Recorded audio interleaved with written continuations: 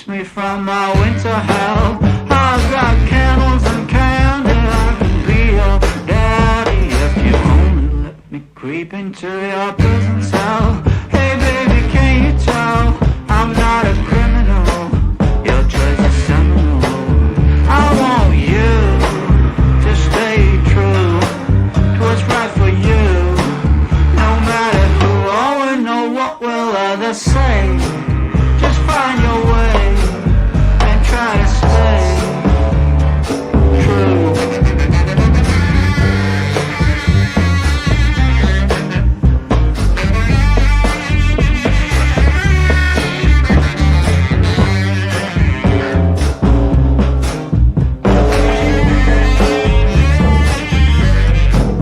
Just speak low, stand in your row, try not to show this life's a show. Try not to glow way down below. Oh, it's a lot of woe, and that's not a place where you would like to go. I've got cigarettes and brandy, which could come in handy if you just help me loosen up my hand grenades fuse. Baby, don't refuse my truth, but it's up to you not to choose. I want you to stay true to what's right for you. No matter who or know what will others say, just find your way and try to stay true.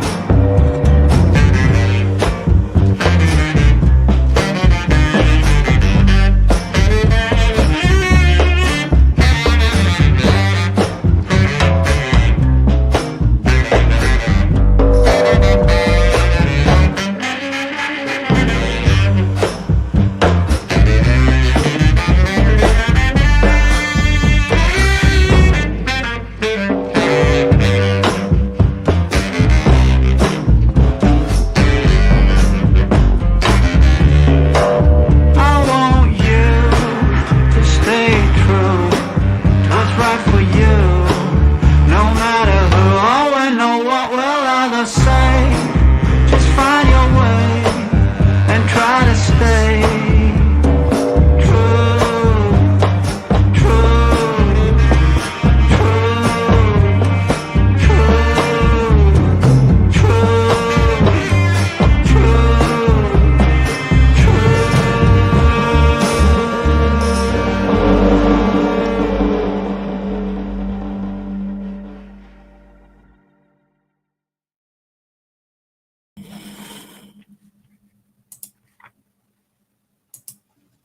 Good morning.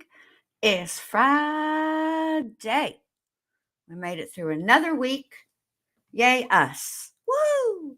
How is everybody this morning? I hope you guys are doing well. I missed everybody yesterday, although it turned out that it worked out quite well because, hang on just a sec. It worked out quite well because there was no trial yesterday. So that's good. And I appreciate that. Because now there's less to catch up on. Although, after I left you guys on Wednesday, Nadine, my boo. Hey, y'all, let me just drop this link right quick. If you have not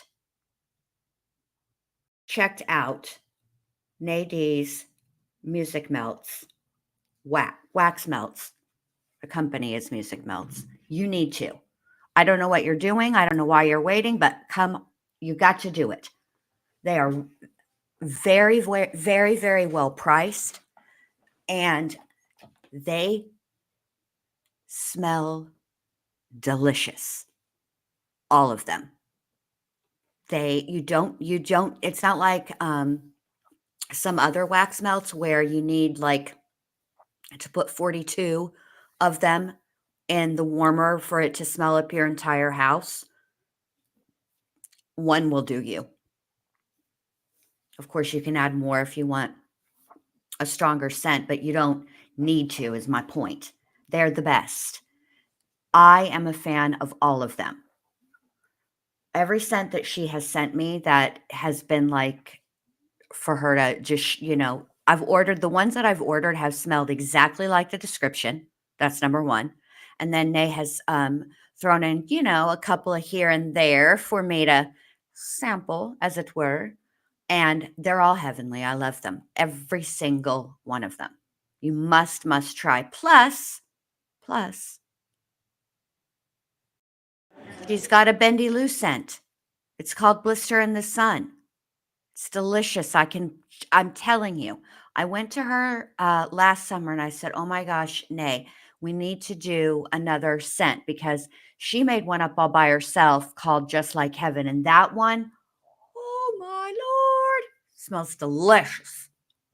You got it. I don't know if she's going to be bringing that one back, but she should, because it's delicious. It smells heavenly. It smells just like heaven. But this one, I went to her and I said, "Hey, what about like a summer scent, like, Blister in the Sun, make aloe maybe, and um, like and we were just talking about it, and she created a scent and she's put it on her Music Melts. Please go check it out. Use my code. You'll get a discount. It's just fantastic. I can't say enough about Nay's Music Melts. I really can't. And I'm going on like a blister in the sun. Although the blister in the sun that song is nothing about blistering, or maybe a little blistering, but nothing about a sun. I'll tell you that right now. That's not what that song is about, but I do love the Violent Femmes. They're one of my very favorites. So, anywho, so after I left you guys on Wednesday, what I did was I had lunch and chatted with my husband, but I watched the rest of Jen McCabe. And at this point, I actually think that my theory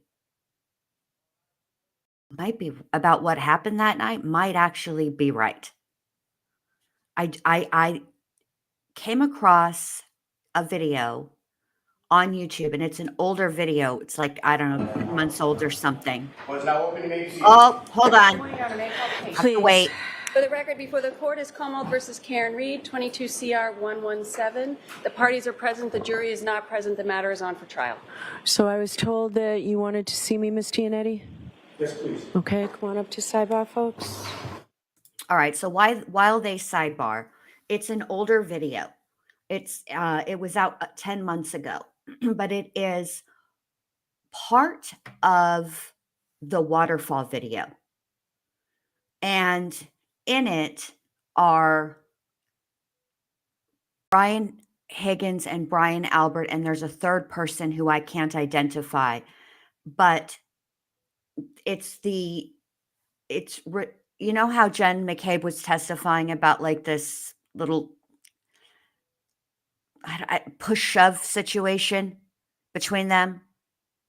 And, it doesn't look like anything. That's not the part. Like, that is important, okay? But there's at the end of that clip from the waterfall, Brian Higgins points and makes that, come here finger. And he off camera is John O'Keefe. Okay.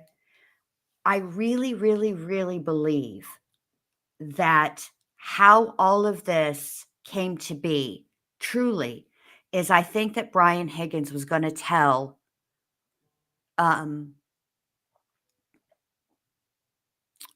think Brian Higgins was gonna spill the beans about the text messages between him and Karen. And I think what happened is a little bit of overserving, okay? And I think it escalated. I don't think what happened as far as John O'Keefe losing his life that evening, that I think was an accident. It's the cover up, in my opinion, that is clearly intentional. And what makes this so, in my opinion, also sinister. That's what I don't like about it. That's my issue. And that's what I think. I just, and I think that Jen McCabe, her initial assignment that night was to get Karen away from John. They wanted to isolate John because I think they wanted to tell him what Karen was up to. And I think that I'll show you guys the video at lunch. And I think that the reason that Jen McCabe was the one picked is because of everybody there that night. Karen had kind of knew Jen McCabe, like, I don't want to say the best, because they didn't obviously know Karen, or they never would have tried to blame this on her and thinking that she would take a plea deal and this would all go away. But she knew her the longest, and likely trusted her. And I think that had John O'Keefe not walked out the moment that he did, if he'd have been just, I don't know, 3, 4, 5, maybe 10 seconds later, even maybe longer than that, like 30 seconds later, I think Karen might have actually gone with Jen McCabe that night, because they were not trying to not get her to be there. That's not what they were, in my opinion, anyway. Because otherwise, why say to Karen? Why would Jen tell Karen, "You're coming with me"? No, the deal was to get John by himself, because I think Brian Higgins wanted to spill the beans, and then I think what then happened was this accident and then a cover up. And I think then Jen McCabe's next assignment became talking to people, talking to look, the fact of the matter is, regardless of how they were related, whether they were friends, whether they were family, whatever, every single person at the Albert home that night was a witness. And so that's how I'm going to refer to them. I think it became Jen's next assignment to gather up witness statements so that she could report back what they were saying. And in that aspect, in that scenario, Carrie Roberts would have been the outsider in that circle. The rest of them were related, and so they all kind of knew each other, and literally related, right? So Carrie, I think they decided early on that Carrie Roberts might be the weakest link, and so they sent Jen in to trauma bond with her, and she did it.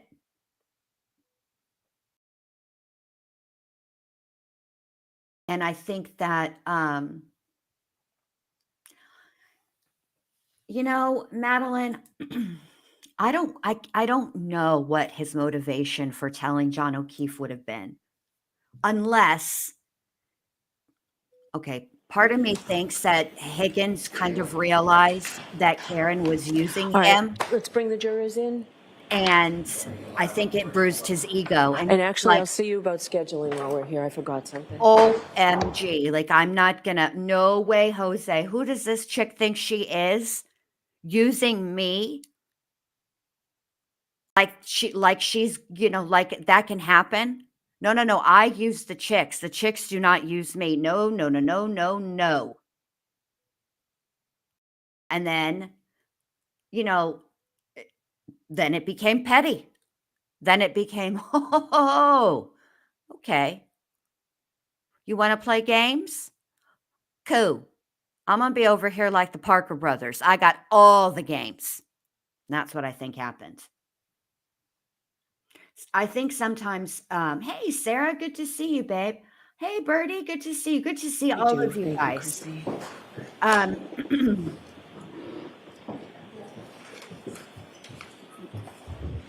Margaret, did you see this? Hey, Tess, good to see you. I know I'm waiting and then for I'll take this. it back whenever. situation, this cross-examination situation. But yeah, I don't think that this was something like, I don't think it started out nefarious, not in that way. I think that Higgins just wanted to snitch on Karen, period. I think he was like, he was going to show her, Tori. no, ma'am, Pam, you ain't finna do me like this. And that was it. And it escalated, it got out of hand, and unfortunately, John O'Keefe lost his life for no reason, really.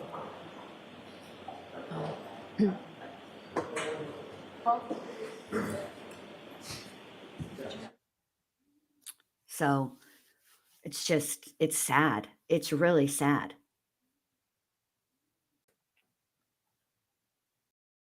Also, I don't know if you guys are into the show that the Netflix show You, but I am. Don't worry. And I forgot how annoyed I got at season 4.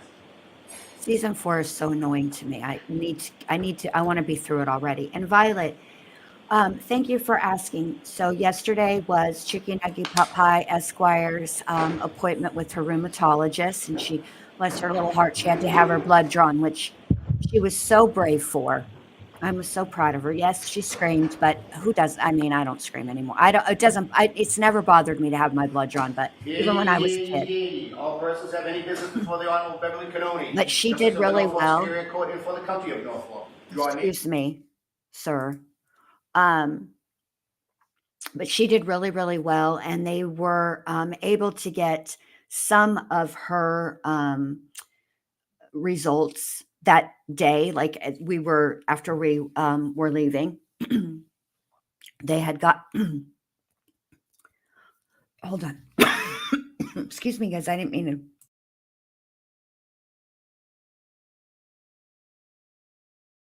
I'm so sorry. I had like a tickle in my throat.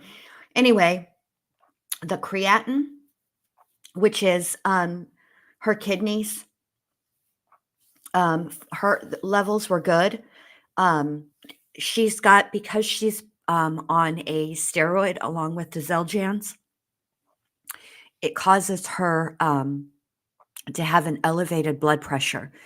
And elevated blood pressure over long term can and does affect the kidneys and the kidney function. And so that's why they monitor that level in her. And it's been, I don't want us to miss anything, so I'm going to just pause really quick because you guys asked and I appreciate it, and I want to update you. Oh, good morning, Jennifer Heineold. Oh, you're welcome. No problem, babe.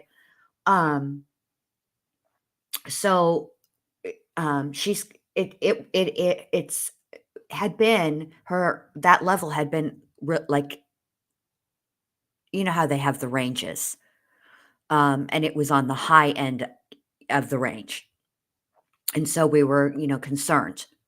But this time it's not elevated. It's in the range of the normal. So I'm very happy to report that. And they did do an x-ray on her hips, because part of having systemic juvenile rheumatoid arthritis is, it's your joints, so your hips. And she'd been kind of limping, and her complaining that her leg and her knee hurt. So, but she's doing really great, you guys, and I appreciate you asking about that. In fact, at 12 months, she had her measles, mumps, and rubella shot. Okay, well, that vaccine didn't take, so she has zero immunity to the measles. But if she continues on the way that she's going, they have a different type of immunization that they can give people like Liv. And so if she keeps going if she keeps doing how she's been doing, they're going to wean her off of all the medications for like a couple of weeks, and they'll give they'll wean her off the medications. They'll give her the immunization, and then they'll start putting her back. They'll test her to make sure she's got immunity and then they'll put her back on her medication. And this is important because ideally we would like for her to be able to go to school. So, it's hard. And oh, thank you, sweet Tess. Tess says my son went through something similar when he was little. He was diagnosed with juvenile rheumatoid arthritis. I said a prayer for the kiddo. It can be frustrating with the autoimmune stuff. It is frustrating. I know what you meant, road. It can be a frustrating road. It can be, yeah. All right. So enough about that. Thank you guys for asking. I appreciate it so much. Let's get into Karen Read. That's why you're here. So let me unmute it. Let's play it and let's go. Good morning, Shmita.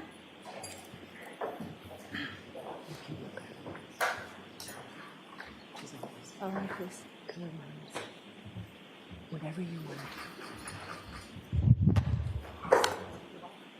Please raise your right hand, please. I solemnly swear that the testimony you shall give to the court and the jury in the matter now pending shall be the truth, the whole truth, and nothing but the truth, so help you God. Yes. All right, good morning. Good morning.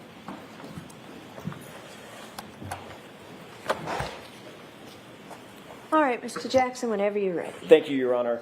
Good morning, Ms. McCabe. Good morning. I'd like to draw your attention back to the time that you were watching the SUV out of the front door, through the front door at 34 Fairview. You have that time in mind? I never watched it, but I went and looked at it. Saw it. Sorry, yes. All right.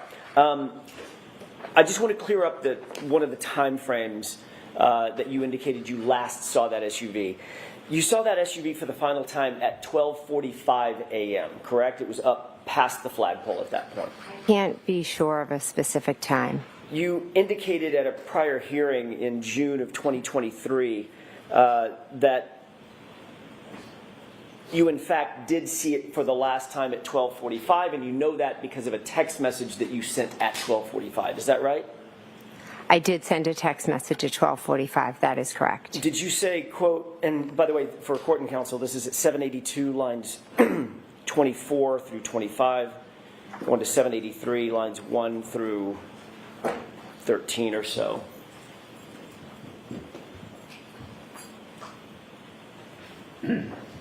Actually, 1 through 3.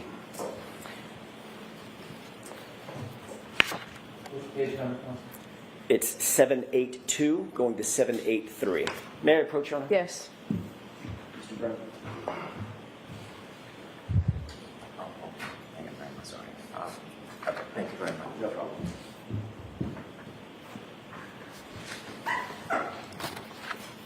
Actually, Ms. McCabe, and for court and counsel, I'm going to back up just a little bit up to line 20. You stated, quote, "So I think my husband and I were talking just like about what they were doing. And then I sat back down, and then at one point I think I said hello. And then I said at 12:42, 'Where are you?' And then flip, I don't know if that's my last text or if I did one more. Yeah, 12:45, hello."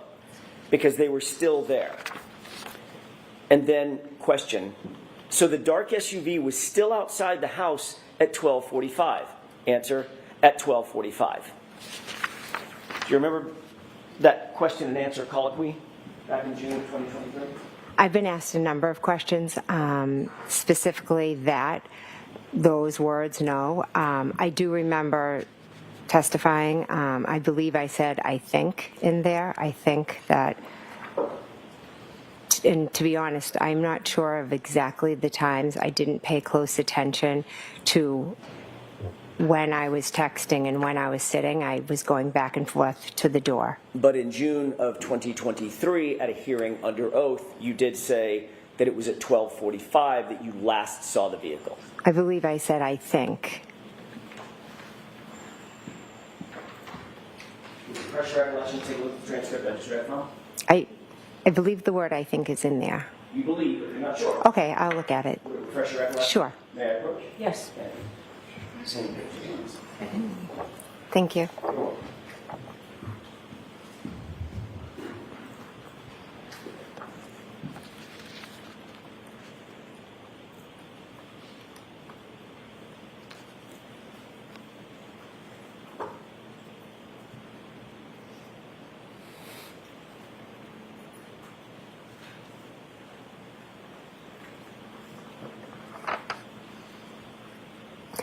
May I approach, Your Honor? Yes. Thank you. Does that refresh your recollection, Ms. McCabe, what you said in June of 2023 about seeing the SUV at the location at 12:45? I see what I read, sorry. I saw what I just read. I don't remember my exact words of every testimony, but I did just read that, yes. And in fact, what you said back in June of 2023, quote, I don't know if it's my last text or if I did one more. Yeah, 12:45, hello, because they were still there, period, correct? That's a part of what I said. And then the question was, so the dark SUV was still outside the house at 12:45, answer at 12:45. And then I said, I think, my husband and I, so there's more to that conversation. Okay, what I read you is what the transcript indicates. You said on June 8th, 2023, correct? So, can you answer that? Is that correct? That I saw it at that time? Ask the question again. Mr. Sure. That what you testified to in June of 2023 was you saw the SUV for the last time at 12:45. That's what you said, at least back then. That's part of what I said.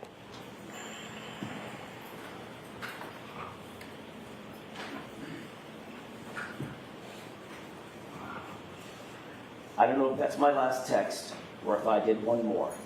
Yeah, 12:45, hello, because they were still there. Question, so the dark SUV was still outside outside the house at 12:45, answer at 12:45. That's what you actually testified to in June 2020. That's what that says, correct. Thank you. You've been asked about with whom you communicated first thing in the morning when you received that 4:53 a.m. call. There, at that call and thereafter, shortly thereafter, within those next few minutes, correct? Yes. As a matter of fact, you were asked by Trooper Prince in a formal interview on February 1st, 2022. I know that was a while ago, but in that initial formal interview 3 days after the event, Trooper Prince, the female trooper, asked you who you called or who you communicated with during that important few minutes after you received the first phone call from Kaylee's phone, correct? I'm not sure of our exact conversation, but she did ask me a number of questions. Do you remember telling her, I spoke with Karen Reed, obviously? Again, I answered whatever question she asked me. So Okay, if she asked, I did speak with Karen Reed that morning, correct? Okay, Ms. McCabe, my question is, did you tell Trooper Prince 3 days after the fact, I spoke with Karen Reed?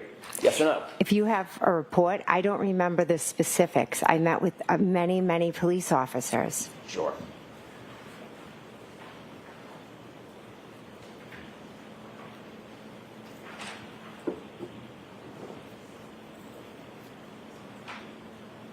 Would it refresh your recollection to take a look at her report?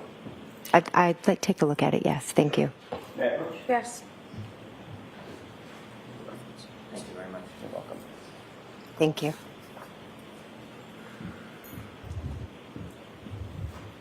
Ms. McCabe, you can familiarize yourself with that report, and there's a tab if that helps you, because Okay. it's somewhat lengthy. Okay. See if that refreshes your recollection. Thank you.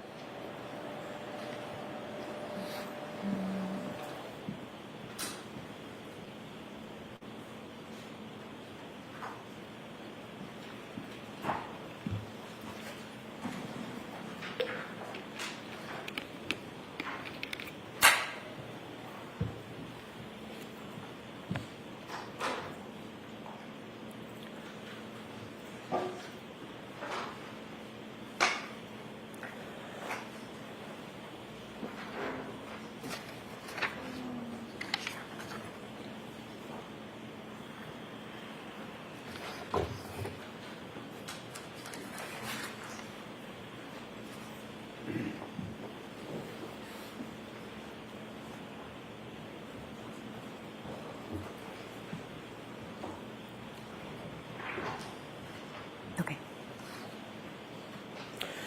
May I approach? Welcome. Ms. McCabe, did that refresh your recollection as to what you told Trooper Prince? I know what happened, so I just answered Yes or the no? questions. Yes or no? Does that refresh your recollection as to what you told Trooper Prince? Yes, Okay. You told Trooper Prince that you had a conversation on Kaylee's phone with Miss Reed, correct? yes, That you also called Julie Albert after you got off the phone with Miss Reed the first time. yes. And then thereafter, at some point, you talked to Tom Beatty, correct? I never spoke with Tom. I'm sorry, my mistake. I misspoke. You called Tom Beatty. Yes, I called Tom Beatty. Did not get through to Tom Beatty. I didn't, no one answered, yes. Okay. Then you spoke to the grand jury about the same issue. Who did you talk to and who did you call in those minutes after the initial call on Kaylee's phone, correct? I'm going to object. I'd like to be heard. All right, come on up.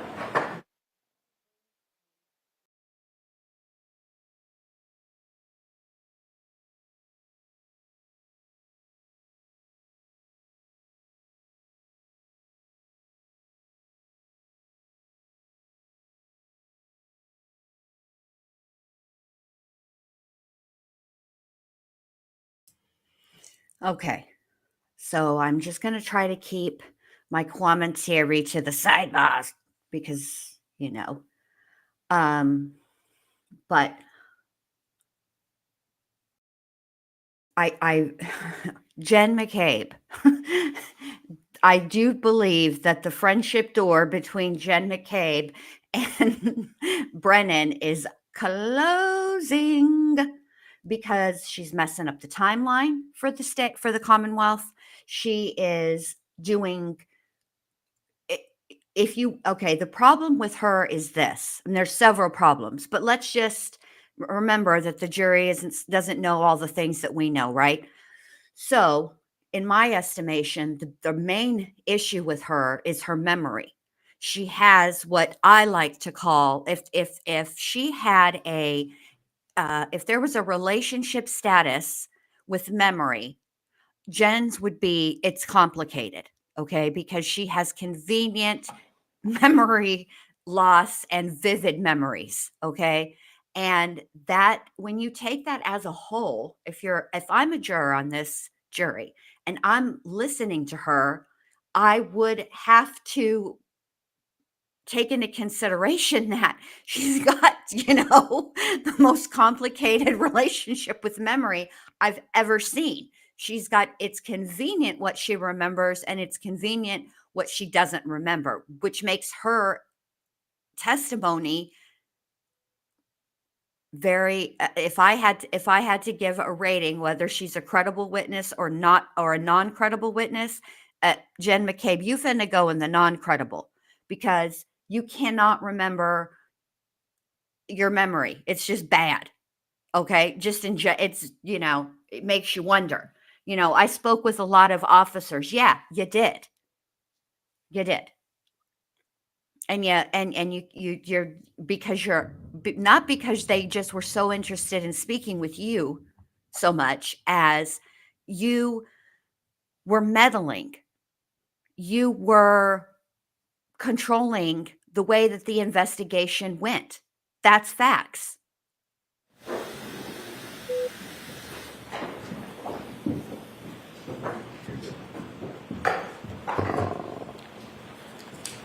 Oh, Tess, I think this is not coming across well. Her testimony is not coming across well to the jurors at all. At all. May I, Your Honor? Yes. Thank you. Ms. McCabe, you were also asked the same series of questions about, or a series of questions about the same events concerning that 453 phone call and the calls that you made shortly thereafter, correct? Yes, And in that testimony, you also, consistent with what you said to Trooper Prince, said, I spoke with Karen Reed on Kaylee's phone. I then spoke with Julie Albert, or I called Julie Albert, and then I called Tom Beatty, correct? I object. That objection sustained. What did you tell the grand jurors about who you called or who you attempted to communicate with in those first few minutes after that 4:53 a.m. call? I don't know exactly what I said on that day, but I know who I spoke to. You said on that day you spoke to Karen Reed, correct? On which day? What are we talking The day of the grand jury. Okay. That would be April 26, 2022. I don't have the paper in front of me, so I don't know my exact words. Well, I'm not asking you for your exact words, but did you tell them, as you sit here, do you remember telling the grand jurors under questioning by the Commonwealth that you spoke with Karen Reed? I spoke with Karen Reed that morning. Again, I've been at many grand juries and different things, so to remember specifically, I don't remember specific questions and specific answers. But yes, Karen Reed did call me that morning on Kaylee's phone. My question is, what did you say to the grand jurors? And you're saying you don't remember? What question are you asking me? Whom did you attempt to communicate with in those first few minutes after you first received the phone call on Kaylee's phone? If you're asking me now, I can answer you. I'm asking I don't remember this. I'm sorry, I don't remember the specifics. If you want to show me, and then I can review it. I know the answer to the question. I'm just not sure of my exact words on that day. I didn't ask you what your exact words were. I'm asking you about your memory. You're testifying based on your memories, okay? Are you not? Object. All right, go ahead and answer that question. Are you answering these questions based on your memory, Ms. McCabe? So I'm answering questions based on my memory of what happened on the 28th and the 29th. I've testified multiple times. I've been interviewed by multiple police officers. So to pinpoint one conversation is a bit of a challenge for me. But what I can tell you is what I remember from that day, which was, I'm sure, very similar to however I answered, because it's the same. Yeah, Coach? Yes. Refresh your recollection and look at the So, Mr. transcript. Brennan, what page you at? Sure. 188, 189. Thank you. Thank you. I didn't get an answer to that question, Mr. McCabe. Would it refresh? I just have to do this for the record. Would it refresh your recollection to look at the transcript? I'll look at it, yes. Okay.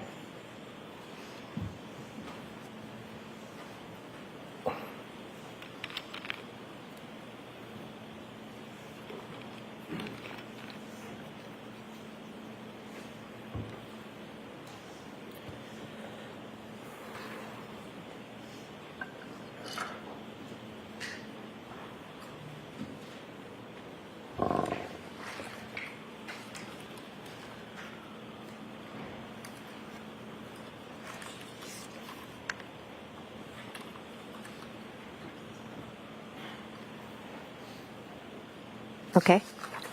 May I approach? Yes. Thank you. Did that refresh your recollection about what you told the grand jurors in terms of whom you communicated with or attempted to communicate with that morning? Yes. What did you tell the grand jurors?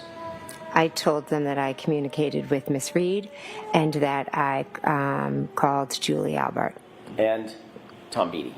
Oh, and Tom Beattie, I'm sorry. Right. So in both of those statements, to Trooper Prince when you were asked about your communications, and at the grand jury, by the way, at the grand jury, when you were asked who you communicated that morning, who you communicated with that morning, you didn't need to see a report, did you? You didn't ask to see a report, like you're doing here. Well, I'm asking because you're asking specific questions about what I said on a specific day. And depending on who's asking the question, they ask questions in a different manner. So the answer is always going to be the same. If you ask me who I spoke to, I'm always going to tell you I spoke to Miss Reed and Julie. I called Julie Albert and I called Tom Beattie. The answer is always the same, but the way the question asked and maybe some of the words that I use may be different. And I don't remember on specific days. I've been questioned many times, but the answers are always going to be the same. The wording may be different. You done? Finished? Is that answer? Yes, I am. Okay. I'm going to allow that, but let's move on. I'm trying, Your Honor. When the Commonwealth asked questions about who you contacted that morning, at the grand jury, you didn't need to have your recollection refreshed with anything. You said, I talked to Karen Reed, I called Julie Albert, I called Tom Beattie, correct? Correct. And that's exactly what you told Trooper Prince as well. Karen Reed, Julie Albert, Tom Beattie. Is that right? Yes, correct. But you did make another phone call that morning that you left out of both of those statements, didn't you? I'm not sure.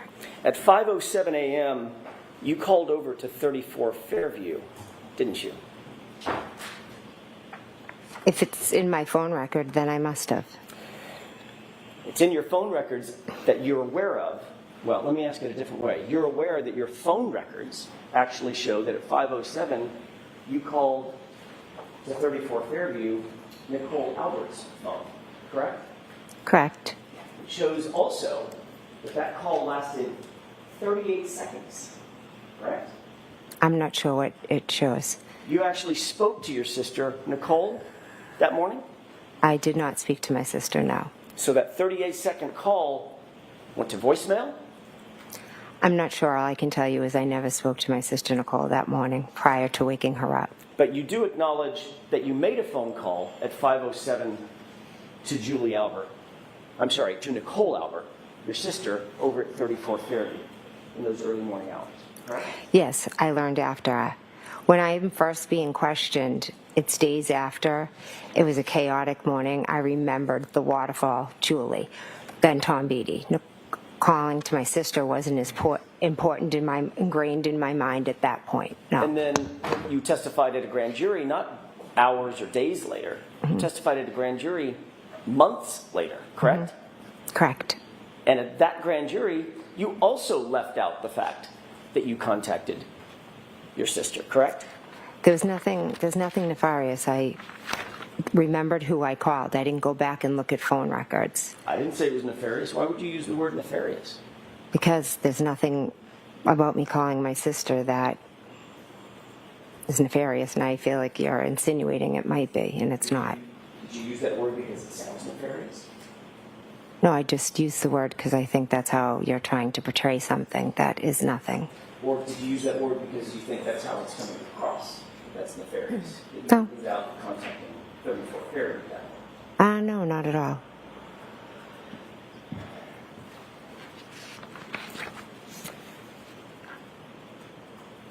Later that morning of January 29th, and by the way, you do acknowledge that your phone records show that you called at 5:07 a.m. to your sister's cell phone, correct? I don't have them in front of me, but I believe that is correct, yeah. Were you calling your sister's phone to alert her of something? Is that why you called? No. Later that morning on January 29th, after those initial phone calls and after the scene had been cleared, at about 11:30 in the morning, you did have a formal interview with Massachusetts State Trooper Michael Proctor, did you not? I did, yes. Day before yesterday, you testified that Karen Reed, actually I think it may have been Tuesday, you testified on direct examination that Karen Reed just showed up at your house screaming, correct? Correct. In point of fact, you told Michael Proctor in that 11:30 a.m. or thereabouts, that interview that morning, that on January 29th, when Karen was on the phone with you, you told her to come to your house. Isn't that true? No, I never told her to come to my house. She told you she wanted to go search for John, and instead of saying, I'll come meet you or I'll go wherever you want to go, you told her, no, come to my house and pick me up and we'll go together. Correct? No, that's incorrect.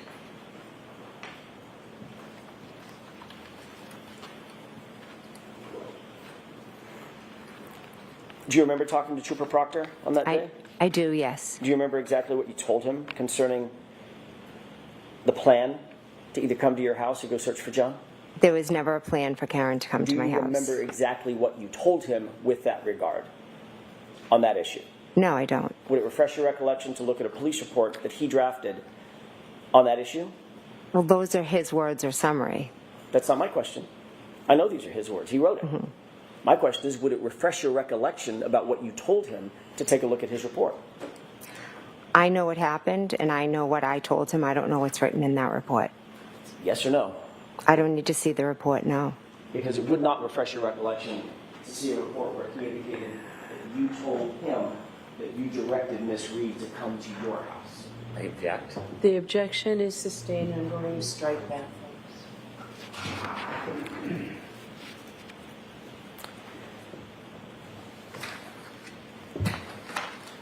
You also told like to be seen on. Okay, can we come to side that, please?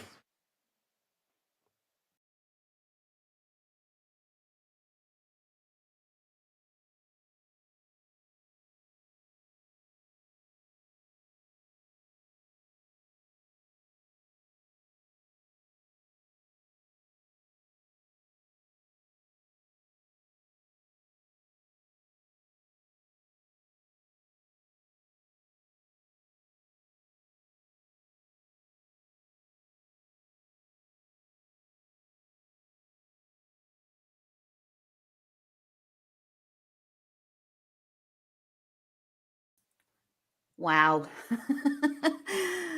Oh my goodness. This is a mess. Come, Jen, you're just, I love this for you. That's all I got, you guys. Because otherwise, I'm going to go on a rant and nobody wants that. We're trying to get through this.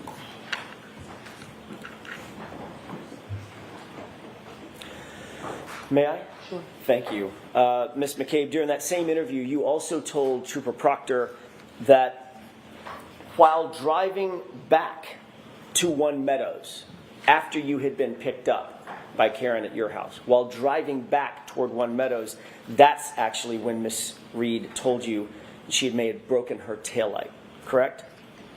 Miss Reed told me in the morning at my house. Okay. I know that's what you're testifying to now. Mm-hmm. What I'm asking is, what did you tell Michael Proctor on January 29th, which is freshest in your mind? That she had told me she had a cracked taillight when she called me. You didn't tell him that she indicated she noticed her taillight had been damaged on the drive back to One Meadows after she got to your house? She mentioned it then as well, but she also had told me when she was on the phone, that's why my husband yelled out that we shouldn't be driving with a cracked taillight. But in fact, you did not tell Trooper Proctor that story. What you told him was she told you on the drive back to One Meadows after having picked you up, correct? I told him she told me in the morning and on the drive back. So if he didn't write that in his report, it's obviously incorrect. Gotcha. Sustained. Of course, that drive back to One Meadows would have been 5:30-ish or so, maybe even a little later, 5:35. Approximately, yeah, I'm not sure. Well after she backed out of the driveway and struck another vehicle at One Meadows, correct? Do you know that? No, I have no idea. All right, next question. Speaking of Trooper Proctor, when you first interviewed with him during that same interview on January 29th, you noticed that he was taking notes, obviously. Yes, he was. You told him about your observations of the taillight that day, is that right? I'd have to see the report, but I believe I told him about it, yes. And that was literally the same day that you made the observations, is that right? Yes, it was. He asked you to describe specifically what the taillight looked like. Mm-hmm. And you did so, correct? Could I see the report? All I'm asking right now, I've got the report. Okay. If you need it, I'll give it to you. I'm asking about your memory. Ms. McCabe, did you tell him about what the taillight looked like? If he asked me what the taillight looked like, then I would have told him what it looked like, yes. And what you told Trooper Proctor on that day is that you, quote, saw a crack in it. Is that right? I believe I said it was broken and cracked, and it was missing pieces. Isn't it true that what you actually said is, we got out at John's house and looked at the taillight, back right taillight, saw crack in it, correct? I said that I saw it, and it was cracked, and it was missing pieces. You noted that he was taking notes, correct? Correct. Have you ever seen those notes? No. Would it refresh your recollection as to what you actually told him in terms of that description, to take a look at his notes? Object to the phrase. So ask it differently, that's sustained. Sure. Do you remember exactly the words you used in describing that taillight to Trooper Proctor as you sit here today? Again, the taillight was cracked and missing pieces. Okay. I know that's what you're testifying to today, Ms. McCabe. We're all aware of that. You've said it 4 or 5 times now. What I'm asking you is, what did you tell Trooper Proctor on January 29th? That's my question. Do you remember the exact words you used to him on the 29th?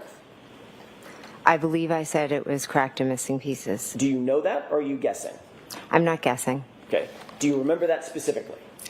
I remember describing it as cracked and missing pieces. Do you remember saying it had a crack or she saw a crack in it?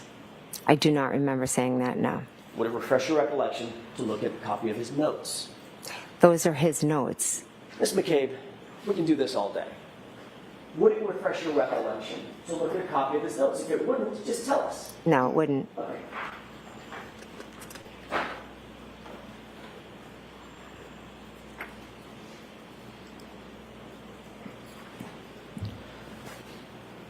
As you sit here today, are you telling this jury that you deny saying to Trooper Proctor, you saw a crack in it? Are you denying that statement? I'm not denying it. So you could have told him that. He asked me multiple times different questions. I spoke to him at my house, and then he had called me. So maybe one time I said it had a crack in it, and another time I said it was broken and missing pieces. So it's very possible that that's how you described it on the 29th, Ms. McCabe. It had a crack in it, right? And missing pieces. I'm not asking you to finish my sentence. I'm asking you, is it possible that that's what you told him that day? It had a crack in it. Yes or no? Yes, that was Okay, one thank way. you. Hmm.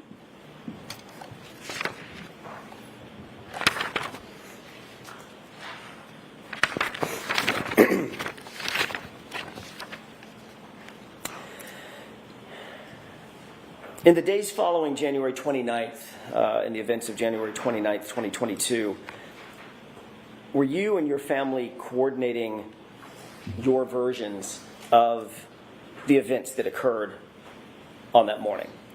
No. Were you and your family coordinating some sort of damage control in terms of the language that your family would use to the public, to the press, to law enforcement? No. Did you and your family use a group chat, you and part of your family use a group chat to text each other to coordinate your communications with either the press or the public or law enforcement or family or friends? I have multiple group chats with family and friends. You had a very specific group chat that included yourself, Nicole, your sister, Brian Albert, and Matt McCabe, correct? Yes, I did. Your Honor, if I may. Okay.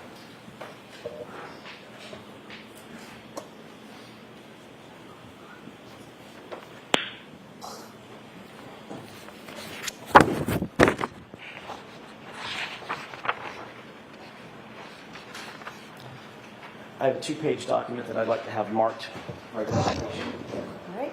Asked to approach. Sure.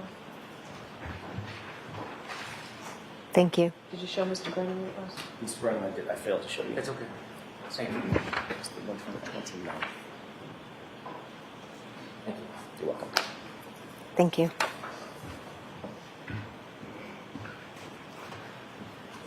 Can you tell me if you recognize what's depicted or what's contained on that 2-page document? Yes. Don't read it at this point. Just tell me, what is that? What are we looking at? This is a, looks like a group chat with me and my sister, Nicole. Oh, no, just actually conversations with just myself and my sister, Nicole. May I approach? Yes. Jackson, needs mine. Oh, sure. It's a big case for identification.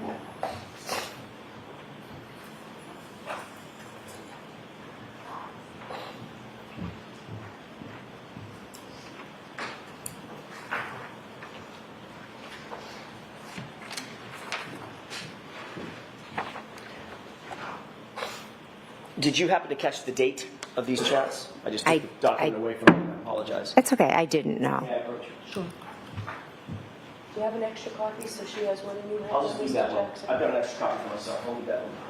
Thank you. Do you note the date of that series of chats? Yes, it says 1/29/22. Okay. Is that a chat just between yourself and yourself and Nicole, or does that include others as well? I think it's just myself and Nicole.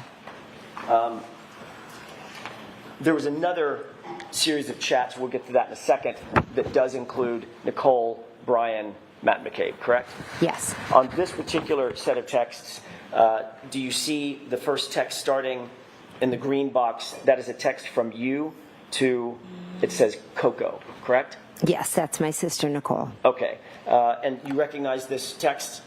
I do, yes. And you recognize the texts following in the following bubbles? Yes. I would ask that this be marked moved into evidence. Is there any objection? If I could review it briefly. Sure. Why don't I see you at sidebar for a minute, please?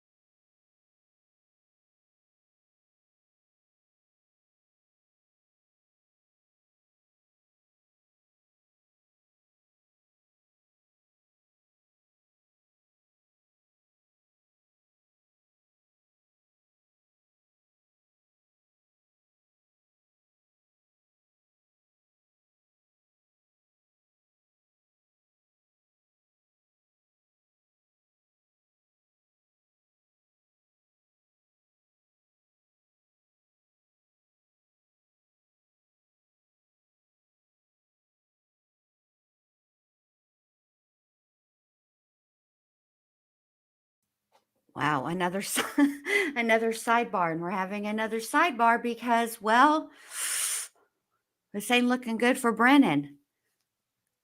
Also, can I just say that, um, oh, group messages, group texts, yikes on bikes, continue to be a problem for everybody, not just on social media, but now in criminal trials. Boy, oh boy, oh boy. Yikes on bikes. What is that? Sorry, you guys. But yeah, it's a problem. Where Sissy's mom says, the other day I said that I wish that Alessi was questioning her. I changed my mind. Mr. Jackson has gotten under her skin and I love it. Yes. Yes. This is why Mr. Jackson is, in my opinion, this is why he is conducting the cross of McCabe, because he does get under her skin. And when he said, Mrs. McCabe, we can do this all day, that just spoke to my soul, because I feel like if I were ever to be an attorney, the way that a lot of these attorneys will slip in a little snark, I just love it. Okay. And it reminds me of you, Daryl. Like I feel like I would slip in a little snark too, particularly when I knew or had a strong suspicion that the witness was being intentionally obtuse, because Jen McCabe in this situation, in my opinion, is being intentionally obtuse. It's to the point where now it started out as annoying. Okay. But the further it's gone on, I need to see it. There's more to it. Look, Jen, okay, I'm going to need you to get it together, ma'am. All the way together, because Alan Jackson here is getting you all the way together. Stop playing with these people. Stop acting like you don't know what's going on. You're confused. You've spoken to so many people. You can't remember specifics. Stop it. You know, and I know that you, and so does all 38 people in the chat, we all know that you remember all of these things because you're messy AF. Messy.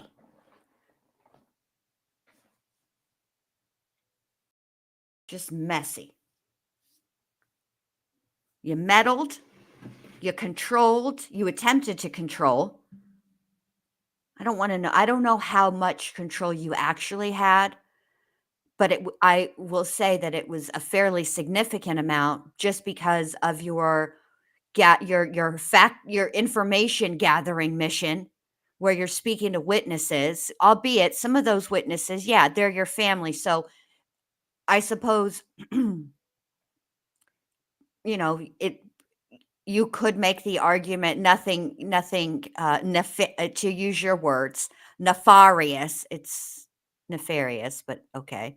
Nothing nefarious there on the surface. Just speaking to your family is not nefarious. But when that family is a witness to a crime or a potential crime at that morning, if you guys' stories are all to be believed, you didn't know what the hell was going on.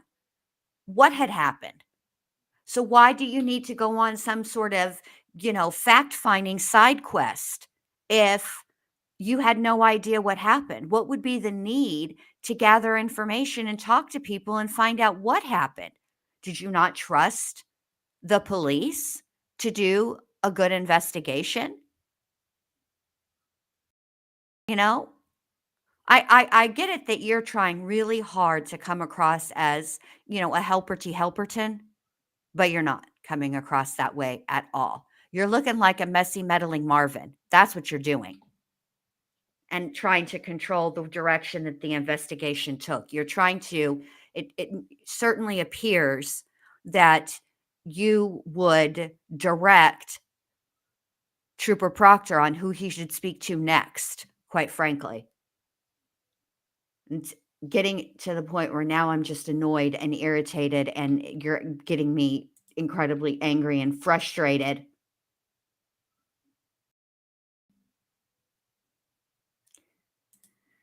Shmita says, didn't Jen's kid show up there that night too? Makes me wonder why she goes so hard at Karen and needs to know it all. Well, I do think Shmita, that yes, I do think that her kid showed up. If you mean there as in the Albert's house, yes, I do believe that that's what happened at some point, although now it's so hard to keep everybody straight and everything. But I think the reason that she goes so hard at Karen is because I think that she was trying to get Karen to go back to the Albert's house with her so that Higgins and Brian Albert and Chris Albert could, and there's somebody else there that I can't remember right now in that clip, but I think that they were going to confront is not really the right word, but they were going to tell John O'Keefe that Karen had been texting Higgins on the side. And I think that the timing of it all, where she had just about gotten Karen to come with her, and then John walked out of the bar, stopped all of that. And so I think the reason she's controlling that is because I think that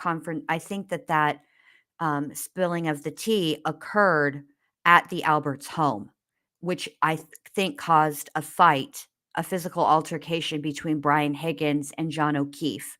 And I think that Brian Albert got involved to break it up. I think that's when Chloe the dog got, thought that her owner was being potentially hurt. So she attacked John, which is what I think accounts for the bite marks on the arm. And then the rest of it, I think was like him losing his life, I believe, was an accident.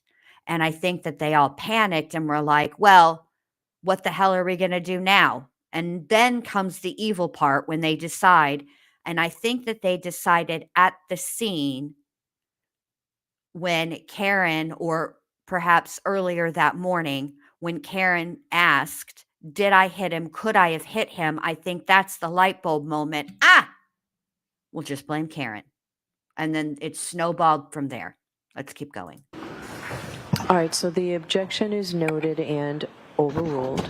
So, Mr. Jackson, you can put that K for identification is now an exhibit. May I approach? Okay, thank you, Tess. Tess says, I think it was her niece and nephew that showed up. I believe that, yes, that sounds right. I feel like the whole reason for going to the waterfall that night was because John O'Keefe's niece, and I know for sure that it was John O'Keefe's niece that got into the school and they were celebrating. But I also think, was it one of the McCabe kids? Because they were all friends. The kids were friends. It'll come back to me. I'm sorry, you guys. Let's keep going. Yes.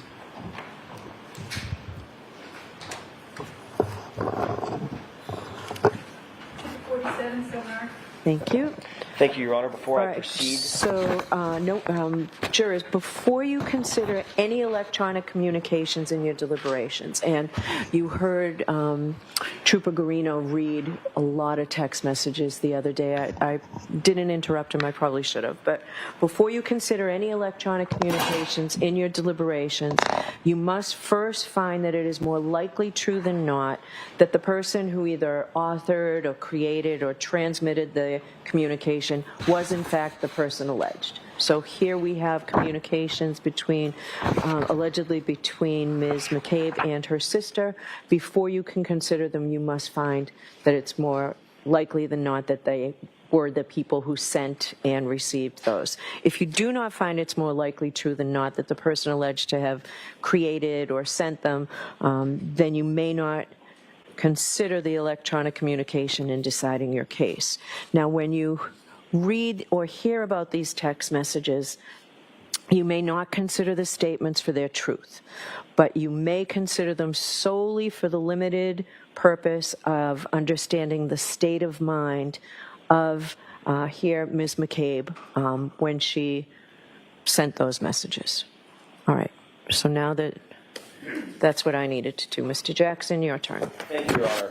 With the court's permission, I would ask that the January 29th text be published. Yes. Mr. Wolk, is there a way to, there we go. Margaret, the witness might need that exhibit. Your Honor, may I approach just to retrieve the exhibit? Yes.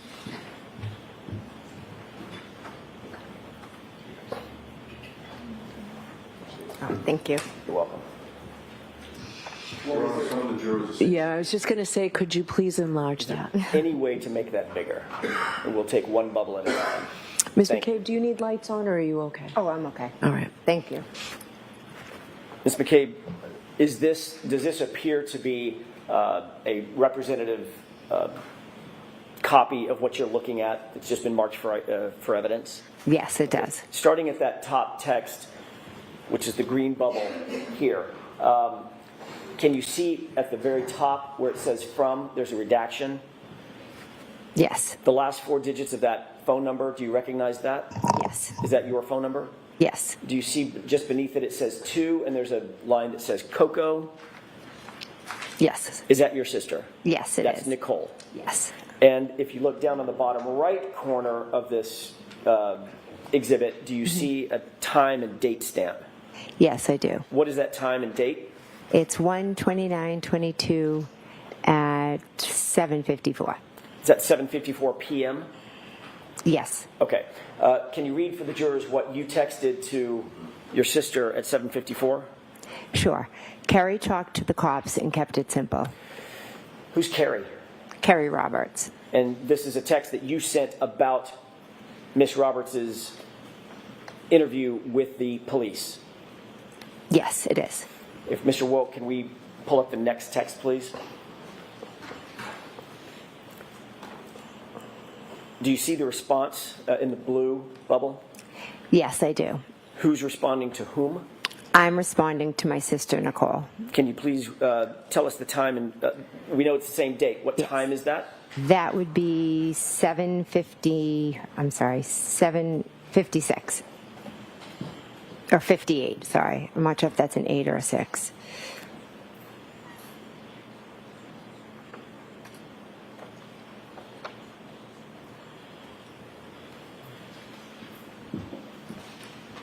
I may have misheard you. The blue bubble is from whom? It's from my sister, Nicole, To whom? to me. Okay, I may have misheard you. I thought you said the reverse. I want to make sure we're very clear. The blue sorry. bubble is from Nicole. The green bubbles are from you. Yes, correct. Got it. And this text says, I'm sorry, read that for me one more time. Sure. Okay. Try and get some sleep. Talk tomorrow. Next text, please. What's the time of this text? 7:57. This is from you to Coco, to Nicole. Yes. What does that text say? Any update? What did you mean by any update? I meant had she heard anything or learned anything new? Next text, please.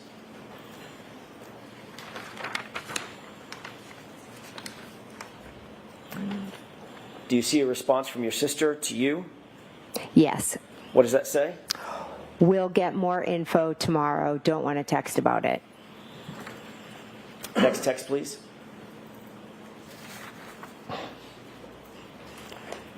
Is this a text from you to your sister Nicole? Yes, it is. What does that say? Right. Next text, please.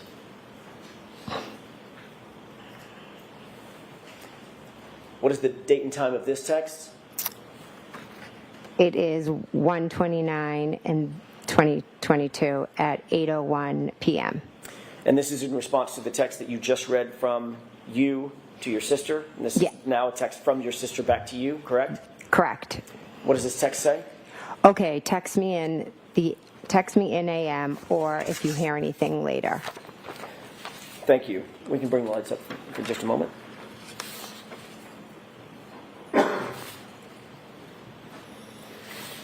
One of the texts, the third from the bottom text on the second page, in other words, the top text on the page, was from your sister to you. We'll get more info, TOMM, correct? Yes. Don't want to text about it, correct? Yes. TOMM means tomorrow. Yes. This was January 29th, 2022, correct? Yes. Tomorrow would have been January 30th, Yes. 2022. Is that right? Yes. Your Honor, I'm holding another document. This is a multi-page document.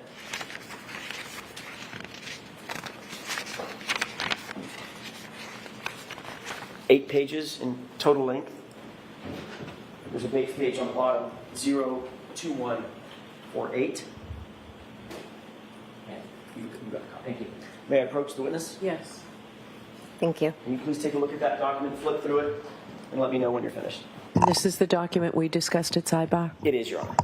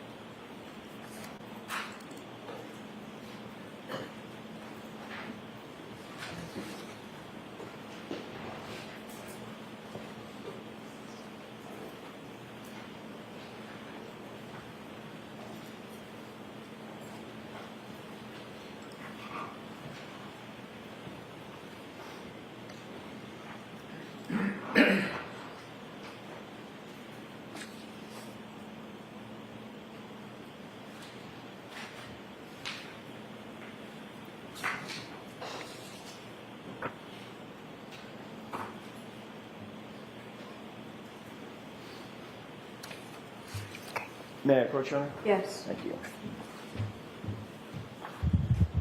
May I stand at the witness stand for just a second? Thank you. Don't have a separate copy for Ms. I, McCabe? I do. I'm going to hand her this one and ask that this be marked.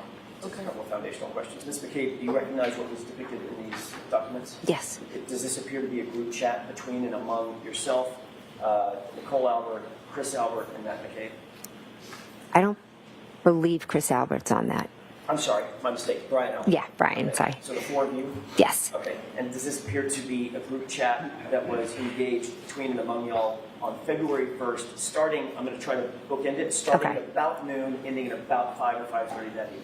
I didn't look, but I'll take your word for it. You could just look at the first one or two. Oh, yeah. If you want February the top 1st, one, the yeah. top one has nothing to do with this. Okay. Yeah. And then the last one, same date, around 5:30? Yes. May I approach? Yes. I'd ask that this be marked Right. Say, for identification or in evidence? in the evidence. Same objection, Mr. Brown? Please. Okay. So, yes, that concludes evidence. 48.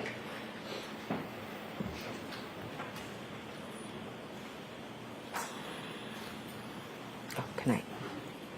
And jurors, the same instruction regarding the electronic communications and the same instruction regarding this is not to be used for the truth of what's in there, but simply as opposed to Ms. McCabe's statement.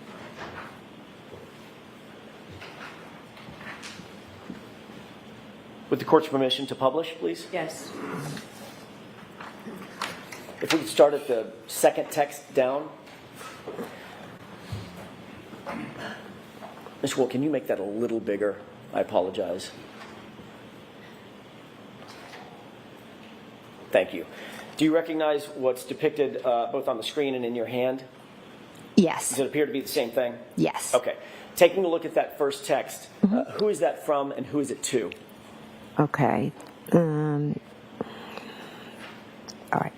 It's from Brian Albert, and it's to myself, my sister Nicole, and Matt McCabe, my husband. And if you can orient us, please, and I won't do this with every single text, but orient us for the first text. What date and time is this text? This is February 1st at 12:50. So this is about 3 days after the event in question. Yes. 12:50 noon. Noon, yeah. Just before 1 p.m. Yes. What does that text say? Julie said Channel 4 is in D&E. And that's from whom? Brian. So Brian Albert explain what that text means. So Brian Albert is telling us that Julie told him Channel 4 is in D&E. Who's Julie? I'm sorry, Julie Albert. Thank you. Let's go to the next text.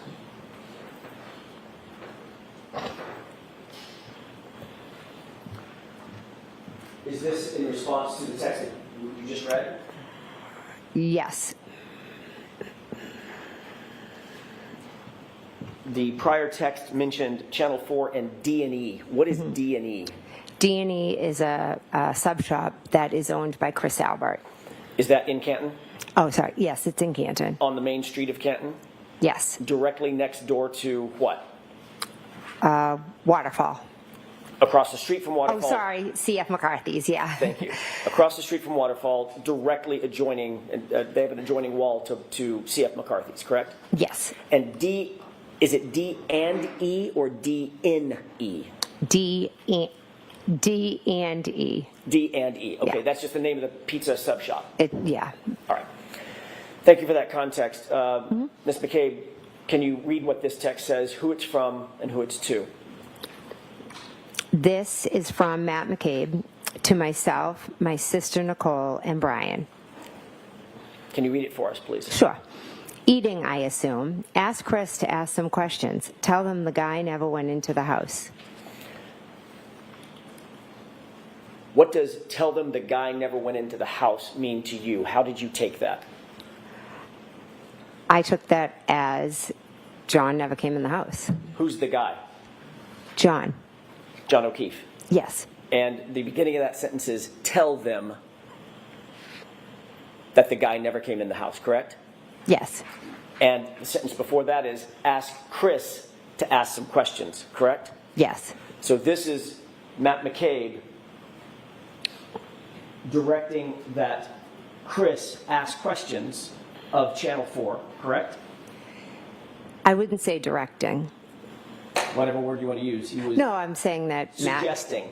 Yeah, I think we're all looking to find out what happened, so Matt was like, ask some questions. What do they know? And also indicating that Chris should tell them the guy never came in the house, correct?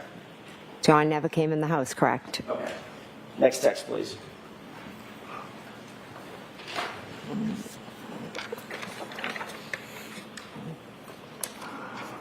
Can you orient us? Who is this text from and who is it to? Okay. This text is from Brian to myself, to Nicole, and to Matt. Brian who?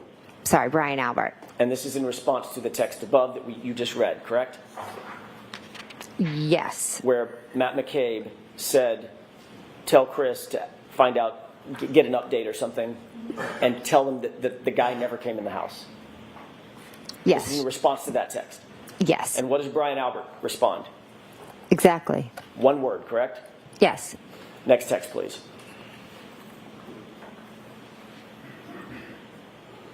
This is a green box, so I presume this is you.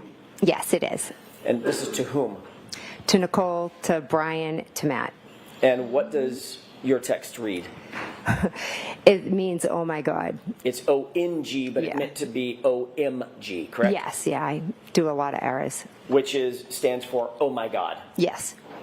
Next text, please.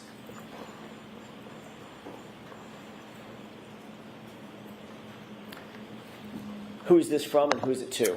So this is from my sister Nicole to myself, to Brian, and to Matt.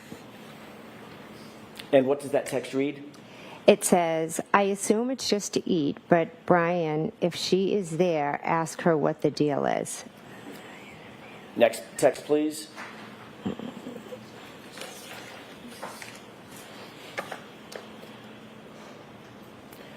Before I ask you about this text, the last text, that was from whom? One more time. My sister Nicole. It was from your sister Nicole, Yes. and she mentions a she, a pronoun she. Yes. Is that referring to Julie Albert? To be honest, I don't know who she's referring to. Well, remember the first text started, or did the first text start with someone reporting that Julie said that Channel 4 was in D&E? Yes, it did. So would that prior text mean get Julie Albert to get some updates on what's going on? I'm Let's go back to that last text one more time. Yeah,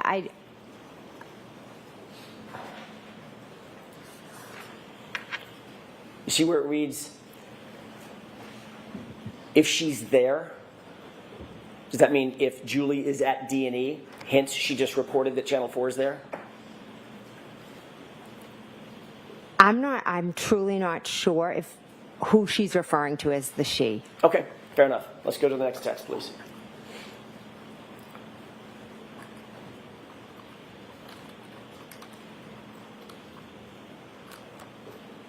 Mr. Wilk, I think you missed one. The one above it.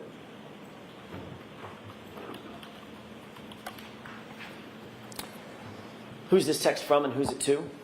This text is from myself, and it is to my sister Nicole, to Brian, and to Matt. And what does this read?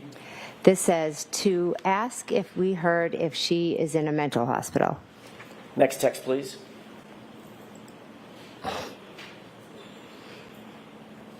Who is this from and who is it to? This is from me to my sister Nicole, to Brian, and to Matt. What's the time on this text? 2:55. And what does it read? Carrie is here going over timeline. Who's the Carrie referring to? Carrie Roberts. What is here? I would assume here would mean my house. Next text, please.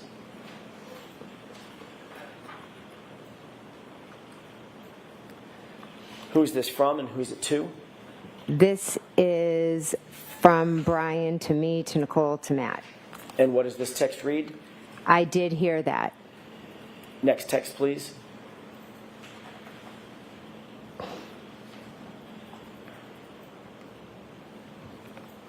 Who is this text from and who is it to?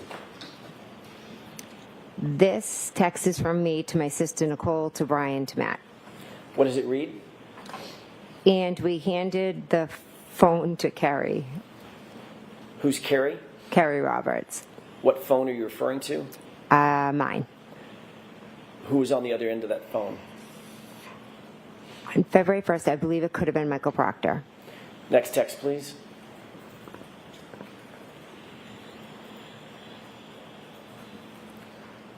Who is this from and who's it to? This is from me to Nicole, to Brian, to Matt. What does it read? She is telling him everything. Everything is in all caps with an exclamation point, correct? Yes, it is. What's the timestamp on this, Ms. McCabe? 2:55. Who's the him that you're referring to in this text? I believe it was Michael Proctor. Next text, please.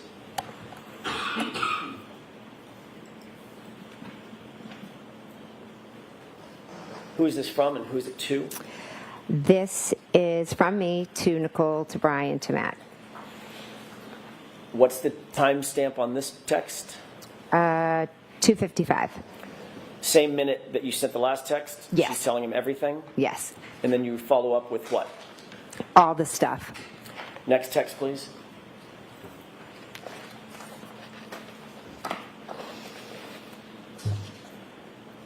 Who's this responsive text from? This is from Matt to myself, Nicole, and Brian. And what's the timestamp on this? 4:35. What does this read? Yep, if she pleads out, it will end. If she fights it, it will be an episode. Who's she? I'm assuming that would be Miss Reed. Next text, please.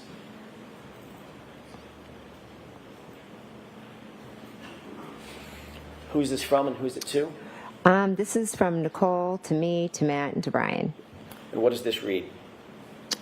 She liked the text above. The previous Yeah. text? Yes. Meaning like a thumbs up or a like? Yeah, it just says liked. So The one that reads, yeah, if she pleads, it will end. If she fights, it will be an episode. yes. Next text, please.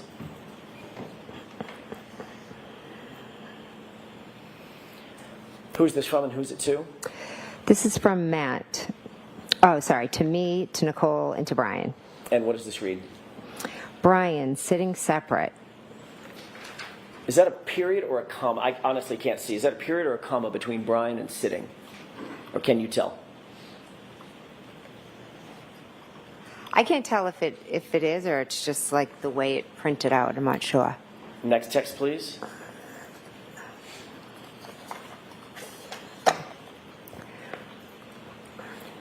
Who's this from and who's it to? Brian, to me, Nicole, and Matt. What's the timestamp on this? That is 4:55. And what does that text read?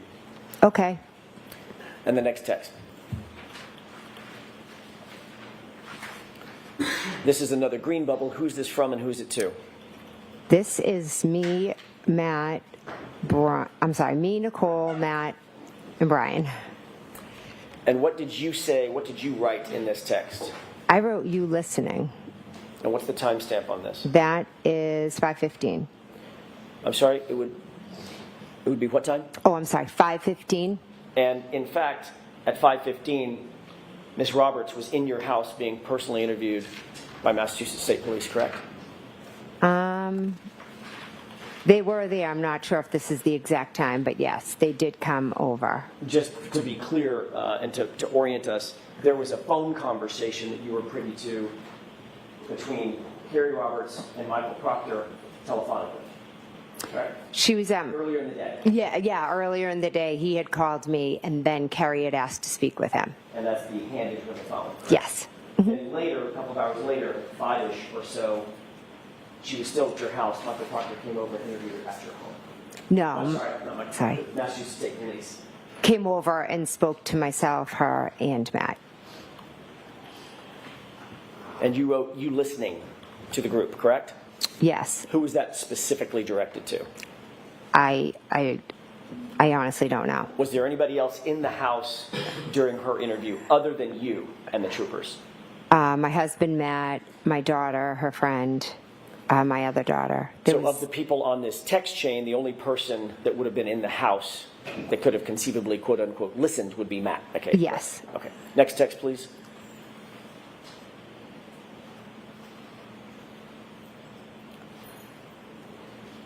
Who's this from and who's it to? It's from me to Matt, Nicole, and Brian. And what does it read? Cops here again. You were reporting to the others on this text stream that the police had arrived at your house. They were in your house with you and Carrie that you just described, correct? Yes, I was just telling them that they were here again. Next text, please.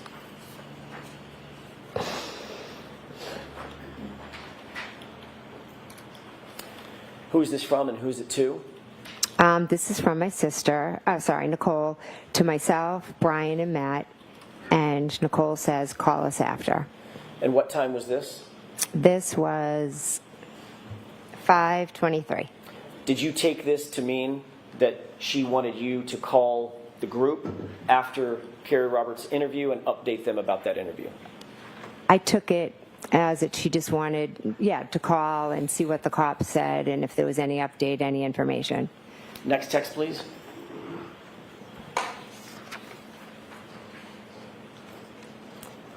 Who's this from and who's it to? This is from Matt, and it's to myself, Nicole, and Brian. What time is this? This is at 5:31. And at 5:31, what does Mr. McCabe write to the group? This girl could write a book nonstop.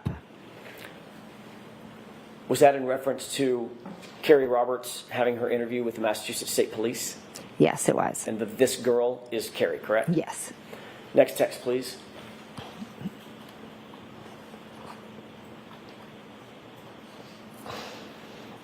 Who's this from and who's it to?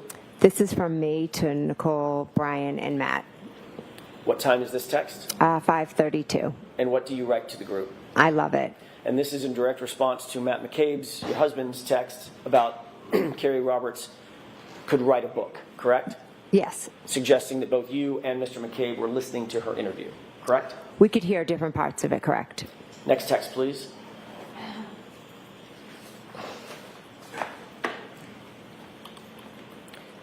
And who's this from and who's it to? This is from me to Nicole, to Brian, to Matt. What did you write? I in this wrote, text? she is telling them everything. Similar to the text that we earlier saw that was in all caps when you indicated she's telling them everything, correct? Yes. On the phone.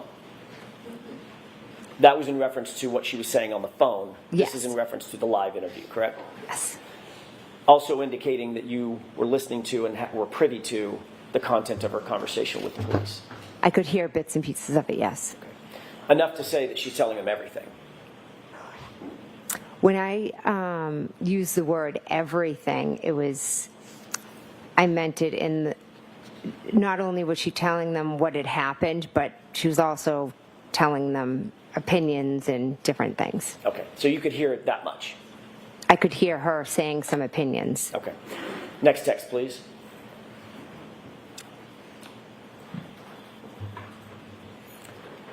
Who's this from and who's it to? This is from my sister Nicole to myself, to Matt, to Brian. And this is in response to she is telling them everything, correct? Yes. And the text reads what? Good. Next text, please.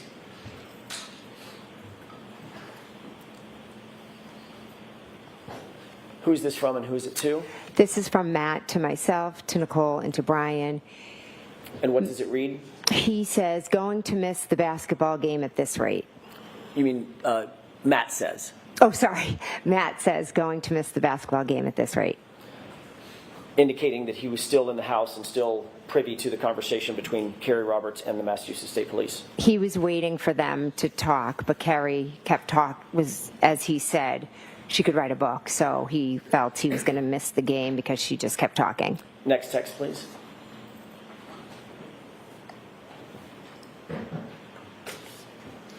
That may be the end of it. Yeah, it is. Is that the last text on the page? Yes, it is. May I approach, Your Honor? Yes. Do you want both of them? Okay. There you go.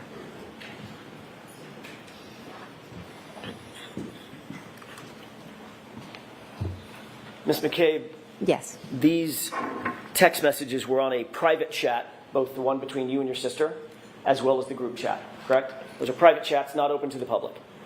correct. You never intended, obviously, for any of those texts to become public, correct?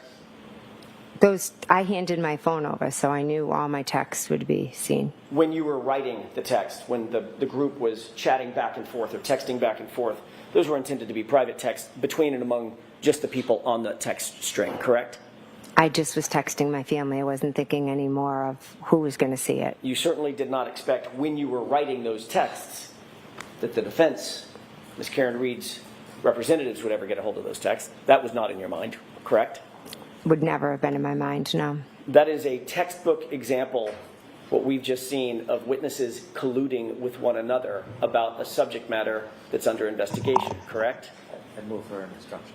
All right, jurors, disregard that comment completely. Disregard that question. Your Honor, may we approach? Yes.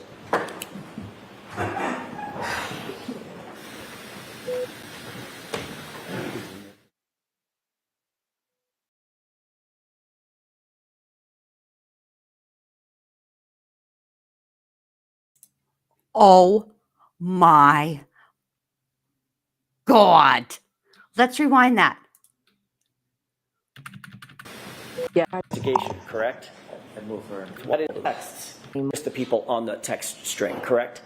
I just was texting my family. I wasn't thinking any more of who was going to see it. You certainly did not expect when you were writing those texts that the defense, Ms. Karen Reed's representatives, would ever get a hold of those texts. That was not in your mind, correct? Would never have been in my mind, no. That is a textbook example, what we've just seen, of witnesses colluding with one another about a subject matter that's under investigation, correct?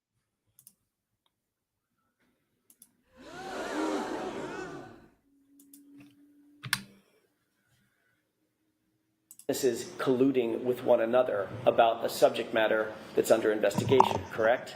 and move for an instruction. All right, jurors, disregard that comment completely. Disregard that question. Your Honor, may we approach? Yes. He moved for a freaking mistrial. Oh my God. Let's see.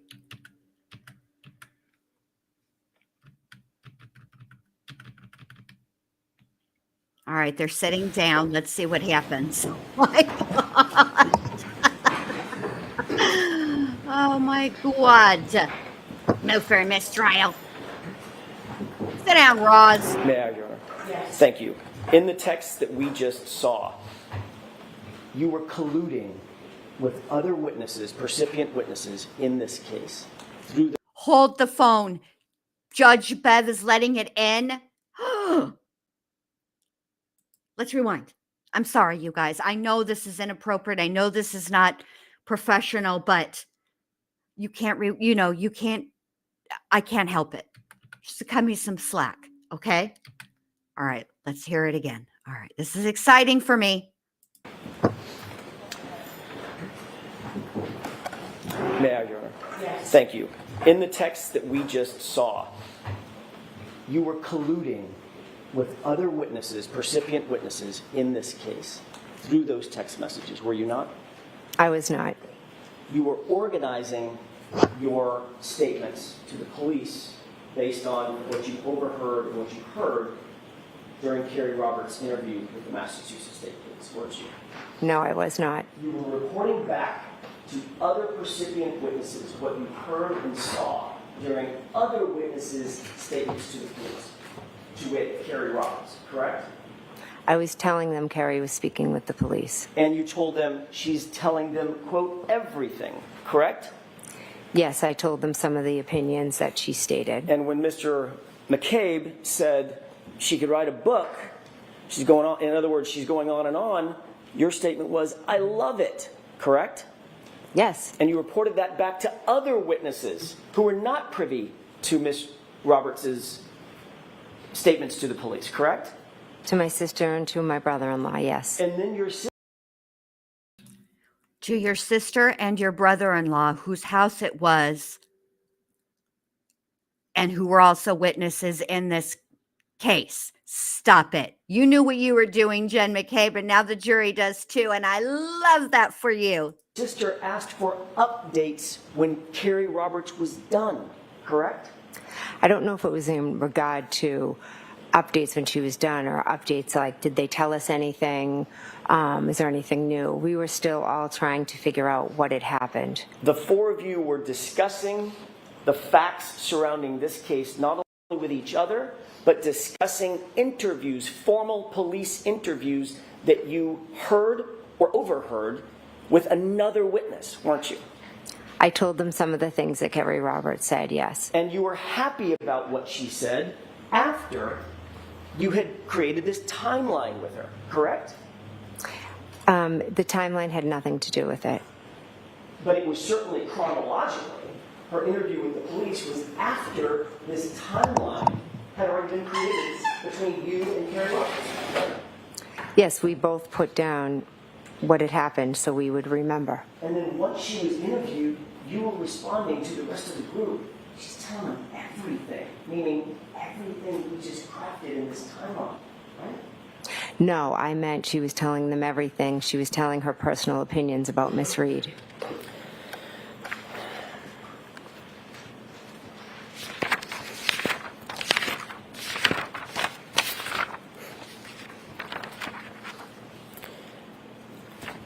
I want to change gears for a second, Ms.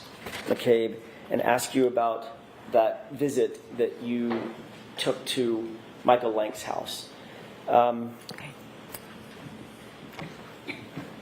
I approach, Your Honor? Yes. I just don't want to keep these at the podium. This is marked. Thank you, Your Honor.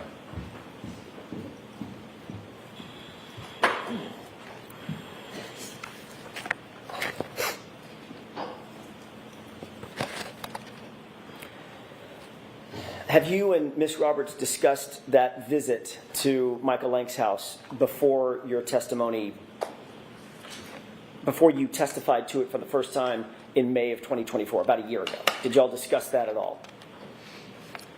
I don't recall. You testified under oath in that proceeding that you went, and I want to be very clear about this, that you went from One Meadows, the O'Keefe residence, John O'Keefe's residence, directly to Michael Lank's residence, which is in another neighborhood in the same town, correct? Yes, we went.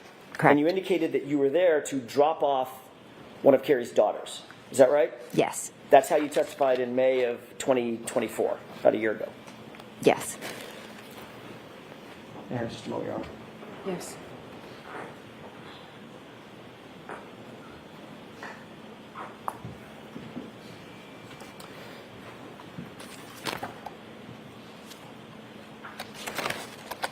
You spoke to Lieutenant Tully about this very same visit on May 10th, 2024, before your actual testimony in that other proceeding a year ago, correct? Yes. All right, and what y'all talked about was your visit and your travels over to Sergeant Lank's, by the way, Sergeant Michael Lank of Canton PD, correct? Yes. The same Michael Lank that we've talked about. Yes. You talked to Lieutenant Tully about that trip over to Michael Lank's house, correct? Yes. You indicated that in that interview with Lieutenant Tully that you went over to the Lank residence with Carrie Roberts to pick up her daughter at the residence, correct? Not to drop her off, but to pick her up. She was with us at Meadows, so we dropped her off. Right. I know that's what your testimony was a couple days ago. Mm-hmm. I'm asking, when you talked to Lieutenant Tully on May 10th, 2024, before your testimony last year, did you tell Lieutenant Tully we were actually there to pick up her daughter? That's why we went to Michael Lank's house. That's why you went to Michael Lank's house. I went to Michael Lank's to drop her daughter off. What did you tell Lieutenant Tully? That I went to drop her off. So you didn't say pick her up to him? I don't believe so, no. So if he said that, that would be another example of an incorrect report? Sustained. Do you remember exactly what it was that you told him during that interview? I know that Lexi was with us at Meadows Ave, and we dropped her off at Mike Lank's. So if he mixed up pick up and drop off, that could have happened, but we had Lexi with us and we dropped her off there. Okay, so you believe that may have been his mix-up, not yours? Okay. Sustained. Is that, I'm sorry. Do you remember exactly what it was that you told Lieutenant Tully during that interview? I know I said that we dropped her off. Okay.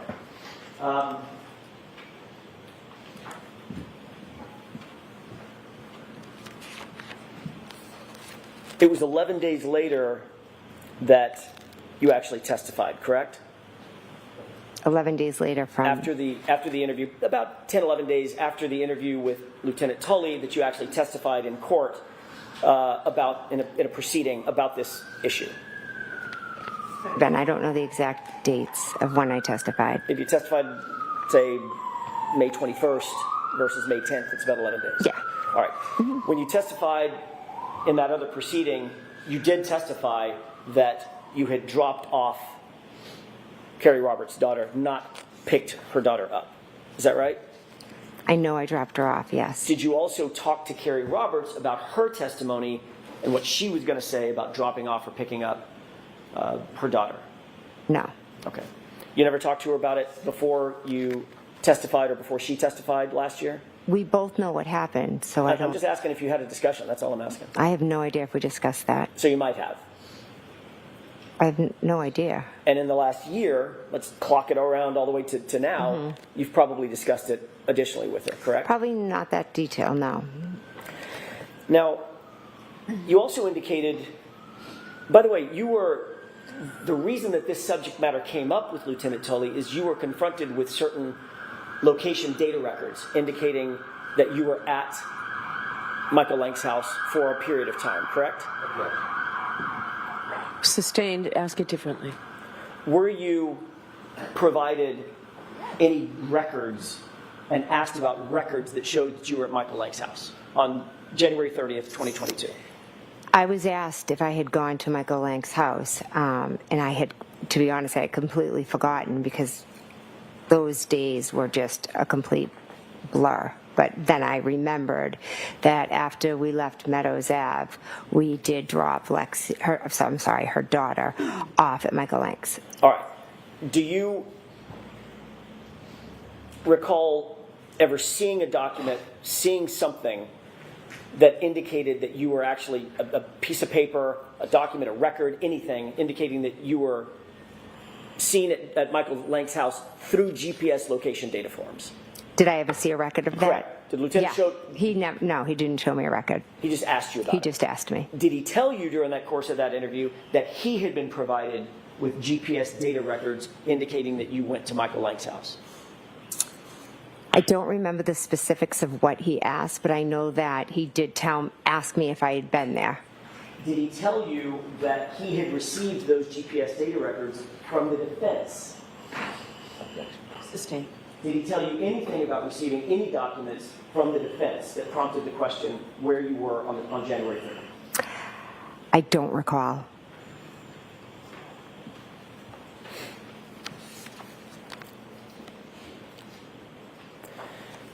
Before that interview on May 10th with Lieutenant Tully, this is preceding your testimony last year. Okay.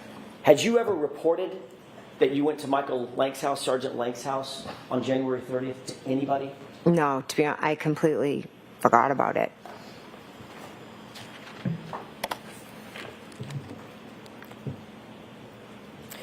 You indicated that during that visit, you sat outside in a car, in Carrie's car, correct?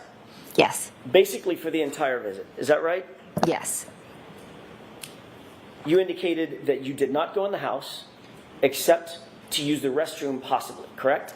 I have a faint memory that I ran in to use the bathroom. You indicated that you did not see Sergeant Lank at his home, correct? I don't believe I did, no. What time of night was this? I don't know. We had left. We had been at Meadows for a while, and then we left, dropped Lexi off, and then I went home. I don't know a time. Maybe afternoon. I'm not sure. I'm sorry.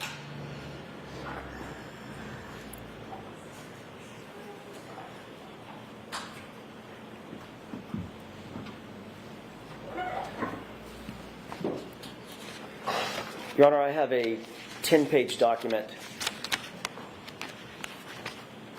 that I'd like to have marked as identification with the court's permission. Sure, show Mr. Brennan on your way up.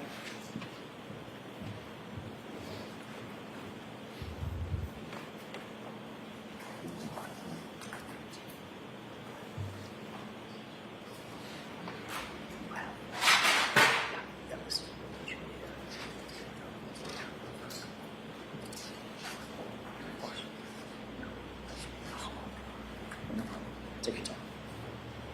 Mr. Brennan is just going to review that document. I have no problem with that. Thank you. Good? Okay. May I approach? Yes. Thank you.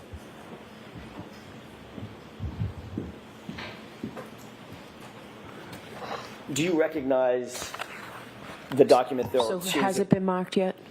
I'm sorry. I asked that it be marked for identification at this point, just only for identification. Sorry. So the Madam Court Reporter will mark it and give it back. Okay. Thank you. Should be held for identification. Thank you. Go ahead, Mr. Jackson. Thank you, Your Honor. Once you get the document back, I'll ask you a couple of quick questions about it. Okay.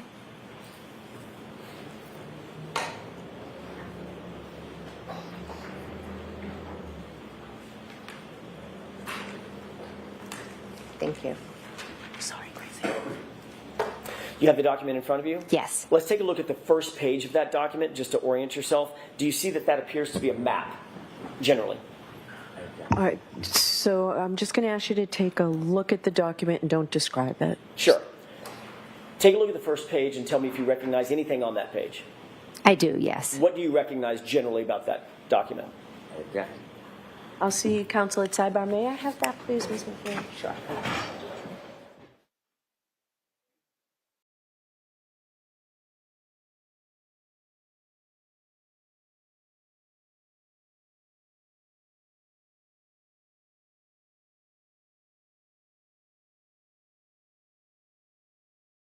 Good morning. Good morning, everyone. Just joining us. Bruh, it's too much. Now they're showing Jen a map. Oh my goodness. Is that a map to hell? Maybe. You know, because the road to hell is paved with good intentions, isn't it, Jen? Jeez. Hold on, let's skip. We're, I think, enough behind that we can afford a 5 to 10, 15. Oh my. Let's see, because I'm sure it's 9:49 here, so it's 10:49 there. I'm sure they're fixing to go to break.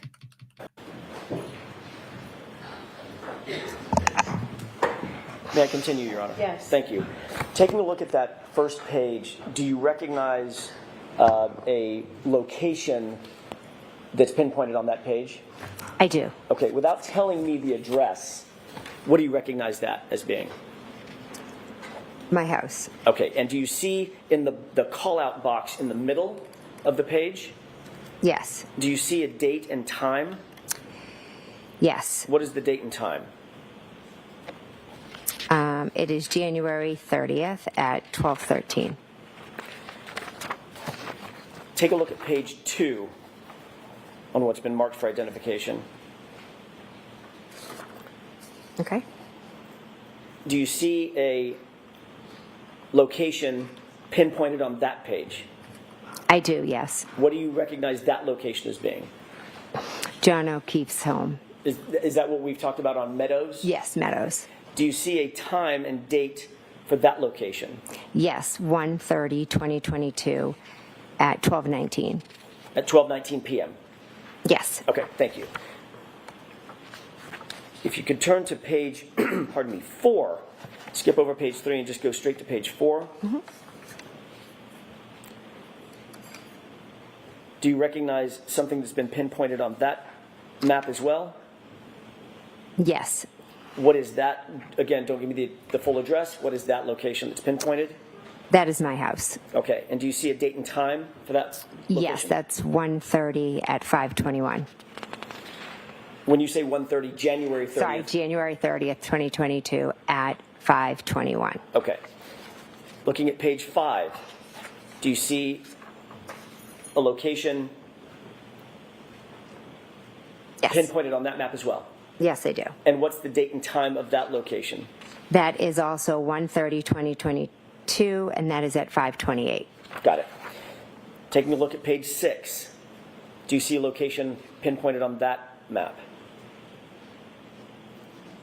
Yes, What is that, again, what is that location? that is 1/30/2022. The location, the address? Oh, I'm sorry. That is Fairview. Appear to be 34 Fairview? Yes, And what's the date and time? 5:36. Taking a look at page 7, do you see anything located on that, a pinpoint location on that page? Yes. What's the date, I'm sorry, what is that location? That's Fairview again. And what's the date and time? That is 1/30/22 at 5:40. So just to be clear, the page before was 536, and this page is 540. Yes. Okay? Take a look at page 8.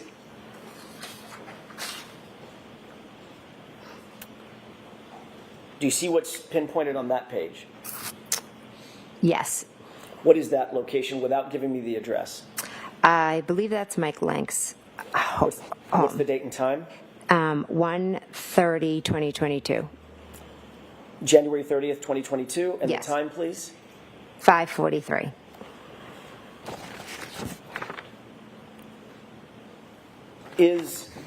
You're familiar with Canton, obviously, Yes. much more than we are. Is Yes. driving time from 34 Fairview to Michael Lank's house consistent with about 3 or 4 minutes? It could be with they have multiple stop signs, Okay, and due to the weather. right. Taking a look at page 9, Yes. do you see another pinpointed address?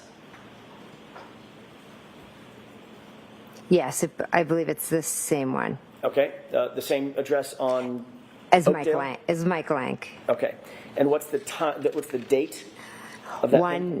1/30/2022, and that is 6:28. And 6:28 is about 45 minutes after 5:43, give or take. Correct. Yeah. Finally, the last page, page 10.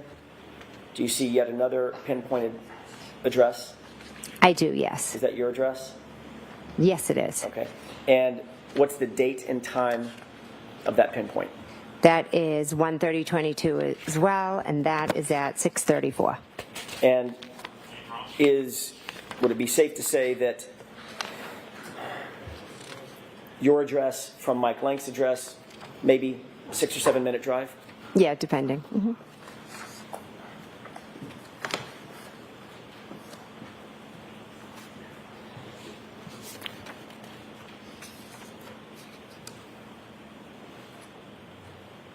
We were talking about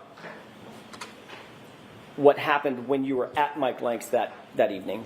By the way, does any of that refresh your recollection about the time that you went to Mike Lank's house? Yes, I knew it was after Meadows and later in the day. Yes. So closer to 5:45, 6:30, correct? Yes. This is in January in Boston, is that right? The greater Boston area. Yes. Gets dark really early. Yes. It was a blizzard. The night before. Yes. Safe to say that it was dark out. Yeah, I Safe to assume. say it was cold out. Yes. The blizzard was still brewing, correct? I think it had stopped snowing by then. Still freezing cold. Believe so. And your testimony is that you sat outside in a car with Carrie Roberts and Michael Lank's wife for 45 minutes. Yes. You actually, and I'm assuming the car was running? Yes. Heat had to be on full blast? Yes. You're dressed in winter gear Yes. because it's freezing out, correct? Correct. You actually got out of the car and went into the house to go to the restroom at one point. I have a faint memory. I think I did. Yes. And the three of you didn't just decide, let's just go in the house? No, we didn't. You actually came out of the restroom, came out of the nice warm house, and fought the cold and got back in the car, according to you, correct? Yes, I went back in the car because Carrie was going to bring me home. You stated on direct examination that, and you stated again today, that you stopped by Michael Lank's house, Sergeant Lank's house, directly from the O'Keefe residence as sort of a, my word, not yours, sort of a pit stop to drop off Carrie Roberts' daughter, correct? Correct. In point of fact, you actually drove from your personal residence to Michael Lank's house as a destination, didn't you? I don't remember that. This is what this piece of paper says. I remember just leaving Meadows and dropping off Lexi. In point of fact, it wasn't an errand, it wasn't to drop anybody off. It was a destination that you went to from your house to Sergeant Lank's house on January 30th, 2022, wasn't it? No, we went to drop off Lexi. Was Lexi at your house? She was with us at Meadows, and then we went to drop her off. Right. She was never with you at your house, was she? I don't remember going to my house. So if she wasn't with you at your house, there would be no reason to drop the child off from your house to Michael Lank's house, correct? Lexi was in the car with us, and we dropped her off at Michael Lank's. That's why we went to Officer Lank's house, yes.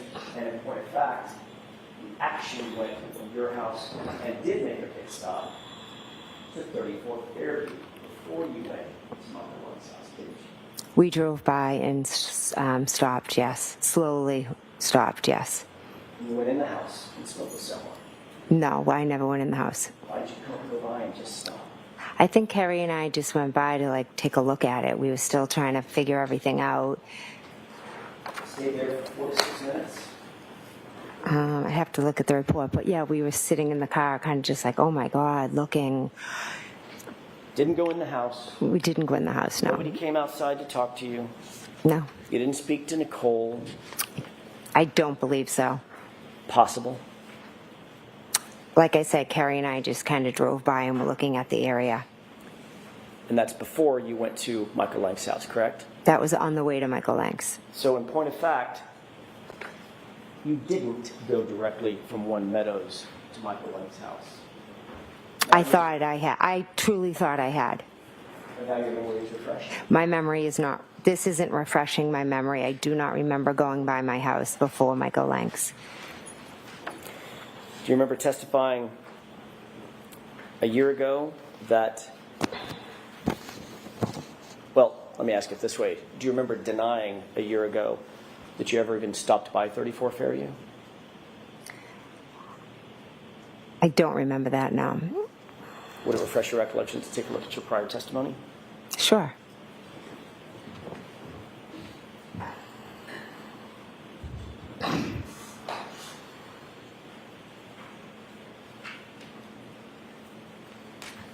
Take a look at that page, the top highlighted.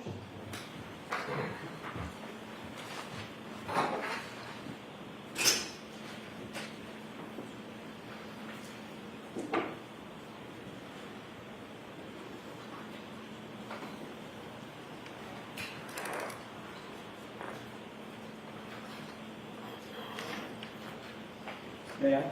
Yes. Thank you. Thank you.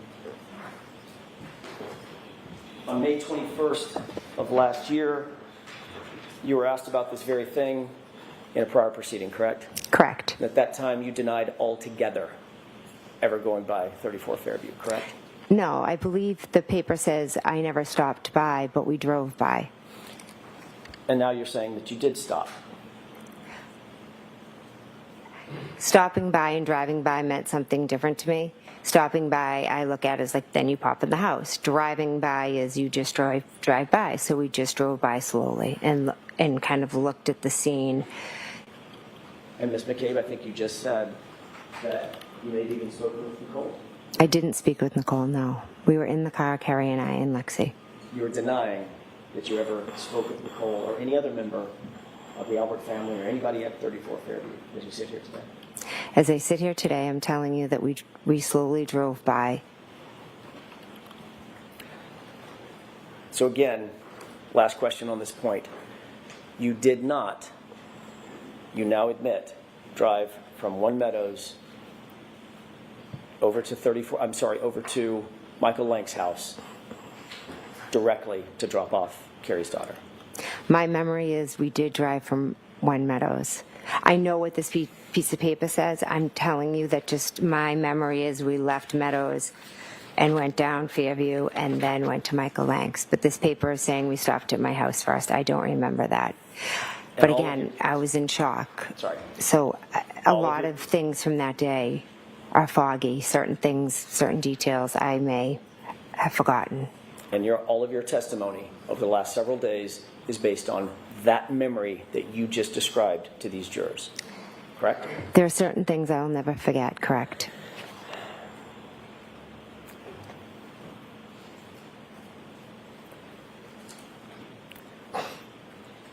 I'm going to ask you a couple of questions. You may, depending upon your answer, depending upon what you just answered, you may or may not remember. But let's see. Okay. Isn't it true that at 12:13 p.m. you left 12 Country Lane on January 30th, 2022? Yes, according to this, yes. Isn't it true that at 12:19 you arrived at One Meadows, the O'Keefe residence?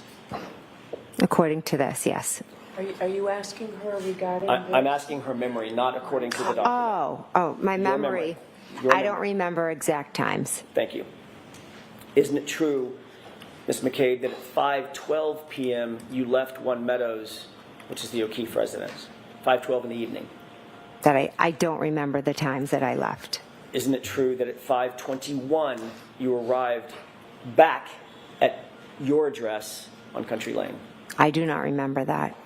Isn't it true that at 5:28, 7 minutes later, you actually left your address on Country Lane? Again, I don't remember going by my house. Isn't it true that at 5:36 you arrived at 34 Fairview and stayed for at least 4 minutes? I know we drove by. Isn't it true that at 5:40, but just thereafter, you left 34 Fairview? I know we left and went to Mike Lang's. And isn't it true at 5:43 you arrived on that Oakdale Road address at Sergeant Lang's house? Not sure of the exact time, but yes, we did go to Sergeant Lang's house. And isn't it true that at 6:28, almost 45 minutes later, actually a little better than 45 minutes later, you left that address at Michael Lang's house and drove back to your house directly? After leaving Mike Lang's, I went home, correct? And you arrived at your house at 6:34, correct? According to the paper. What about according to your memory? I don't remember exact times. Mr. Jackson, is this a good place to take a break? It is. Do I'm you about have a to shift while gears. more? Okay. Yes. All right, jurors, we will take our morning recess. 15, 20 minutes, we'll see you back. And Ms. McCabe, again, if you just go home. Break this way, jurors.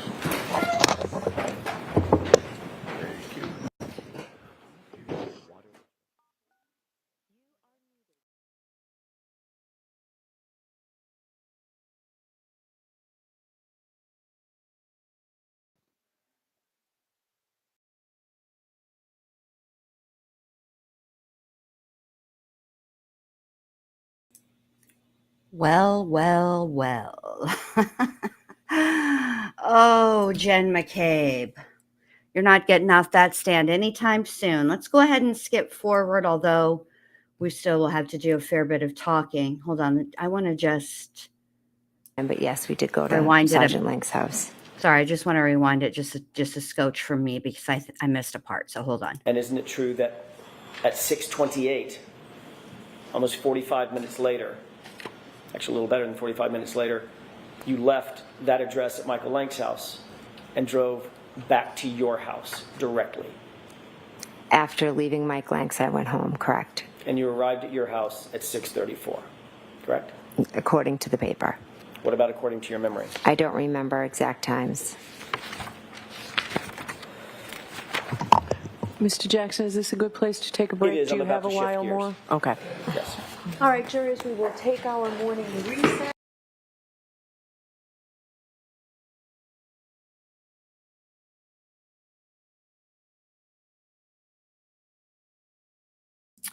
Sorry about that. Wow. I got to say, I was surprised that Judge Bev let in the collusion Let me make this not a spotlight real quick, just so you guys can see that I'm speaking and I can see that I'm speaking. I was surprised about that. I didn't think that she would give the defense, or excuse me, because it does kind of feel a little bit like the state is having to defend some things. It might have been a Freudian slip. Hello, Freud. Anyway, I didn't think that she was going to grant the state a mistrial. I didn't think she would go that far, but I did think that she was going to be like on the collusion talk. I thought I just was surprised that she let that in, you guys. Like, that's a lot. That was a lot of testimony. All right, I think let's put up a poll. Shall we? Let's do a poll, ladies and gents. Let me get over to me. All right.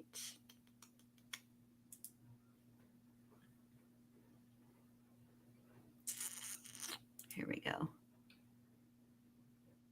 Oh, wow. Sorry that you guys had to hear me sucking my teeth like that. My bad. So sorry. So unprofessional. I'm sorry. Start a poll.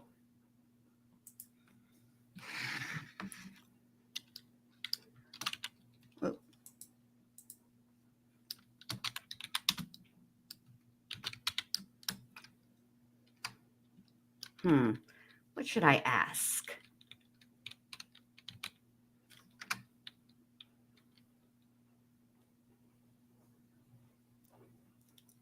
What should the poll? Well, if I ask you guys what the poll is going to be, you're going to know how to answer. Let me see. How should I do this? Okay.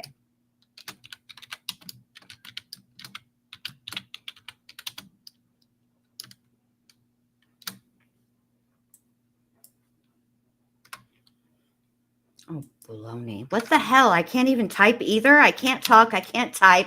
Bless you guys' hearts for even being here, honestly. I don't see how you're doing it.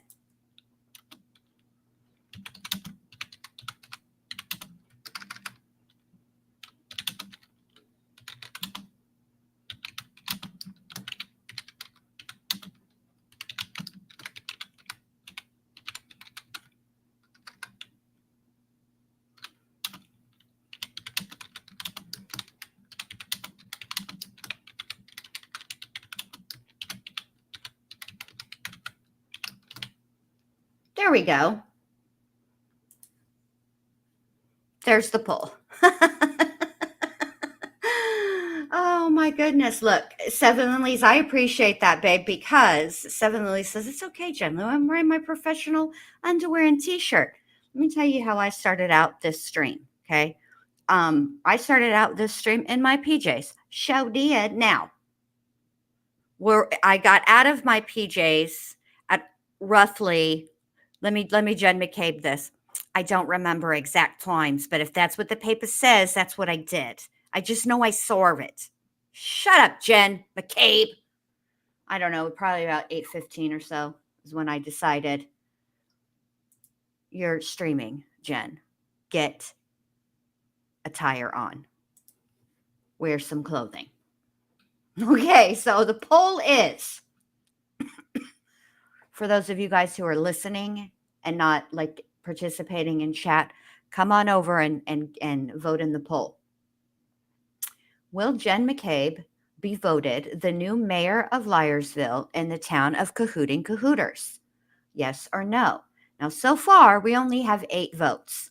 There are more than 8 of you in here, and I can assure you that voting will not get you called for jury duty, okay? It's fine. Just vote.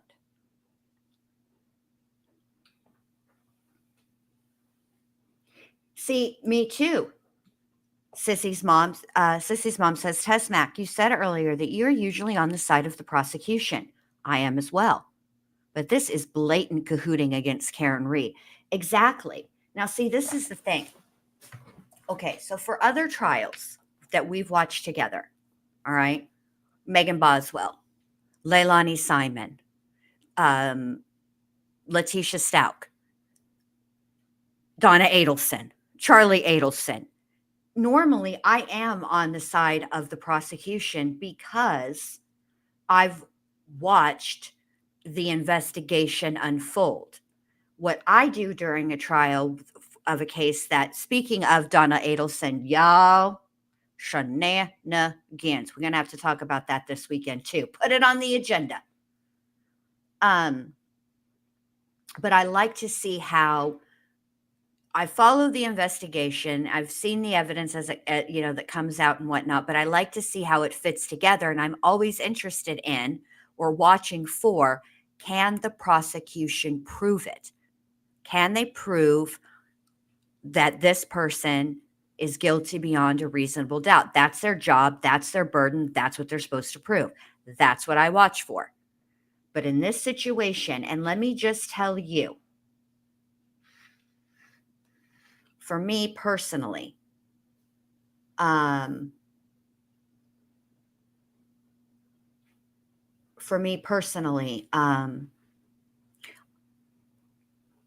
first trial, I was on the fence. I really was.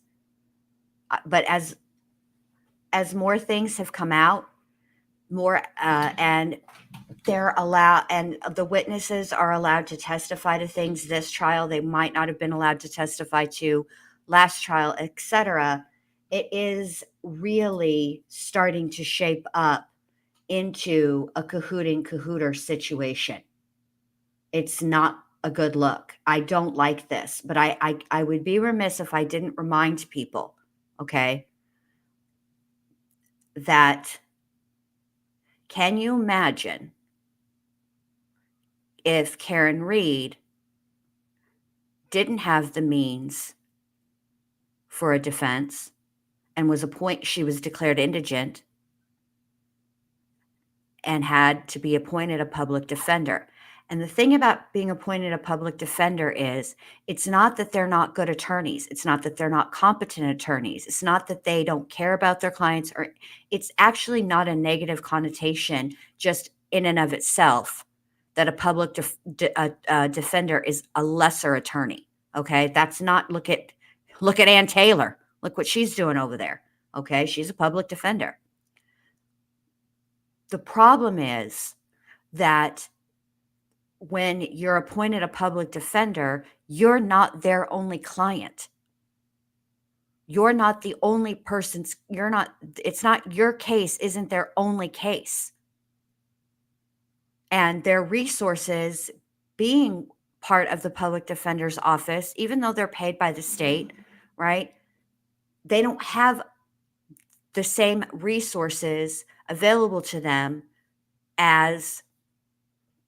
but financially. Yes, they can hire witnesses. Yes, they can, call experts, all of those things. Okay. But they're limited on who they can call because that expert witness is going to be paid by the state, and they have to agree to whatever at that moment the state's pay is. And so that's problematic in my opinion. And in my opinion, although justice is supposed to be equal and it is supposed to be blind, it actually isn't. Now we're up to 16 votes. That means, hold on a minute. We're up to 16 votes.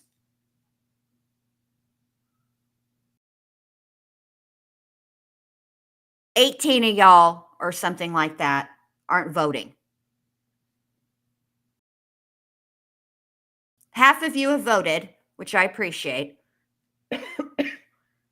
but we're shy about like 22 votes, something like that, 24, somewhere in that.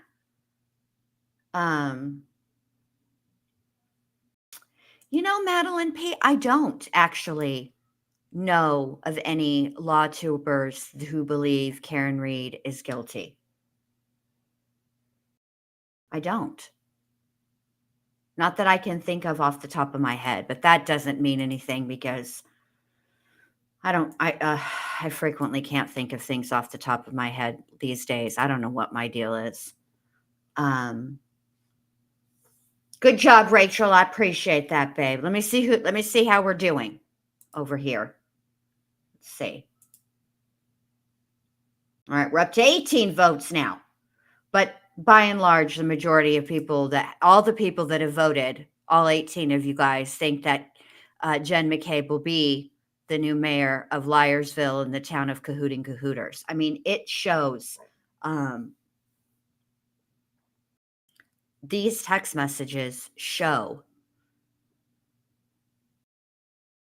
not just Jen McCabe, okay? Although she's the one reporting back, okay? See, here's the thing about this whole situation respective to Jen McCabe.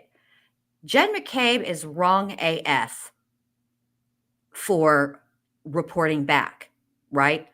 But if nobody wanted to hear her, there would be nothing for her to report. There would be no need. If any one of those people in that group text had said, "Hey, don't do this," she wouldn't. Then if she didn't have a captive audience, there'd be nothing to report, right?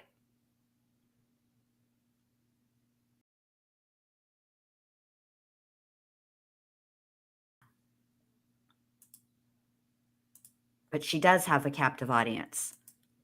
These people want to hear the reports. So it's not, in my opinion, it's every single person involved and engaged in that group text. Okay.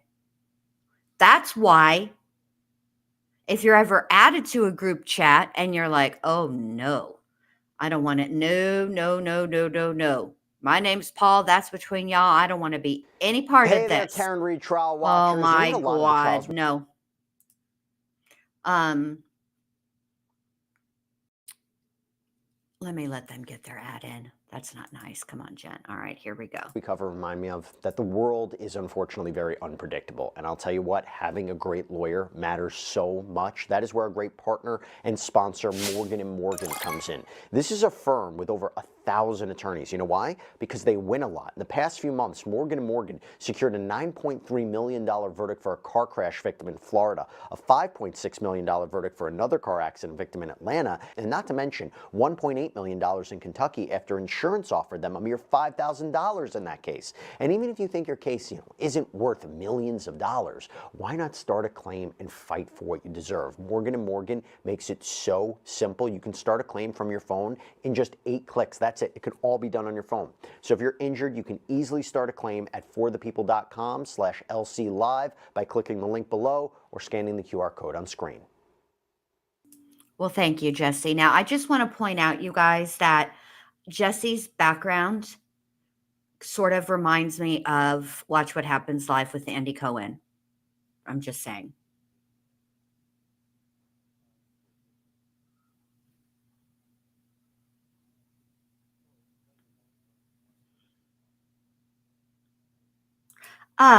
Tess, that's Donna Adelson's judge, is it not?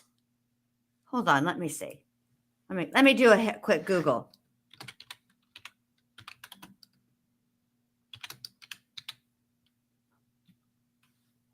No, wait, I think that's the judge from Casey Anthony. My bad. I got it. Casey Anthony. I had to see his picture.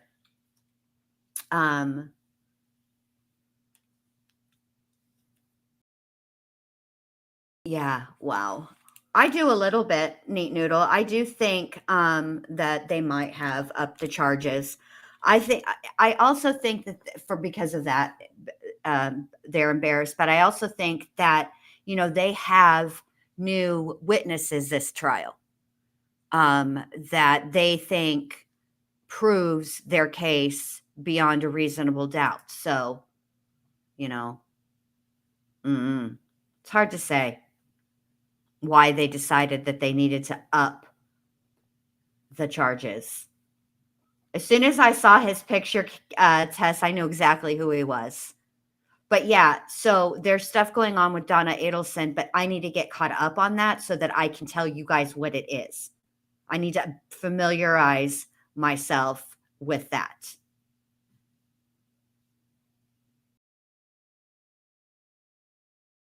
And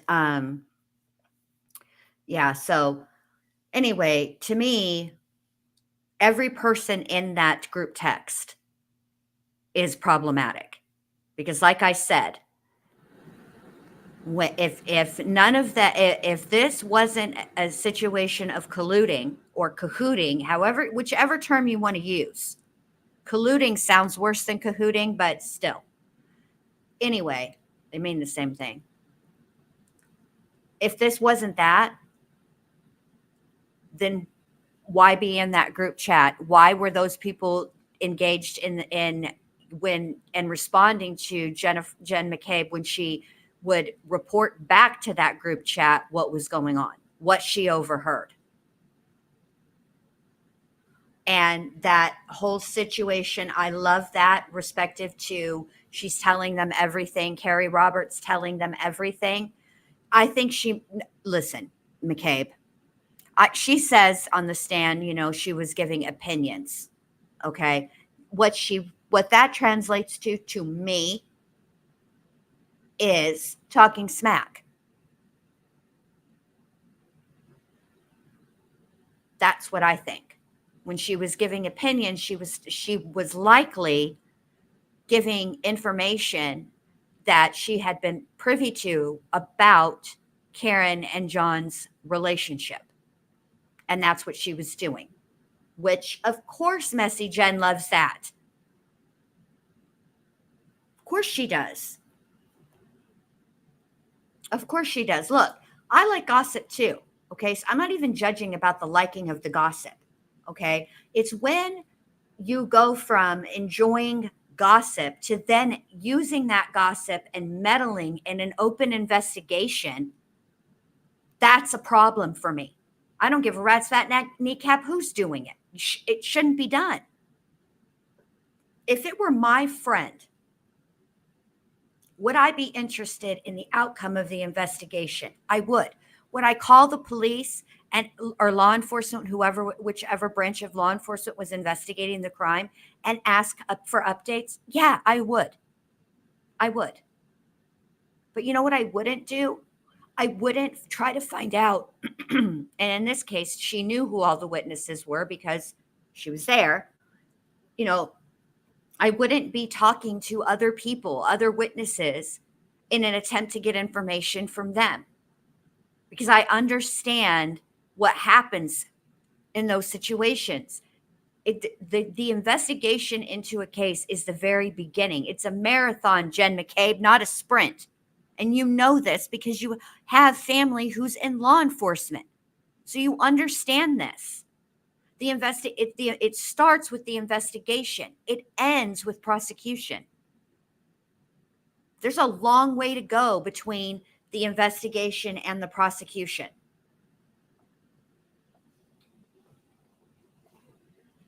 I would also not lie to a grand jury. No, I would not either. Seven Lilies, I agree with you. No. I ain't finna lie for nobody. If the grand jury subpoenas me for testimony, I ain't finna. No, I'm not doing 3 hots and a cot for nobody. If they ask, I'm not saying I'm volunteering information. But what I am saying is, if I'm asked a question, I ain't finna lie.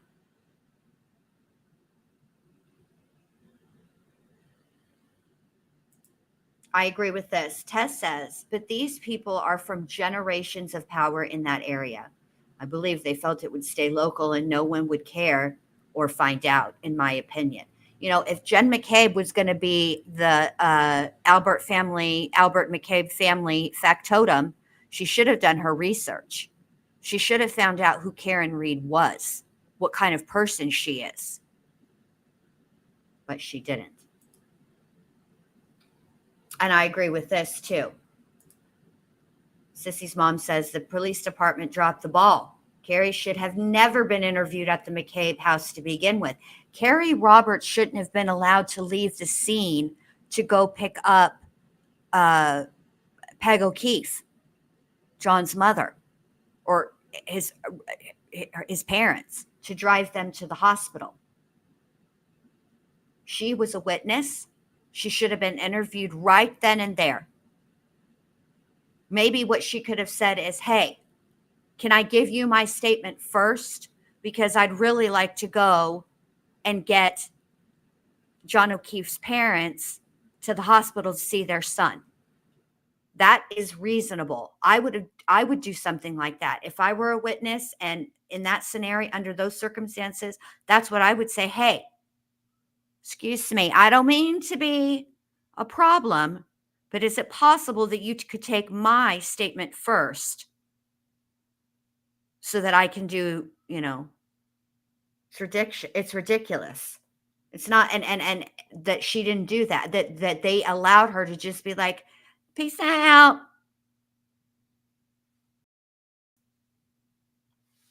I mean, so Tess also says, and I think the addition of social media, as obnoxious as it is many times, it is not allowing departments and communities that have done this behavior for years to be found out. Yes. The thing is, social media is not inherently bad. Social media, paying attention to cases and trials, is not inherently a bad thing. Okay. It's all about intention, and it's all about who is doing the watching, reporting, etc. I could never say that social media shouldn't be looking at true crime because look what they do. Because the fact of the matter is, for me personally, the very first case, you guys all know about it. But if there had been no documentary, and the documentary being so messed up at the time that I actually didn't think that it was a documentary. I thought it was a movie made to look like a documentary. If that had never happened, it would never have stuck in my mind. And then when the next one came out and all those things that led me to start researching that case, without that first initial documentary, I would not have known what was going on really. It wouldn't have prompted me to look into that, So when it comes, I don't think that social media inherently is a negative thing. Hold on, I'm getting a weather alert. Give me just a second. Let me look at this really quick. So we've had some wicked storms. We really have. It's been bad news bears. And I know it's not just, to me.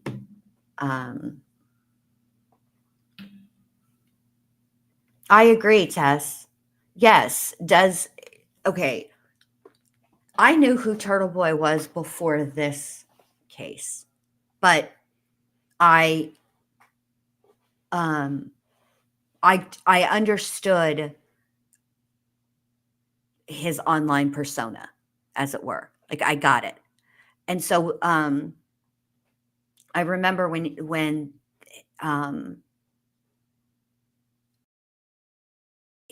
Turtle Boy and like you said, Melanie Little brought this case to the forefront online. You have to give credit where credit is due, and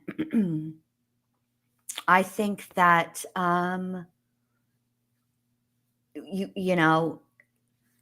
I think that this is what, in my opinion, when the founding fathers of this country and the justice system and all that decided how we were going to do things in this country, and they decided that we needed to have public trials. This is what they meant. The reason for public trials was so that the public provides the checks and the balances system for this process, making sure that it's our duty as citizens of the United States to oversee trials and to ask questions and make sure that the defendant is getting due process. That is how this was set up. What's different about it, what's changed, is the way in which we view these trials. Now, it started out where you had to actually physically go and attend a trial. Okay. Then Court TV became a thing, and Court TV started broadcasting trials, and it's evolved to now streaming. And because it's evolved to streaming, it allows regular folks like me and you to watch the trials together, have discussions about the trials, all of these things. But this is what our justice system, this is what we as citizens of the United States, in my opinion anyway, are supposed to do.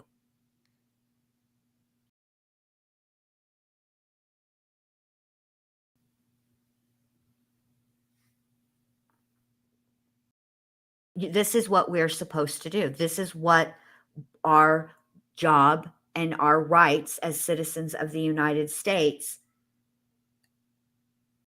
This is what this was designed for. And because of the internet now, we're allowed to, and the streaming, we're allowed to watch trials that we would never even have the opportunity to view in person. Think about it. If not for all of this, yes, Jen is still on the stand, neat. If not for Court TV in the beginning, and then, it evolving into what it is now with streaming and all of that, we would be limited to going to trials and watching trials in person that we could actually physically go to. We were, like Texas is huge. Can you imagine me trying to drive all over Hell's Half Acre to view a trial in public, publicly or whatever, in person, I should say? This is, and this is why I get frustrated when things like jurors' faces getting shown in the Megan Boswell trial, camera operator during the Megan Boswell trial, I'm looking at you, because this jeopardizes a fundamental right, which they don't have to stream these things. They don't have to let the public be in like that, in that way. We have the right to view a trial in person. That's it. That's all.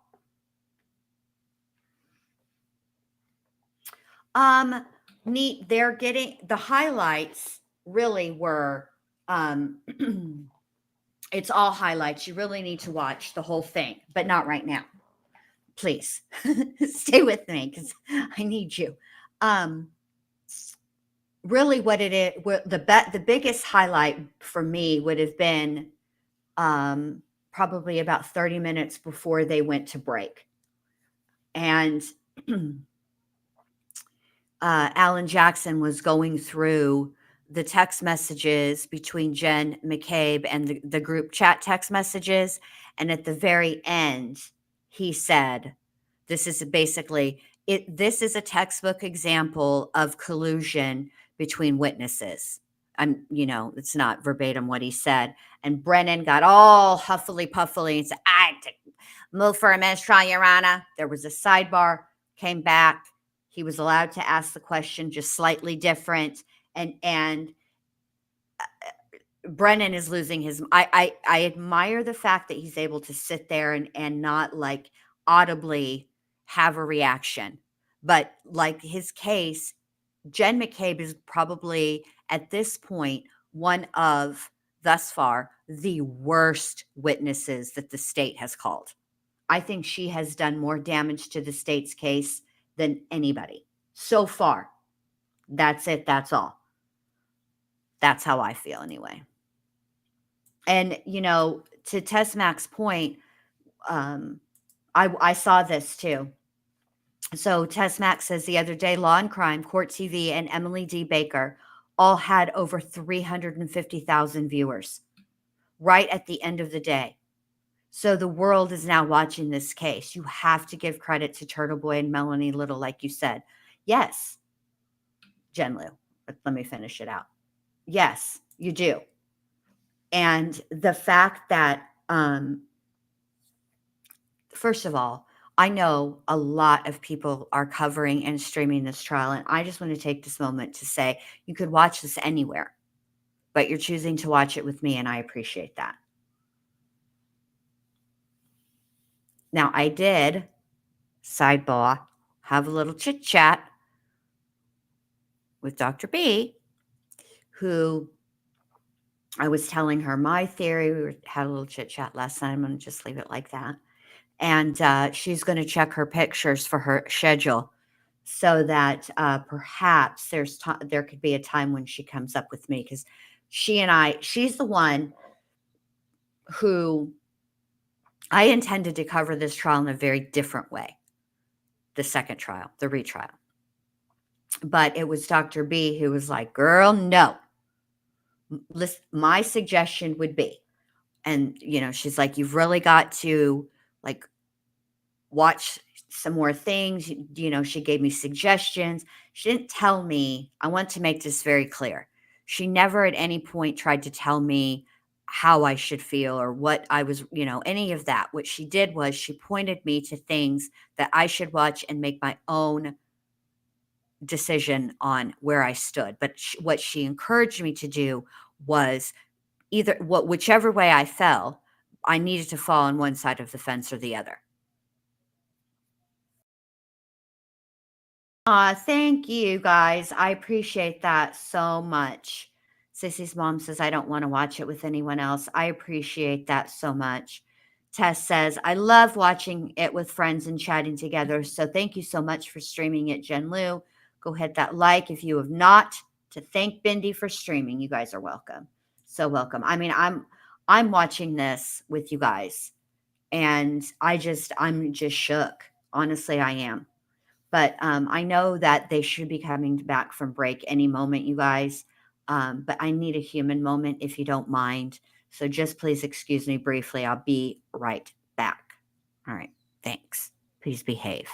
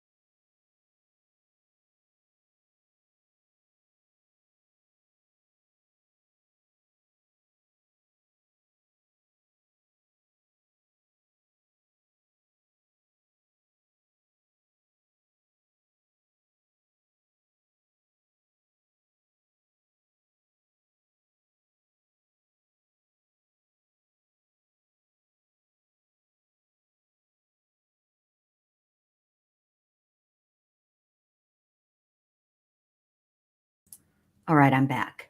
I want to highlight Birdie here because welcome in, Birdie.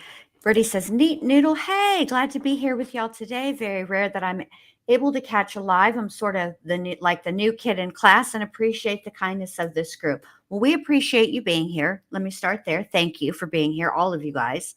Also, they're very, very nice. Your hostess sometimes has outbursts and gets out of control. Sometimes I do. I know I do. I get very passionate when I feel like there's a miscarriage of justice. I do not like to see this type of situation. I feel like when you put somebody who's potentially, and I'm leaning way hard to the factually innocent part here, when you put somebody who's actually and factually innocent on trial and not once but twice, I don't have patience for what I view as malicious prosecution. And I think that one innocent person in jail is one too many. This is why we have appeals. This is why we have the public is able to access. By the way, let's talk about that a little bit. What FOIAs are intended for? Okay. This is why in the United States, we have we can make a public request to view documents in cases like this, because we are supposed to be the overseers along with the appellate courts. We're all working together.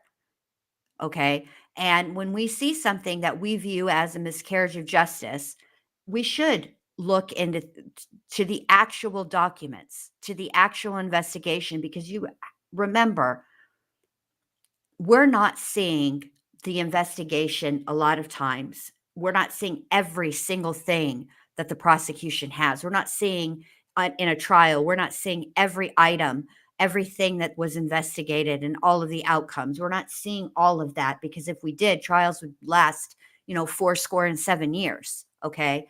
So obviously, there's time constraints and we can't have all of that. But, I'll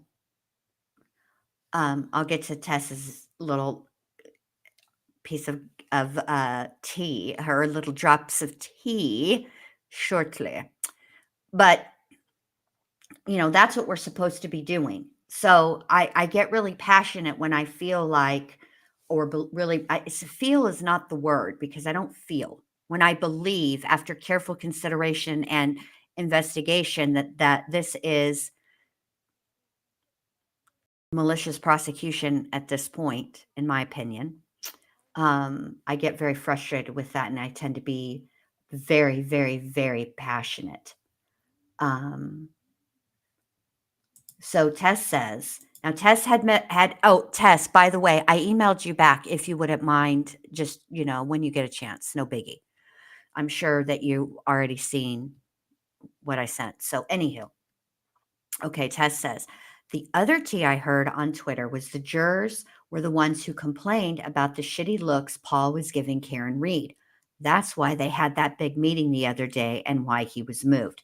So Tess had sent me some stuff from Twitter respective to that. Remember how I was very irritated on Wednesday about why it was taking so long to come back from break. Evidently, during the morning break, that's what was being discussed. Paul O'Keefe was moved to the second row of the gallery, the audience.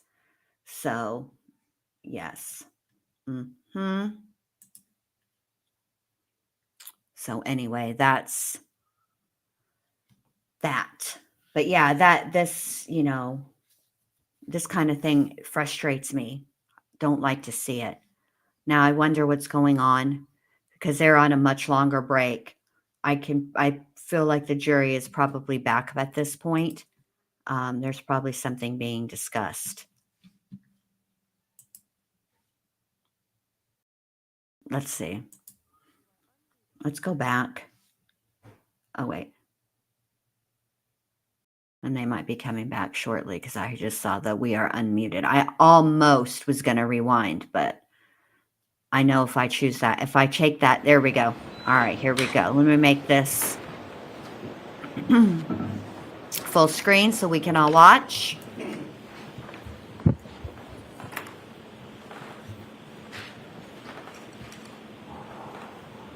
Yes, Anit, this is the first break of the day. Let's go to the session. Please be seated.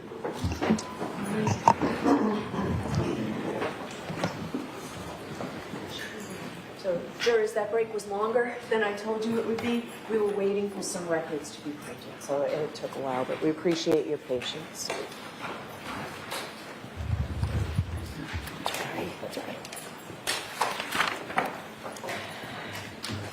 All right, Mr. Jackson, go right ahead. Thank you, Your Honor. Excuse me, Mr. Jackson, before you go right ahead. Okay, so this is what I'm thinking, you guys, for scheduling. Let me know what you think in the chat. You have time to ponder it. I really want to catch up. I really want to be able to do some streams at night, and I am concerned that if I stream the trial all day, it will make me less inclined to do it at night. And so I was thinking, what if I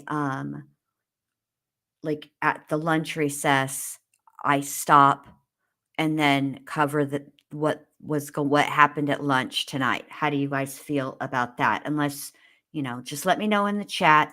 Majority will rule and we'll figure it out, okay? Because I miss, there are people that work during the day and they're regulars that come in and hang out with me when I used to just exclusively stream in the evenings, and I miss having them. So, all right, here we go. Ms. McCabe, I want to shift gears to some phone calls that you had with Trooper Michael Proctor back in January of 2022, moving forward to February and March. Okay. Your Honor, may I approach? Yes.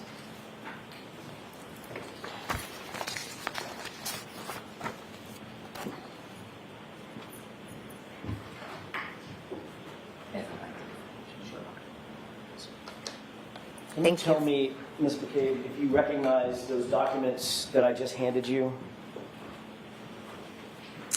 Yes, this first one looks like a Verizon record of my phone. Okay, and what about the second document? Phone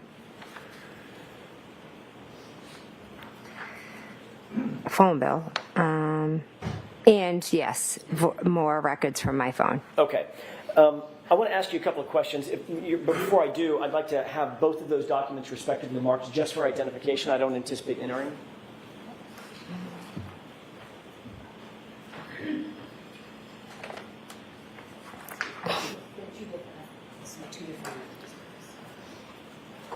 Exhibits M and N for identification.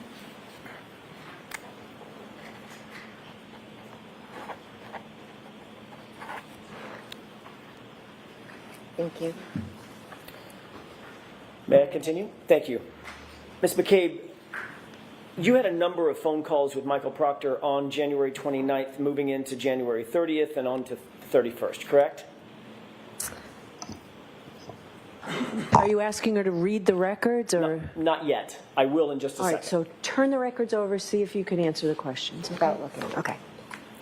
You had a number of phone calls with Michael Proctor in the days and hours following the incident, correct? Yes, I know I had some phone calls, yes. I'm assuming you don't remember exactly the time and duration of those phone calls as you sit here?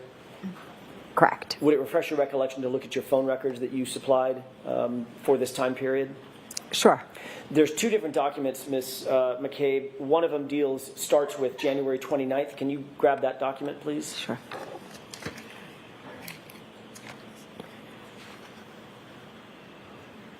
Okay. You should see some highlights on that document. I do. Did you receive a phone call from Michael Proctor at about 10:54 a.m. on January 29th, a couple of minutes in length? I object to the form. Okay. So you asked her if this would refresh her recollection. You need to ask her if this refreshes her recollection. Sure. Do you remember as you sit here, a phone call at 10:54 a.m.? I remember getting a call. I don't remember the exact time. Would it refresh your recollection to look at the document that you're holding as to the time of that phone call, time and date? I see what the document says, but I just, in my head, if you ask me what time did he call you, I don't remember. Do you have any quarrel with the accuracy of that document? No, it looks pretty accurate. Okay. It looks right. It looks possible, yeah. All right. Did you receive, as you sit here, do you recall, does that refresh your recollection that you received a phone call from Michael Proctor about 10:54 in the morning? Does that refresh your memory now? I know I did receive a phone call from him, yes. At that time? I don't know the exact time. All right, so the answer is no. Was it mid-morning? Yes. Did you receive another phone call on the 29th around? Without looking, so this is again, you're right. being asked questions. I'm going to go through this with each one of these calls. There's not that many, but a few. Okay. Okay. On the 29th, did you receive a phone call at around 12:49? I know I received a phone call. I, again, don't remember the time. Would it refresh your recollection to look at that document, the next line down, or the next phone call from with that number? Yes, I see that there's a call on this record. Okay. Is your recollection refreshed that you did receive another phone call on the 29th from Michael Proctor? Is your recollection reflect, do you now remember independently that? I don't remember the specific times, no, but I do remember that he did call me, yes. Okay, so there's two phone Make calls. it easy. Excuse me? I only object in form. I don't object to the record. All right.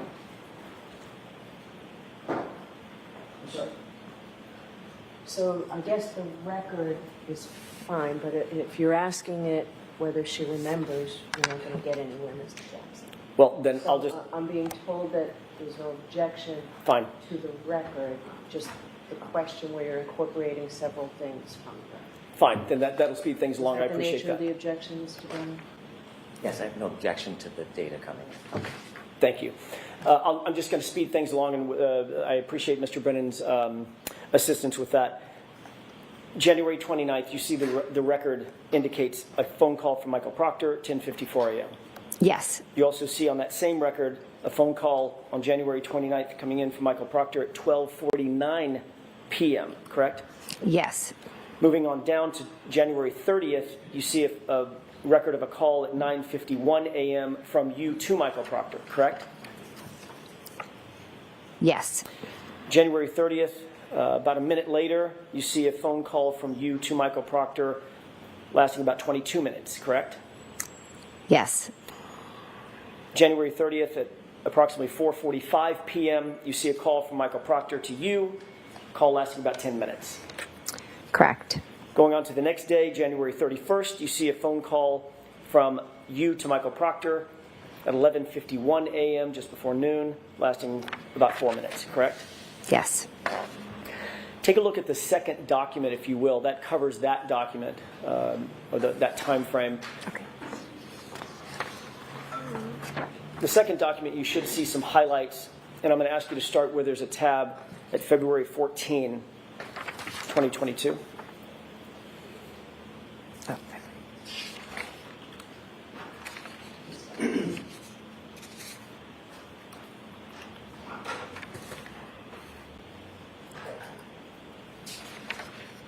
I don't. Am I looking at the second one or the? May I approach you? Yes. Wait, this one? Yes.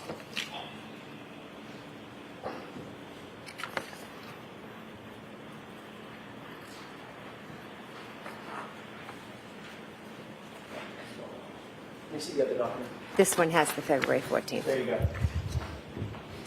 Thank you, Ms. McCabe.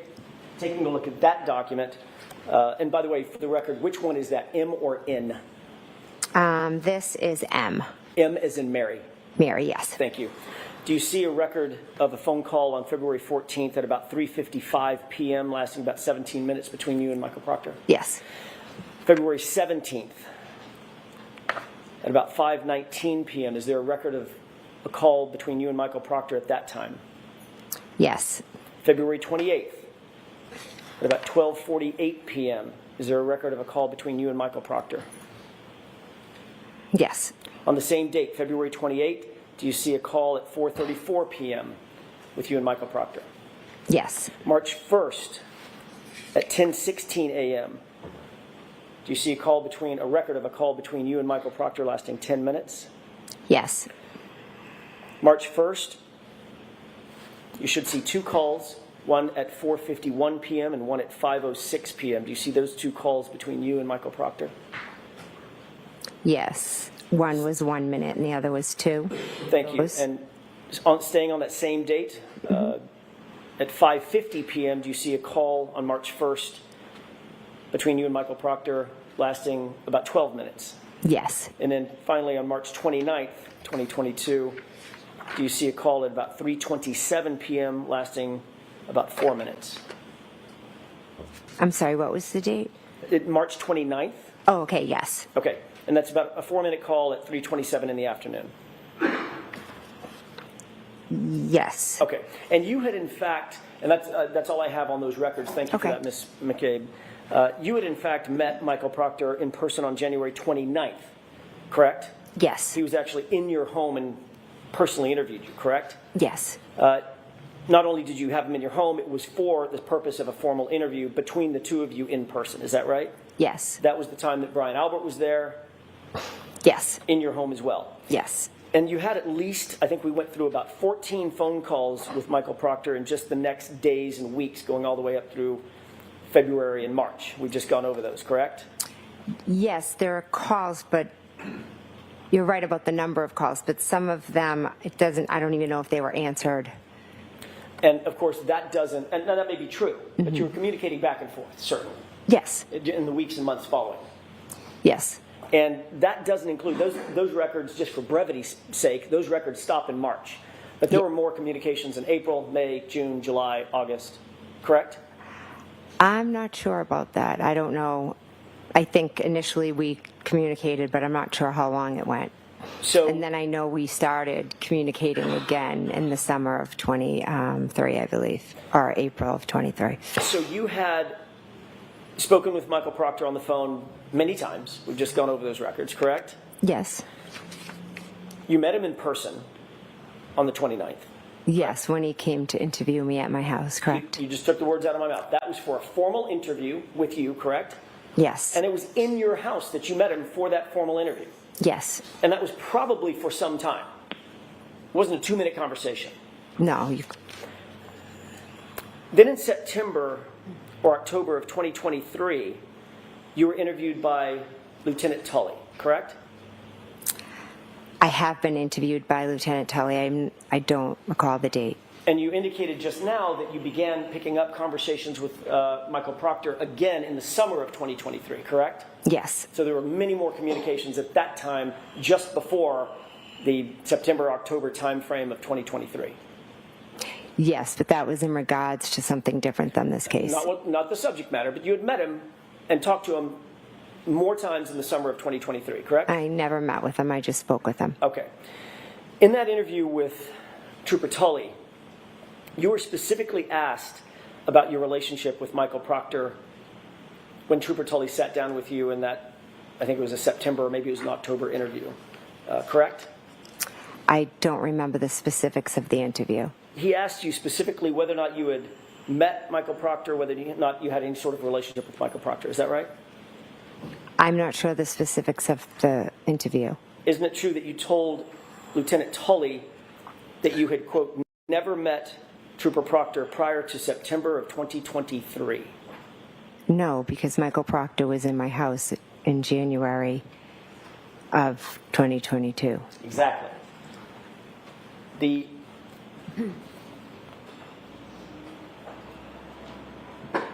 interview with Trooper Tully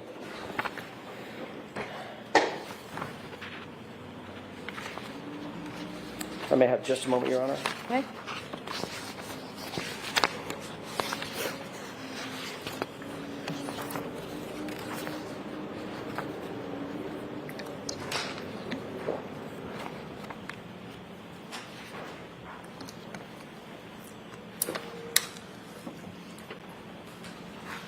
The interview with Trooper Tully in that fall of 2023, where did that take place?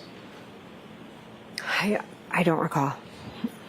Do you recall telling Trooper Tully, that you had never met Elizabeth Proctor or Michael Proctor prior to September 2023? No. Would it refresh your recollection if you saw a copy of Lieutenant Tully's report? I don't need to see the report because I know I told him that I met him on January 29th when he came to my house. So again, Trooper Tully wrote that you never met Trooper Proctor before September 2023. That would be an error by him, correct? Object to ask for an instruction. So again, that is sustained. Ladies and gentlemen, I instructed you on previous questions regarding the same type of thing, whether another witness is lying or not. Disregard the question and move on, Mr. Jackson. If you had told Trooper Tully, Lieutenant Tully, that you had never met Trooper Proctor before September of 2023, would that have been a truthful or an untruthful statement? I object. I'd like to be seen. Okay. Come to sidebar, please.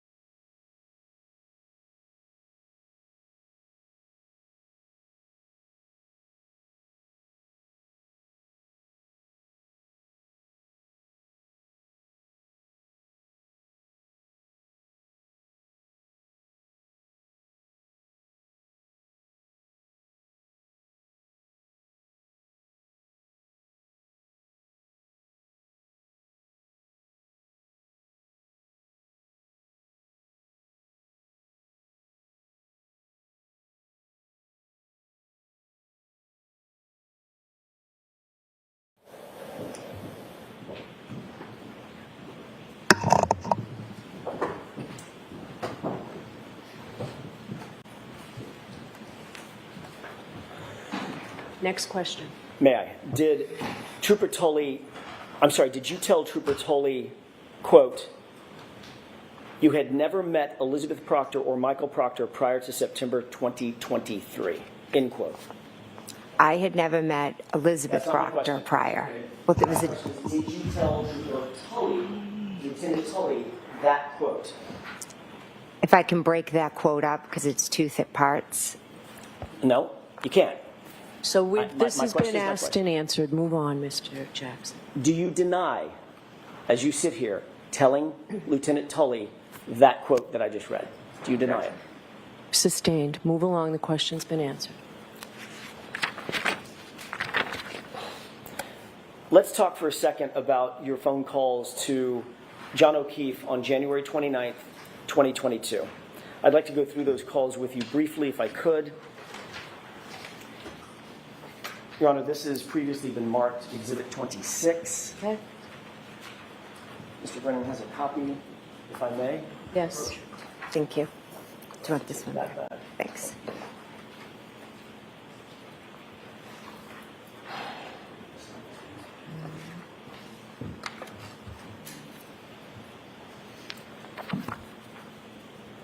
You've indicated on direct examination and earlier on cross-examination that you had multiple phone calls to Mr. O'Keefe in the early morning hours of January 29th, 2022, correct? Correct.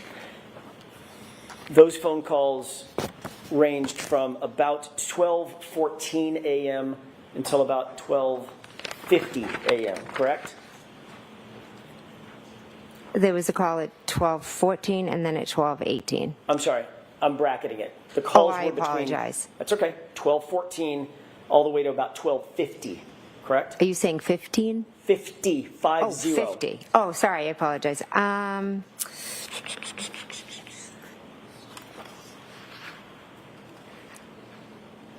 Yes. You called John O'Keefe at 12:14 and 31 seconds, lasting about 49 seconds, and that call was answered, correct? Yes. And you see that reflected in Exhibit 26, is that right?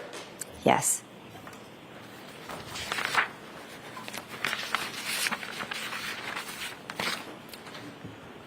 Going in reverse chronological order on this exhibit, you also see a call at 12:18 and 47 seconds, wherein John O'Keefe calls your phone lasting about 36 seconds. Is that right?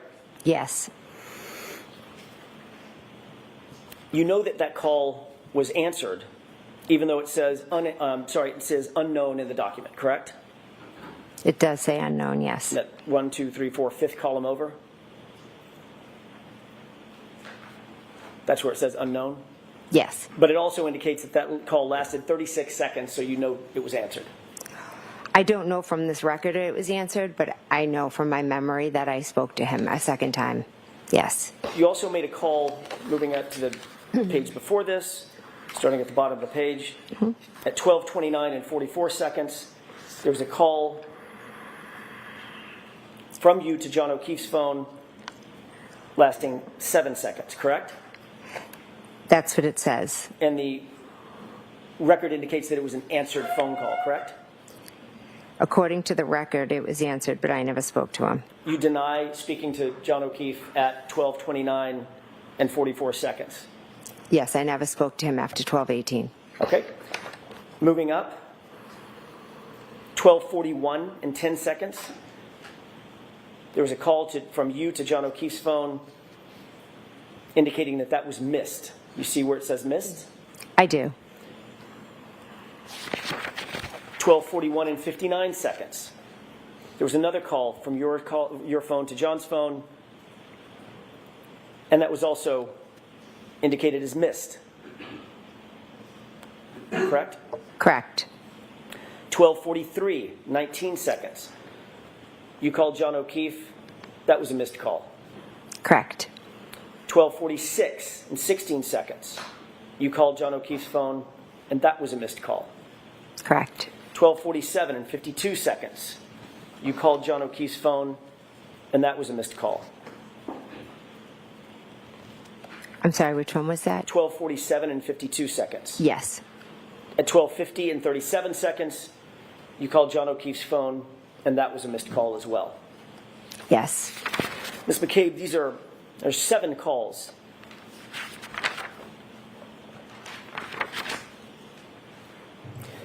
That you indicate you made to John O'Keefe's phone and that were missed. Is that right? According to this record, yes, there And were calls that missed. comports with your memory, correct? You indicated that you had called him multiple times that morning and there were missed calls, right? I called him, but I also think that some of the calls I might have done inadvertently. Well, we're going to get to that in a second. My question is, that comports with your memory that there were several calls, according to the records, there were several calls made to John O'Keefe's phone, including 2 calls that you say you spoke to him, 12:14 and 12:18. I spoke to him at 12:14 and 12:18, yes. But you indicate every single call after that was missed, and you deny making those calls. I'm not denying it, I just don't remember. You've previously give an explanation for what those calls were, these 7 calls that were missed between about 12:29 and about 12:50. That's 19 minutes. You'll agree, correct? Yes. If you divide 19 by 7, that's about every 2.5 minutes or 2.7 minutes, your phone is calling John O'Keefe's phone, correct? Correct. You've previously explained what you attribute to those phone calls. Is that right? Yes. What's your explanation? I think I was going back and forth to the door. I was texting him. I think I put my phone in my pocket. I think I inadvertently maybe have called him. What did you call it at the last hearing?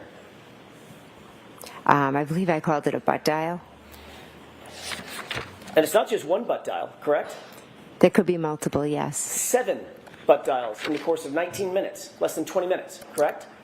That evening, I wasn't paying attention to butt dials or calls. I was going back and forth, listening to music, being with family. So if I inadvertently called his phone, I did. Not inadvertently called him once. 7 times, correct? According to you. According to the record. And we only know about these calls because you're looking at an extraction of John O'Keefe's phone, correct? Correct, but I also turned over my phone, so you could have gotten all of that off of my phone as well. And you're well aware that an extraction was done on your phone and not one of those butt dials appears on your phone extraction, correct? Objection. Are you aware of that? I am not aware of that. Next question. Weren't you confronted with that at the last hearing a year ago? Whether or not those phone calls actually exist on your phone logs? Objection. Do you remember that?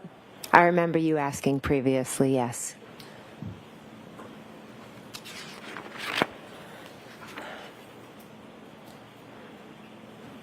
When you dial somebody by mistake, it requires several steps, doesn't it? I'm not sure. A lot of times I just put my phone down, and the next thing I know, I think it's very common to do butt dials. So you have an iPhone, is that right? Or had an iPhone. I do, yes. And that iPhone required a biometric or a passcode to get into to even open the phone. Mine's not open right now, right? It's not open, correct? And your phone required some sort of biometric interaction with the phone, otherwise known as Face ID, or you put in a code, correct? Yes, or I could have been texting, and then after I texted, the phone was open, and I could have accidentally called John. That happens to me all the time. It also requires you to open the phone app, correct? For instance, if you're texting, you're in the text app. Is that right? Actually, I'm not. I'd have to sit and look at it. Well, how often make phone calls, Mr. Kate? Every day. Every day. Every day? Yeah. Hundreds of times a day, right? Not hundreds. Dozens of times a day. Yeah. You have to open the phone app to make a phone call. You can't call somebody from the texting app, right? Is that right? I'm not sure. I don't know what to tell you. There's a list of apps at the bottom of the phone. Yes. Messages. Phone, right? Is that yes? Yes, and maybe And I that's accidentally hit the last thing, the last call. Like, since I had talked to John, Your Honor, at this point, I would ask the court to instruct the witness to answer my question. I believe she is. Go ahead and finish. Your Honor, may we approach? Okay.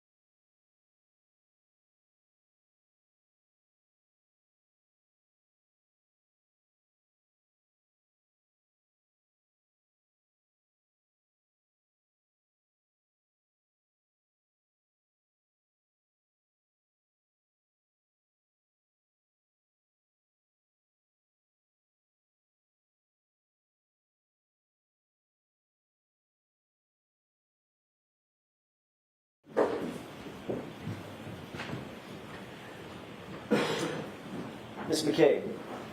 I'm Yes. sorry. Jumping the gun.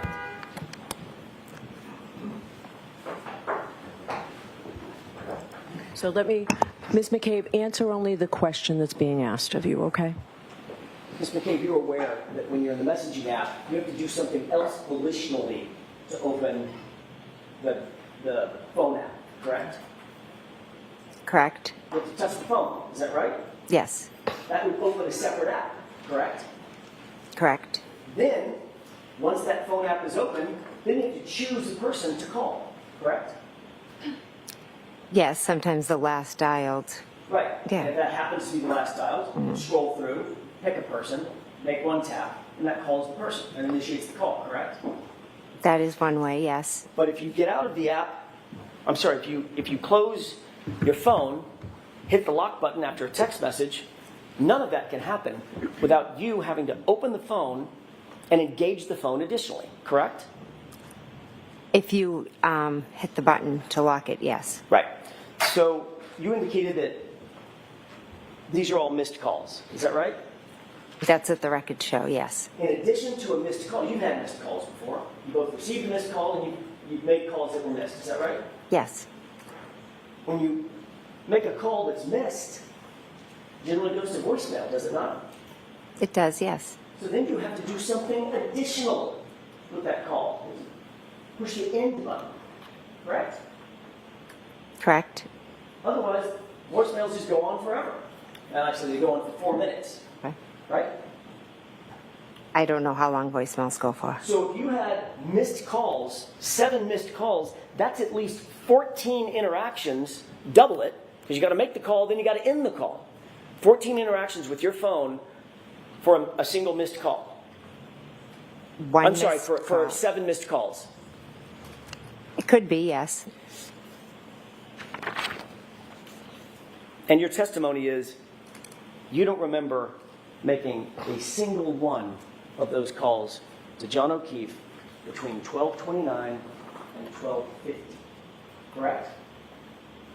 I do not remember making those calls, no. As you sit here, do you deny making those calls between 12:29 and 12:50 to John O'Keefe? Oh, I'm not denying that, no.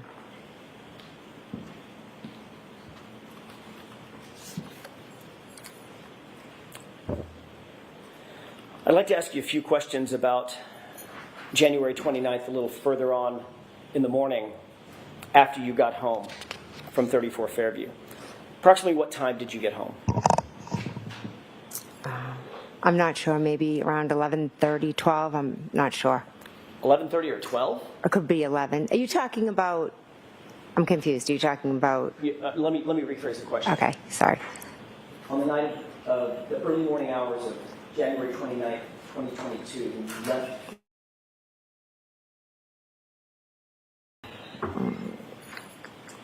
I was at,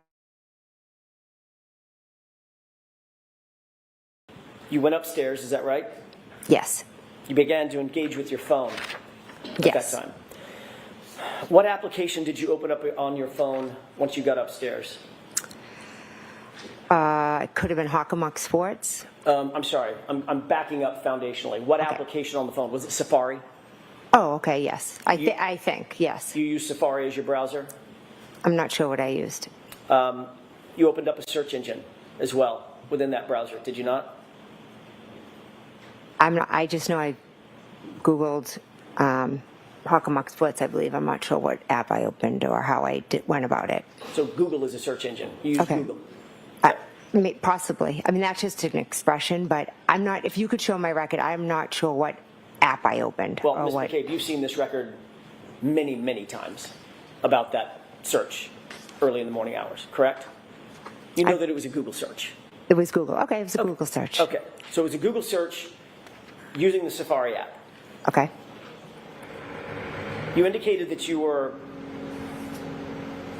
Google searching Hockomock Sports and something about Ozone? Yes. Ozone Sports or It Ozone was Basketball? Yes.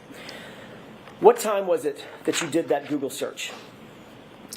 It was when I was home up in bed. I don't have an exact time. About 2:27 a.m., correct? I'd have to look at a record. I don't recall off the top of my You certainly recall head. that time frame, don't you? I know I was home and I Googled that, but I don't remember the exact time. You do recognize 2:27 a.m. I do recognize it, but it's not from me remembering it from that night specifically. It's from me learning afterwards. And what you learned afterwards was there was a Google search at 2:27 a.m. Right? I mean, that's a layup, to use a basketball term, right? There's a record, I think, of one. Right. The record is of a Google search at 2:27 a.m. on your phone. Is that right? I'm not a phone expert, so I don't know. I can't read.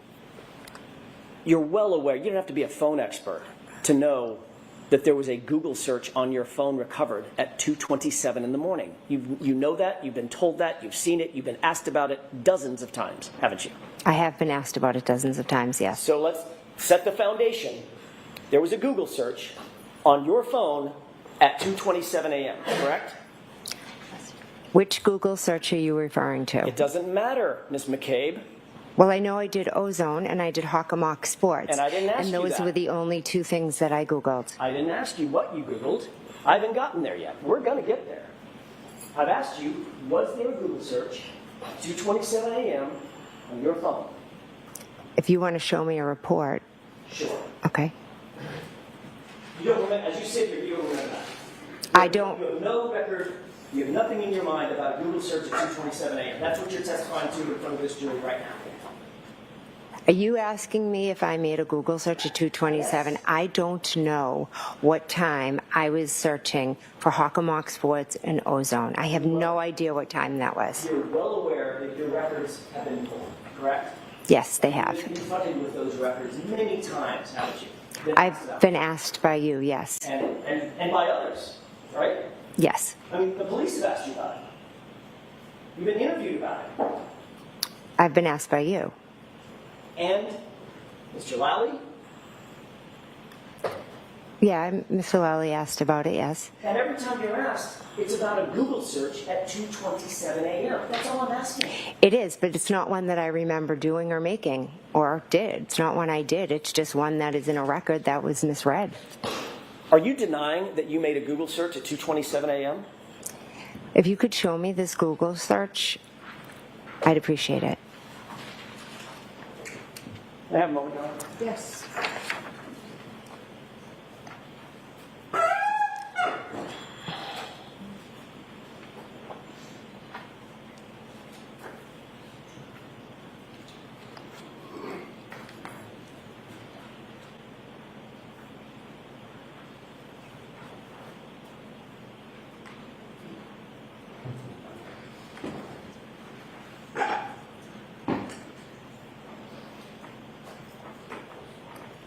Your Honor, I need a quick minute to find a record that I did not make a reaction. That's fine. Can we take a brief recess, about 5 minutes? I'll see counsel at sidebar. Well, if Ms. Little wants to keep looking, we'll come to sidebar.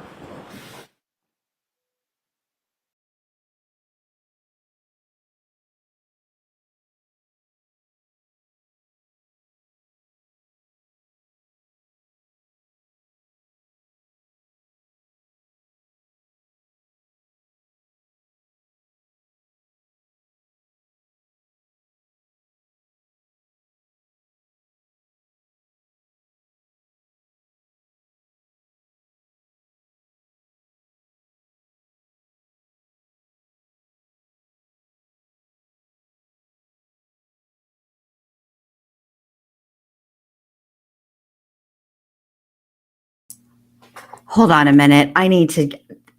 Jen McCabe, this is for you, girly. Where's it at? Here we go.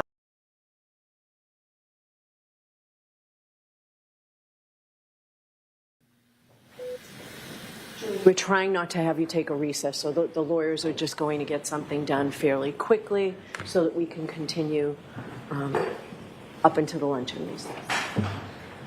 Your Honor, may I? Yes. Thank you. Ms. McCabe, I don't have a paper copy, but I'm going to ask you to take a look at something that we display on the screen and ask you a couple of questions about that. Can you zoom in.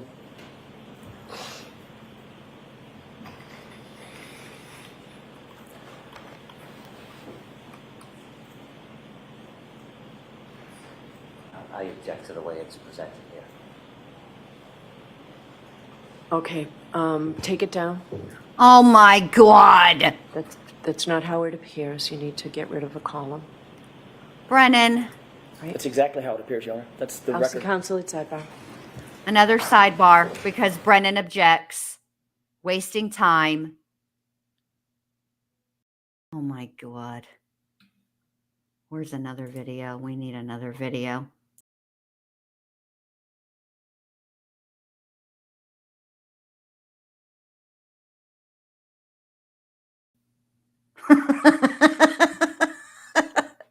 Oh, Joan Crawford.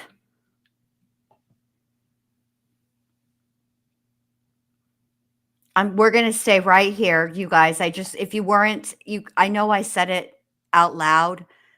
Like I asked the question out loud and then I didn't give my decision out loud. So allow me to please take a moment to give my decision out loud because we can't move from this. Okay. This is going to go to the lunch break at least. I don't know how long Brennan's rebuttal, or it's not really rebuttal, redirect will be. So, and whatever he asks on redirect might potentially open up the door to recross. So who knows how long Jen McCabe is going to be on the stand, but we will be here for it. What I'm going to do next week is I'll break it up. You know, maybe a couple of days a week we'll knock off early and after the lunch break, and I'll do some streams at night. Maybe. I don't know. I miss talking to my night people, but maybe I'm just going to have to, suck it up, Buttercup, and do 2 streams. I might just have to get a little tough. I mean, it's not like they go super long. I mean, they're an hour ahead of us. So and we all know that Judge Bev is done at 4:00. So that's 3:00 my time. So we should be okay. I feel Quiet Trash. Oh my God, I did it again. Hold on. Quiet Tosh said, so is McCabe going to get in trouble for lying? She should, but she won't, probably. Let's keep going. Sorry about your name, babe. I don't know what makes me do that.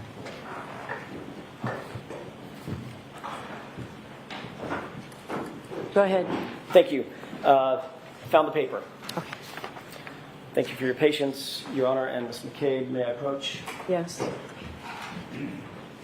Thank you. I like how McCabe is always like, thank you. Maybe if I could see it. But truly what she's doing, in my opinion anyway, is she reads what they want her to read, but I think she also reads ahead in anticipation for potential follow-ups. May I approach? Yes.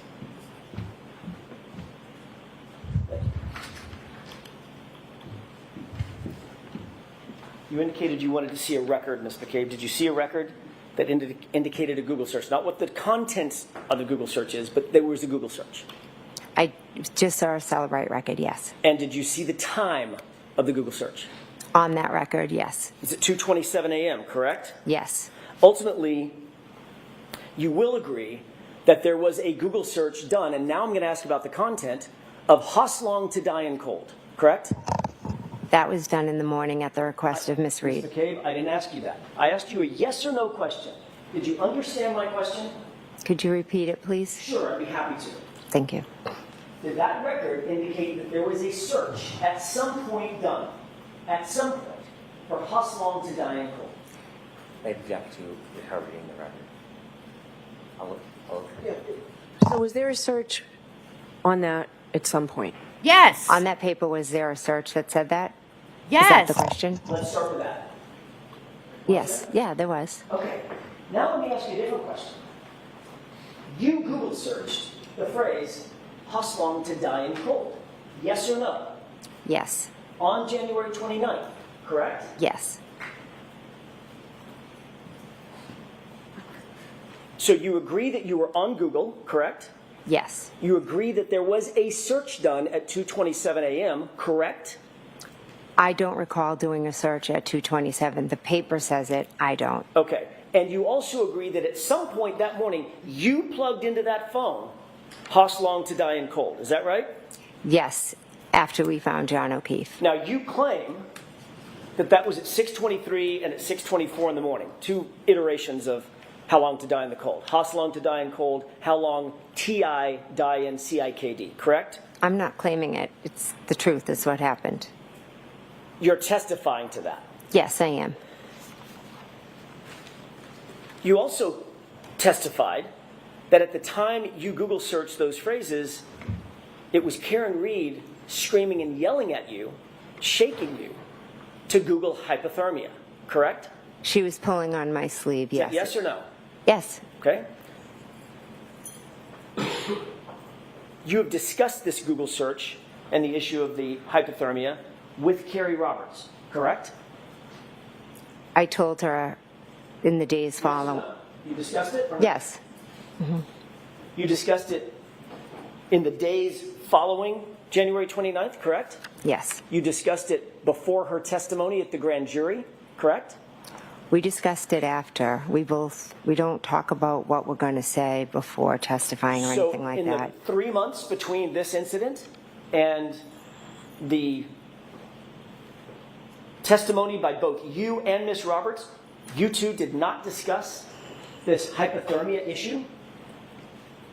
It wasn't an issue. It was just something she said, but we don't discuss it every day. There's no need to. I didn't ask you to discuss it every day. I asked you if you ever discussed it. Originally, yes, we did discuss it in the first days following all of And this. that would have been before either one of you testified at the grand jury, correct? Yes. And we know that you were with her during her, just before her testimony at the grand jury. Is that right? Yes. And you're certainly aware that at the grand jury, that in prior testimony, Carrie Roberts corroborated your statement that Karen Reed demanded to Google hypothermia. Objection. Ask it differently, Mr. Jackson.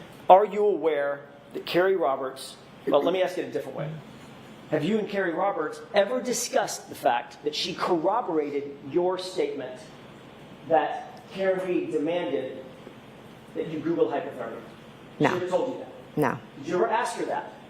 No. Did you discuss your statement that Karen Reed was the one that demanded that search? Karen Reed did ask me to do the search, yes. Okay, that's not what I asked you. Did you and Carrie Roberts discuss that? Yes, we've talked about that. Are you aware that Yes, last Melissa, week she Carrie did. Roberts denied hearing that statement? Objection. Sustained. Have you been told, have you been updated that last week Carrie Roberts denied ever having heard that statement? Objection. Sustained. May we approach? Yes. Jurors, feel free to stand up and stretch. These closed captions. Okay, so to answer you, Melissa, the way that I recall Carrie Roberts' testimony was that they did discuss it, and that they didn't discuss it, and that she did testify to it at the grand jury. And then in this trial, she said, basically, bruh, I know now that it is something that was told to me. I didn't hear it independently. I did not hear Karen Reed ask Jen McCabe to Google hypothermia or house hose long to die in snow.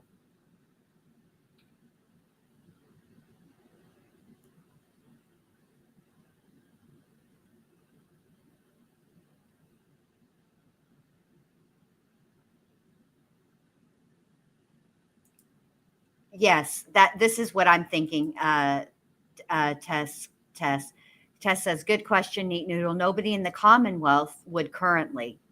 Maybe the feds eventually will add that to obstruction of justice. If Jen McCabe is facing any charges, relative to her behavior and her actions with respect to this case, it's going to be by the Department of Justice. It's not going to be by the Commonwealth. That I agree that. So I think that's what's going to happen. If it happens at all. If anybody were to, if there was a law enforcement agency that would or could charge her, it would likely be the Department of Justice. Let me put it like that. Hypothetically.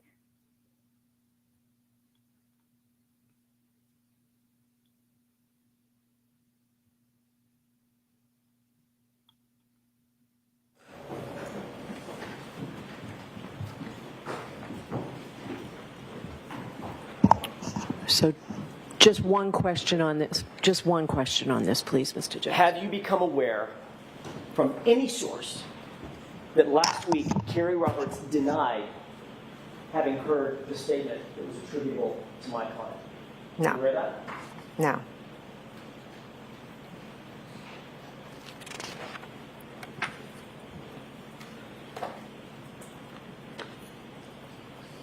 You've reviewed the video from the dash cam out at the scene, correct? I've seen it, yes. You're aware that there is no video showing my client demanding a Google search anywhere in this case, correct? I'm not sure what what cameras were where. You're aware that there's no audio of my client demanding a Google search, correct? Correct. You're unaware of any witness who can corroborate your statement that my client demanded a Google search. Any witness at all. It was just the two of us. She had sent Carrie off. So, of course, Carrie Roberts is not such corroborating witness. Is that right? At least you understand that. Can you rephrase the question, please? Carrie Roberts is not a corroborating witness for you. You understand that? You just said that. Yes, Carrie, I don't believe heard it. She So was it's- sent off. So it's your word and your word only, Ms. McCabe, that my client demanded a Google search. Is that right? Yes. Yes. And you're a big Ms. fat McCabe, liar. You were with Carrie Roberts just before her grand jury testimony. Is that right? Yes. You had been with her to create a timeline of a version of events that occurred, correct? I wouldn't say a version of events. We each put down what we remembered. She saw what you put down, you saw what she put down, Yes. and you compared and contrasted those with each other to create Well, technically, you guys spoke it and your sister wrote it, but okay. that timeline, correct? No, we didn't compare and contrast. I said she called me, she said this, then Carrie, and someone was writing it down for us. That would be your sister, who? It was my sister, yes. Which sister? My sister Denise What's your last name? Galvin. She here? She is here, yes. Where is she? She's sitting over there. Can you point to her and describe what she's wearing? Sure, she's over there in the back with the striped shirt on. Between the gentleman in the purple and the gentleman in the black? Yes. So she witnessed this timeline being prepared, correct? She wrote the timeline, yes. And then you've spoken to Miss Roberts several times about this case Yes. and about your perceptions of this case, correct? We talk about what happened and the aftermath of this case. We don't talk about the specific details as much as we talk about the aftermath of everything. Ms. McCabe, the fact is you instructed Carrie Roberts to say that she heard that Google hypothermia statement from my client before she testified at the grand jury, didn't you? No, absolutely not. I never instructed her to do anything. Let me ask you this, Jennifer McCabe. Wouldn't it be easier to Google hypothermia rather than how long it takes to die in the snow or in the cold? Wouldn't that be hypothermia is one word.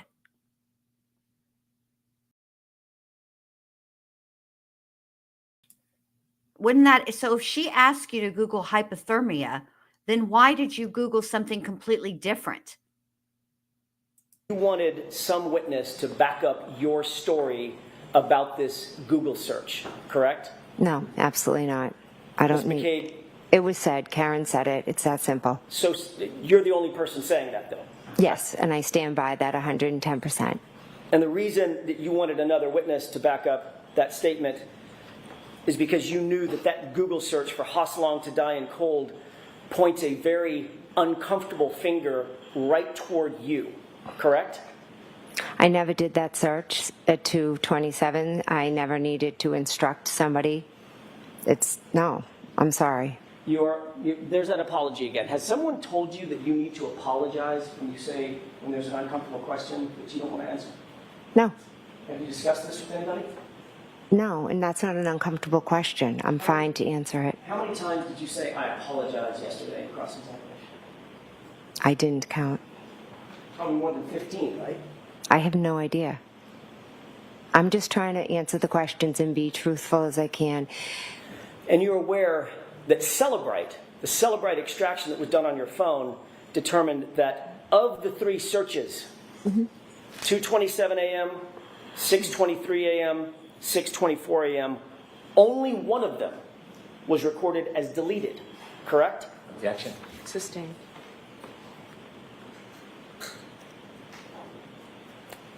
Have you ever been confronted with having deleted a Google search off your phone? You ever Yeah. been asked that? Yes, by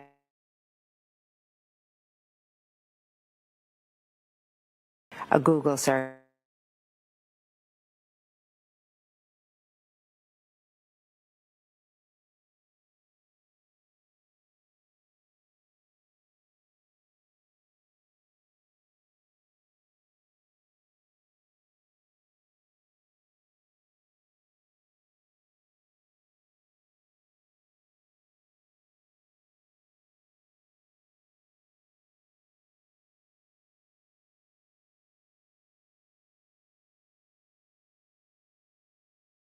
Do you recall, before we get to the exhibit, do you recall my client when the first officer on scene, do you know his name, by the way? I believe it was Officer Seraph. When Officer Seraph approached, he asked the question,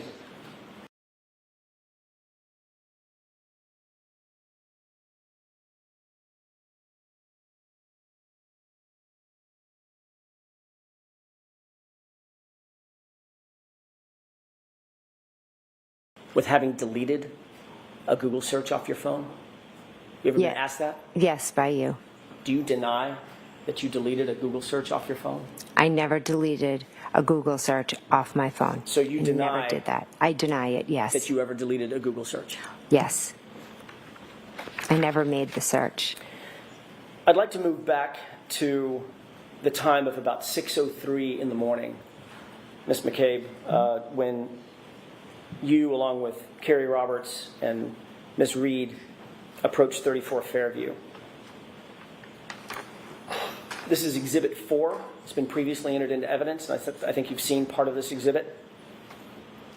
Do you recall, before we get to the exhibit, do you recall my client when the first officer on scene, do you know his name, by the way? I believe it was Officer Seraph.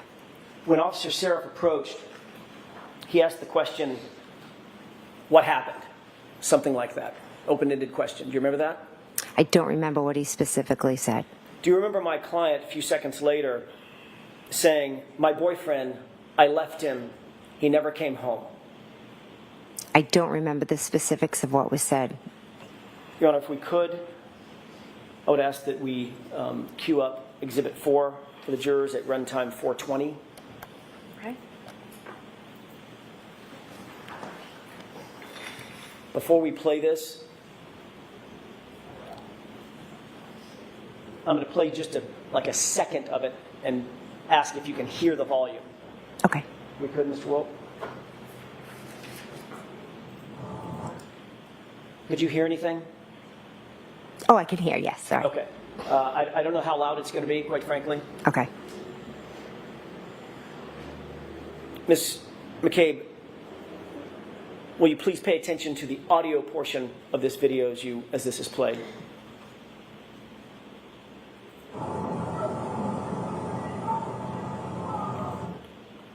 Could you hear that? I heard something. Could you hear my client? Does it sound like Miss Reed? It sounded like a female. Did it sound like Miss Reed, the female? I'm not sure could I listen to it again? With the court permission, one more time? One more time.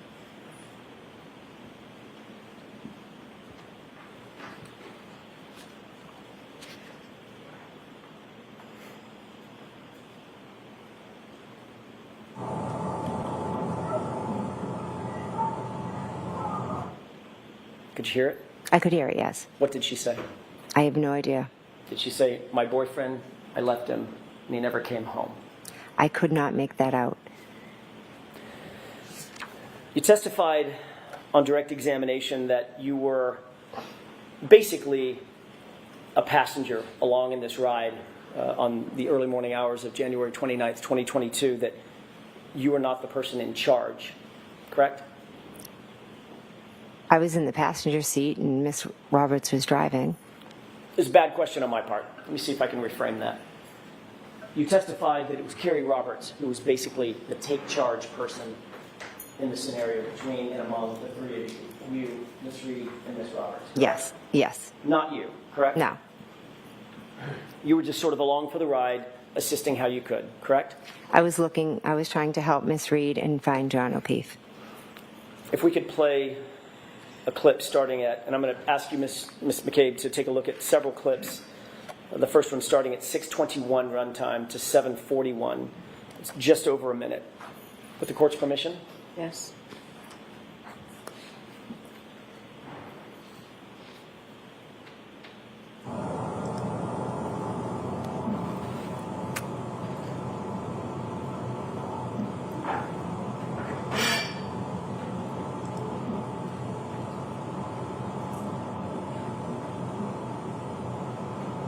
Can you pause this?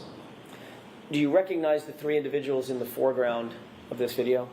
I do, yes. Can you start from left to right and describe for the jurors who we're looking at? I believe that's me in the black coat.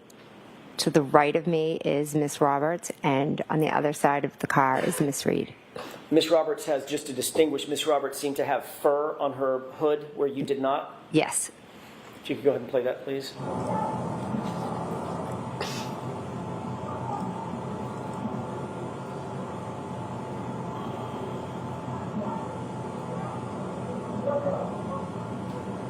Can you pause it, please?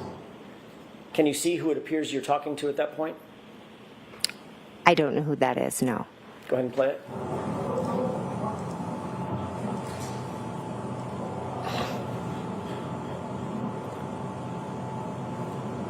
Pause it.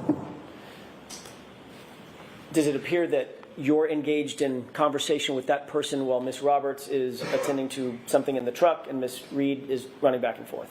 Yes, I was speaking to whoever that was. Do you believe that was a police officer? I believe, yes. Go ahead and play it.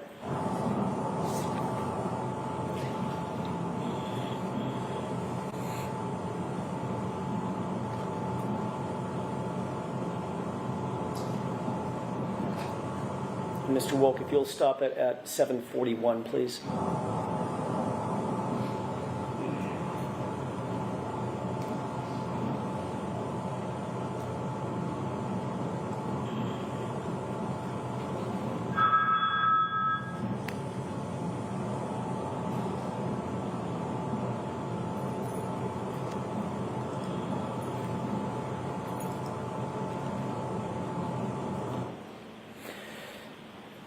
Could you see what was depicted in the video for about that minute and 10-second runtime? Yes. Did it appear that you were engaged in conversation with that other person? Yes. When that other person walked away, could you see his jacket? I couldn't make it out, no. Did it appear to be he was a police officer? I'm going to assume it was a police officer, yes. Okay. In that video, who looks most like she is taking charge, you or Carrie Roberts? Objection. Sustained. Does it appear in that video that you're the one controlling the narrative, at least with law enforcement at that point? Objection. Sustained. Does it appear in that video that you're the one engaging in conversation with law enforcement while Carrie Roberts and Ms. Reed are otherwise occupied? I am speaking with law enforcement, yes. Can we move to runtime 8:56?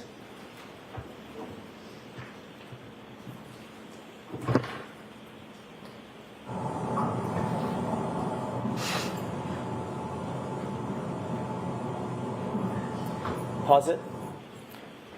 Can you see yourself in that video? I can, yes. Which person are you? I'm in the far right. Speaking to someone? Yes. Who is that you're speaking to? I can't make it out, but it looks like a police officer, possibly.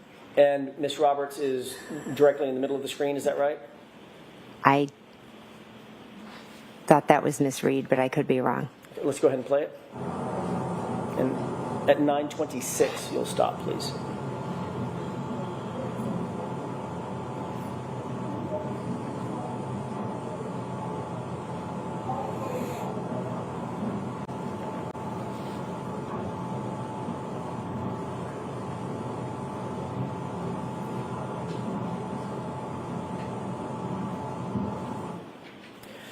In that video clip, who among the three of you appear to be most engaged with law enforcement at that time?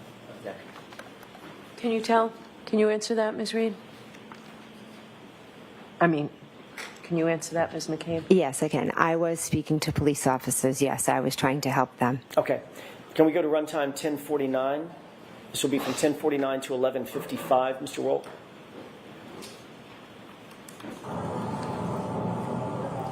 And pause it. Who is it that's just gesticulating in the video? That is me. Can we go ahead and play it?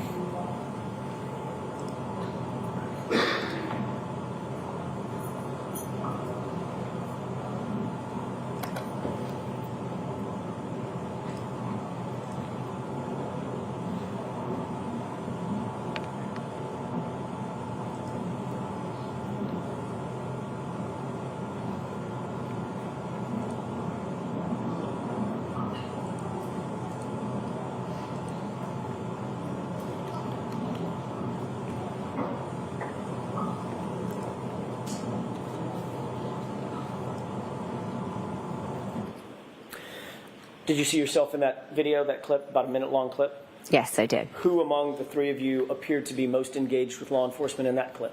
I was. Runtime 20:22, Mr. Wolk.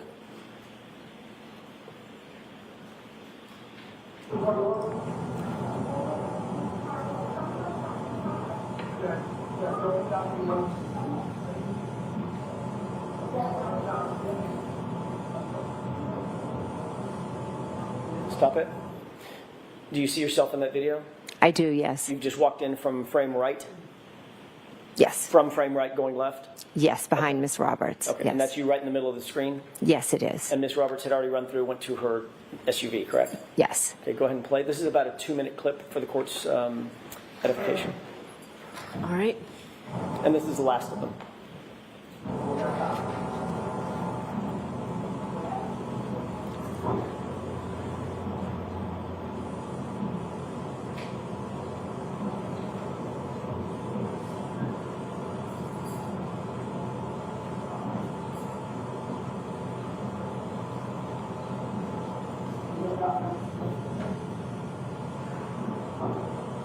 Mr. Wolk, can you pause it? Can you tell who you're speaking to there? I think it's Mike Lang. Go ahead and play it.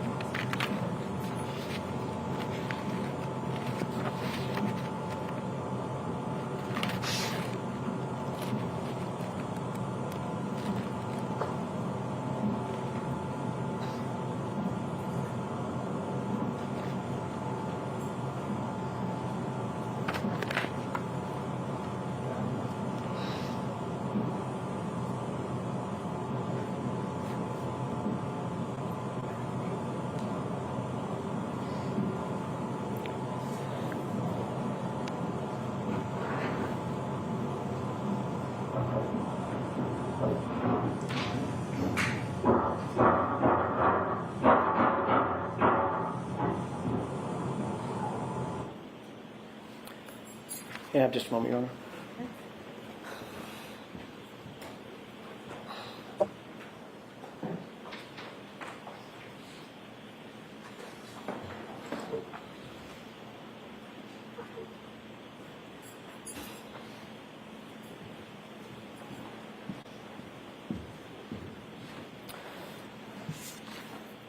Ms. McCabe, who was most engaged in that clip with law enforcement? Between and among you and Kerry Roberts and Ms. Reed? I was. You noticed when Mr. O'Keefe was placed on the gurney in a prior clip and moved past you, correct? Yes. Did you notice what your reaction was when that gurney passed you? I didn't know. Did you see that you turned your back completely to Mr. O'Keefe as he passed by? If that happened, it wasn't on purpose. Ms. McCabe,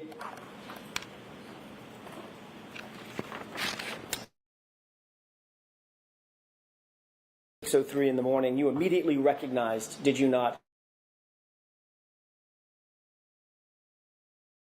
emergency situation, correct? I knew it was an emergency situation, yes. As a matter of fact, a man's life was in grave danger. You knew that. Yes, I did. And this is someone that was a friend of yours, correct? Yes, he was a dear friend. Not just a friend, but a police officer who was laying, as far as you knew, dying in the snow. Is that right? Yes.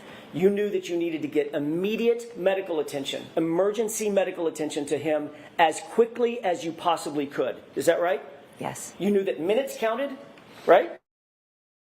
Seconds counted, correct? Correct. This man was grasping, as far as you knew, grasping and clinging to life at that moment. Is that right? Yes. That's why you called 911, to get emergency personnel who are trained in CPR and life-saving measures to the scene, to the gentleman, to Mr. O'Keefe, as quickly as you possibly could, correct? Yes. You called 911 at about 6:03 and 35 seconds. Is that right? I don't expect you to know down to the second, but it was about a couple of minutes after 6. Right after, yeah, we found him, yes. And you're aware from the dash cam that Officer Seraph got there about 6:10, almost on the nose, right? I didn't pay attention to the time. You'll agree with me that there was about 6.5 minutes or so between the time you called 911 and the time Officer Seraph got there. Is that right? If that's what the dash cam says, yes. On that 911 call, you referred to John O'Keefe as a man passed out in the snow. Yes. You didn't say, "This is my friend"? I needed to get, like you said, emergency there. So Did I you wasn't say, going "This to is give my a friend"? I wasn't going to give a description and say my friend is in the snow. I was going to give them the information that I thought was the most important at the time. Did And you say his name? I just said a man because that was the most important identifying. You didn't say John? Eventually in the 911 I do.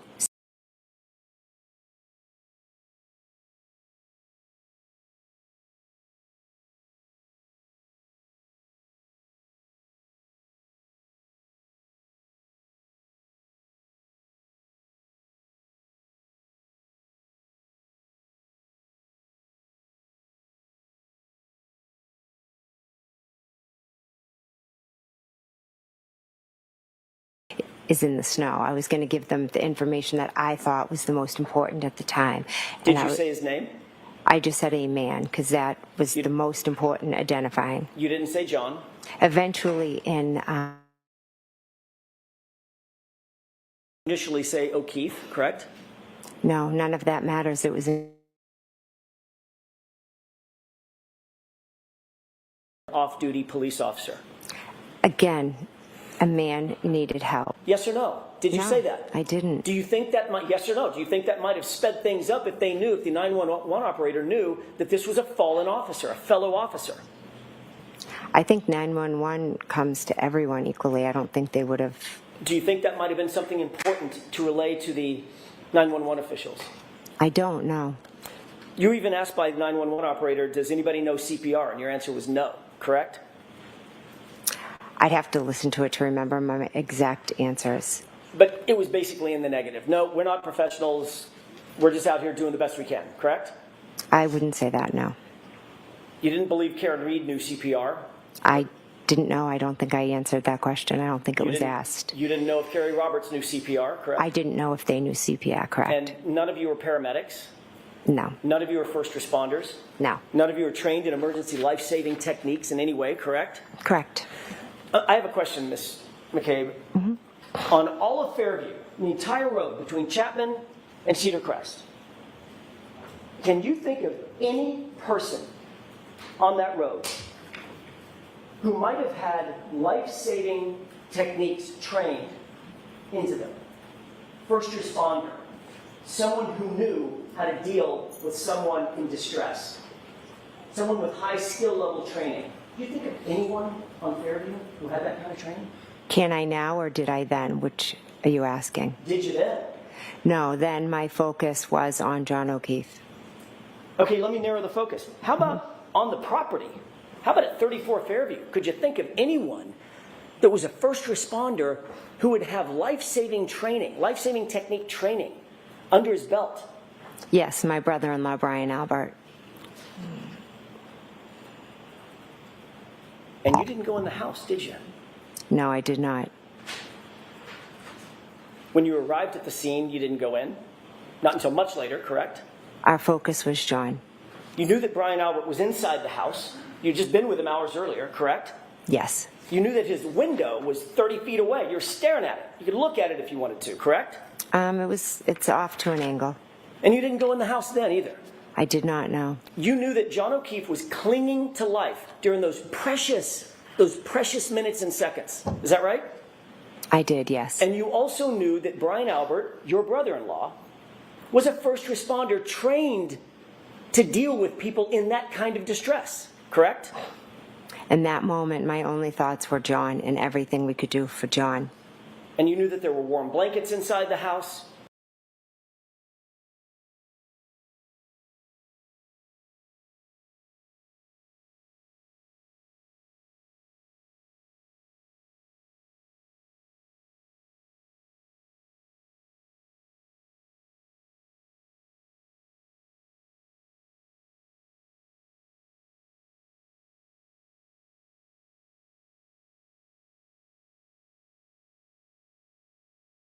And everything we could do for John. And you knew that there were warm blankets inside the house. Is that right? I did, yes. There were warm blankets in the house. And you Those still weren't- never went in, did you? No, I went and attended to John because once I finished calling 911, I went over to John and Carrie Roberts asked me to take over compressions. So I felt like that was more important and 911 was on the way. I never thought about going in the house. I just thought, how can I help John? You never thought about going in the house, but you did pull out your cell phone and make 2 phone calls, didn't you? After I called 911, I tried calling my sister, yes. While John was out in the cold, clinging to life, you weren't doing chest compressions at 6:07 and 6:08, were you? I was walking over when I was calling. You were calling your sister on the phone, weren't you, Mr. McKay? I was calling them to see if they would come out, but I was going right over to work on him. And you could have walked the 25 feet to the front door, walked in the house, and screamed for Brian Albert to come out and help you in those precious seconds and minutes, couldn't you? That would have taken me away from helping John, getting Kerry blankets, giving him compressions. And making those 2 very important phone calls at 6:07 and 6:08 that you say were not answered, correct? They were not important phone calls. I tried to call my sister, and then I focused on John. They were not important phone calls, but they were important enough for you to make while John is clinging to life right there in front of you, right? As I was walking over, I called to see if she would answer. And she didn't answer. Let's talk about that. She didn't answer according to you. So if we're going to talk about it, we're beyond the luncheon break? Your Honor, I have 2 more questions, Okay, and I'll wrap it. okay. Let's talk about that real quick. Sure. She didn't answer the phone, did she? No, she didn't. So you have a situation where a man is laying dead or dying in the front yard of your sister's house. You see nothing in terms of life inside the house. Lights aren't coming on. They're not getting up. They're certainly not coming outside, right? They were sound asleep They weren't coming outside, were they? because they were asleep. You didn't know if they were asleep. All you knew was there was a severely injured man on the front lawn of their house, And your sister didn't answer the phone, not once, but twice, correct? Correct, she didn't answer the phone. Did you think your sister might have been in peril? Did you think to go inside the house and check that they're okay? I had no reason to think that they weren't okay. You had no reason to believe they weren't okay. A man was dead or dying on their lawn, and your sister's not answering the phone. And nobody is coming out to the chaos of Karen Reed screaming on the front lawn. You didn't think there was some reason to believe they could have been in peril? I didn't, because your client was screaming she hit him. She had a cracked taillight. She was crying she hit him. I didn't, but my focus... Can I finish, please? You had solved the crime right then and there. You solved the whole case. No, I didn't. I knew John never came in the house, so I had no concern for anyone's safety inside the house. The reason you didn't go inside the house is because you knew better. You knew better. You knew she wasn't in peril. You knew that Brian Albert wasn't in peril. You weren't worried at all about them, were you?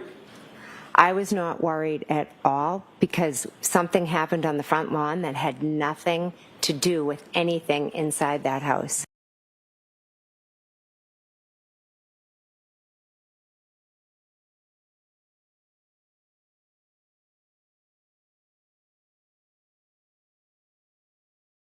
You weren't worried about them at all because you knew what really happened, didn't you, Inspector? At that moment, I didn't know that he was hit by a vehicle and there was taillight found next to him. That's all I have. All right, jurors, lunch and break. Let's take 20, 25. Okay. Then follow up behind. Jurors, please follow me. Yeah, I understand this. And how long is Please it? rise for the jury.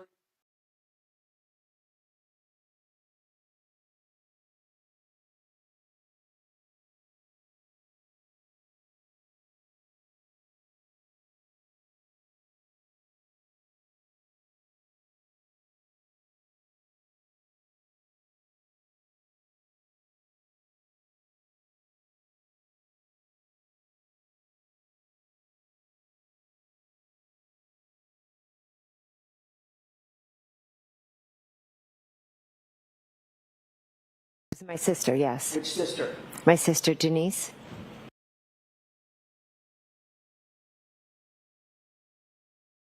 Specifically said. Do you remember my client a few seconds later saying, "My boyfriend, I left him, he never came home"? I don't remember the specifics of what was said. Your Honor, if we could, I would ask that we queue up Exhibit 4 for the jurors at runtime 420. Okay.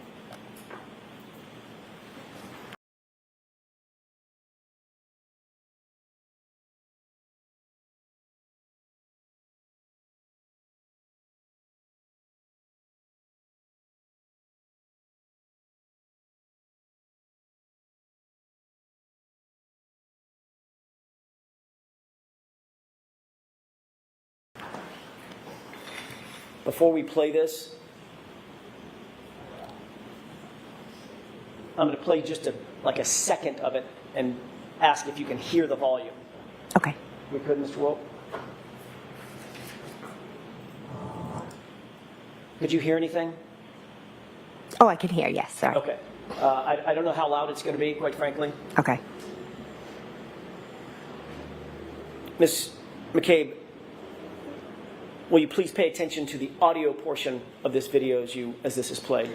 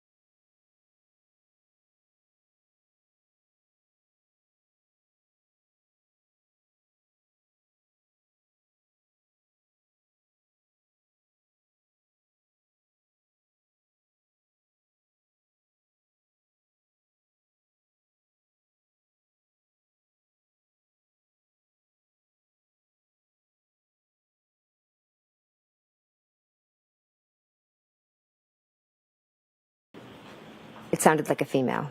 Did it sound like Miss Reed, the female? I'm not sure could I listen to it again? With the court permission, one more time? One more time.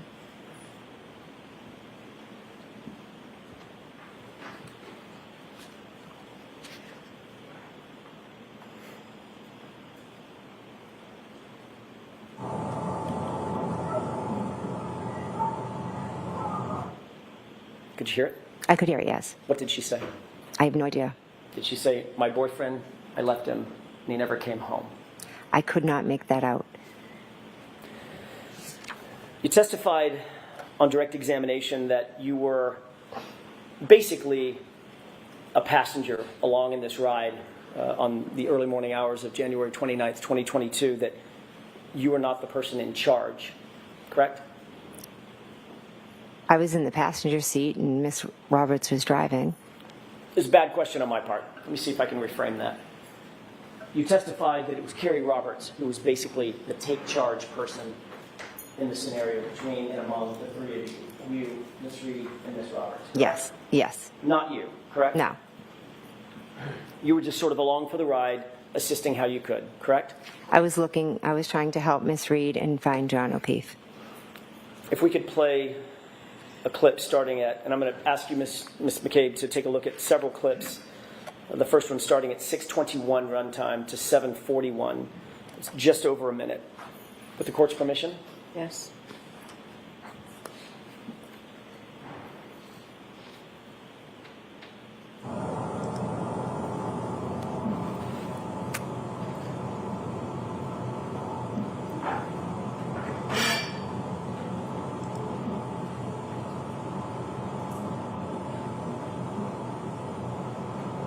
Can you pause this?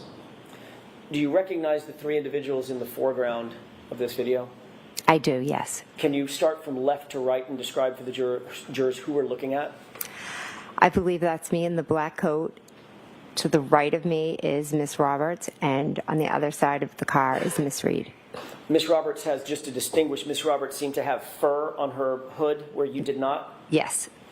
If you could go ahead and play that, please.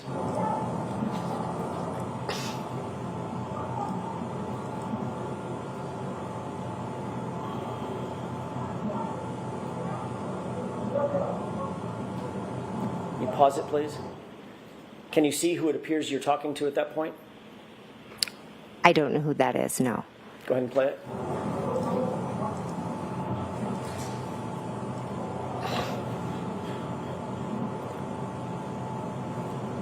Pause it. Does it appear that you're engaged in conversation with that person while Miss Roberts is attending to something in the truck and Miss Reed is running back and forth? Yes, I was speaking to whoever that was. Do you believe that was a police officer? I believe, yes. Go ahead and play it.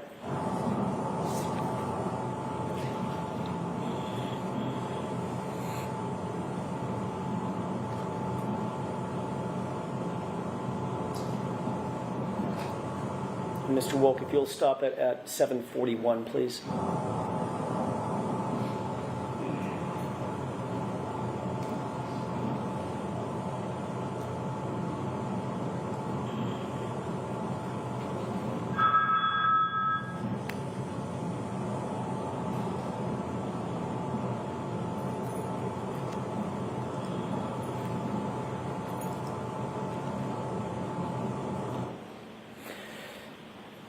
Could you see what was depicted in the video for about that minute and 10-second runtime?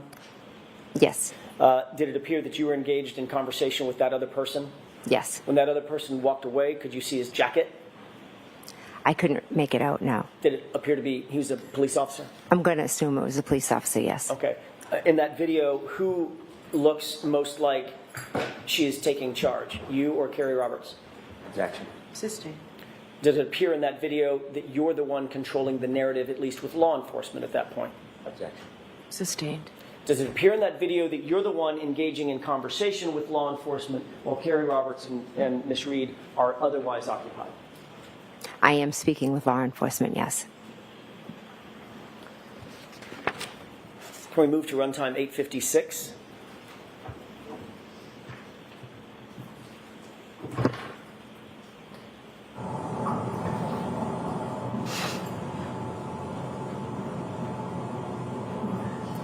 Pause it. Can you see yourself in that video?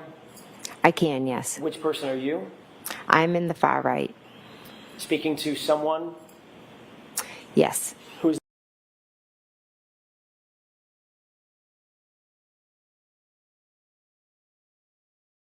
you're speaking to? I can't make it out, but it looks like a police officer possibly. And Miss Roberts is directly in the middle of the screen, is that right? I thought that was Miss Reed, but I could be wrong. Okay, let's go ahead and play it. And at 9:26, you'll stop, please.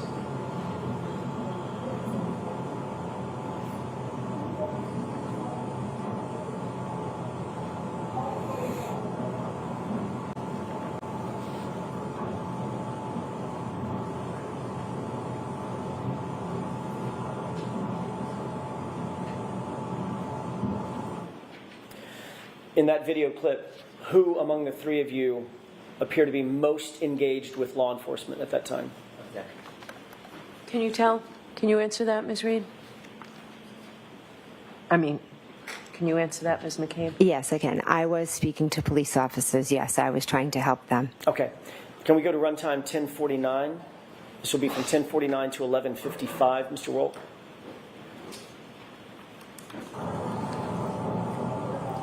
You pause it.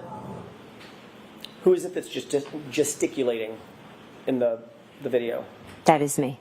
Can we go ahead and play it?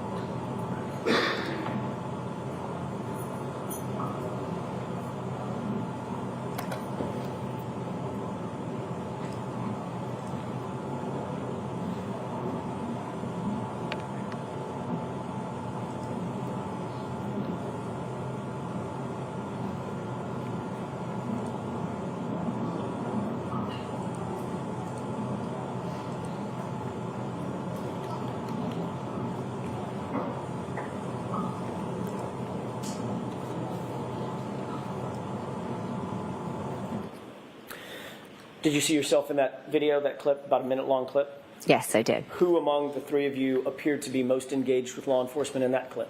I was. Runtime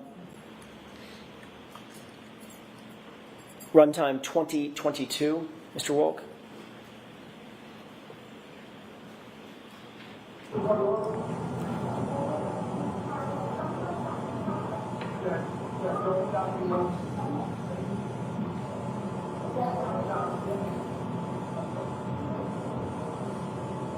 Stop it. Do you see yourself in that video? I do, yes. You've just walked in from frame right? Yes. From frame right going left? Yes, behind Miss Roberts. Okay, Yes. and that's you right in the middle of the screen? Yes, it is. And Miss Roberts had already run through, went to her SUV, correct? Yes. Okay, go ahead and play. This is about a 2-minute clip for the court's edification. All right. And this is the last of them.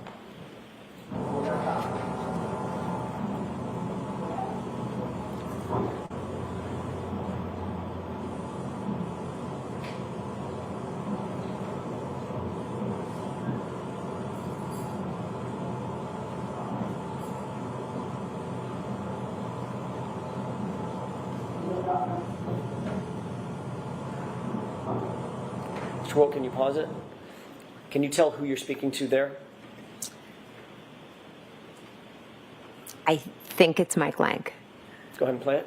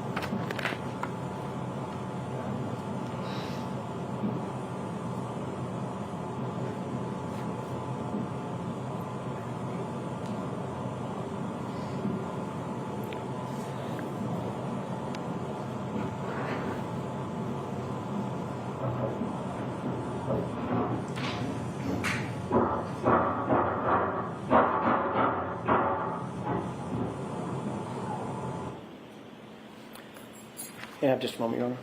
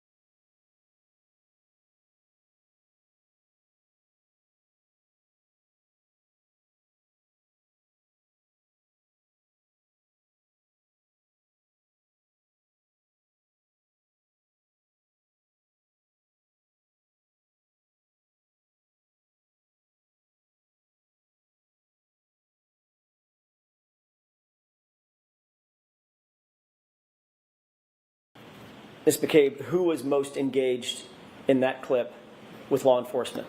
Between was. among you and Carrie Roberts and Ms. Reed? I was. You noticed when Mr. O'Keefe was placed on the gurney in a prior clip and moved past you, correct? Yes. Did you notice what your reaction was when that gurney passed you? I didn't know. Did you see that you turned your back completely to Mr. O'Keefe as he passed by? If that happened, it wasn't on purpose. Ms. McCabe, when you got to the scene, we can take that down. When you got to the scene at 6:03 in the morning, you immediately recognized, did you not, that this was an emergency situation? High-intensity emergency situation, correct? I knew it was an emergency situation, yes. As a matter of fact, a man's life was in grave danger. You knew that. Yes, I did. And this is someone that was a friend of yours, correct? Yes, he was a dear friend. Not just a friend, but a police officer who was laying, as far as you knew, dying in the snow. Is that right? Yes. You knew that you needed to get immediate medical attention, emergency medical attention to him as quickly as you possibly could. Is that right? Yes. You knew that minutes counted, right? Yes. You knew that seconds counted, correct? Correct. This man was grasping, as far as you knew, grasping and clinging to life at that moment. Is that right? Yes. That's why you called 911, to get emergency personnel who are trained in CPR and life-saving measures to the scene, to the gentleman, to Mr. O'Keefe, as quickly as you possibly could, correct? Yes. You called 911 at about 6:03 and 35 seconds. Is that right? I don't expect you to know down to the second, but it was about a couple of minutes after 6. Right after, yeah, we found him, yes. And you're aware from the dash cam that Officer Seraph got there about 6:10, almost on the nose, right? I didn't pay attention to the time. You'll agree with me that there was about 6.5 minutes or so between the time you called 911 and the time Officer Seraph got there. Is that right? If that's what the dash cam says, yes. On that 911 call, you referred to John O'Keefe as a man passed out in the snow. Yes. You didn't say, "This is my friend"? I needed to get, like you said, emergency there. So Did I you was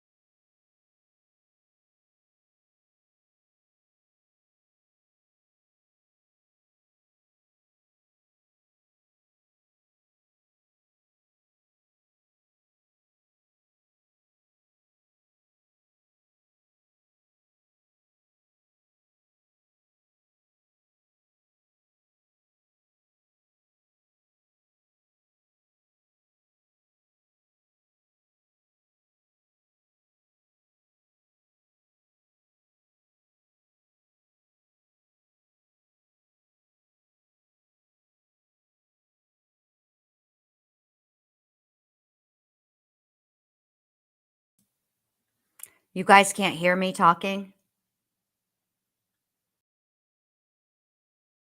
Hang on, let me see what's going on.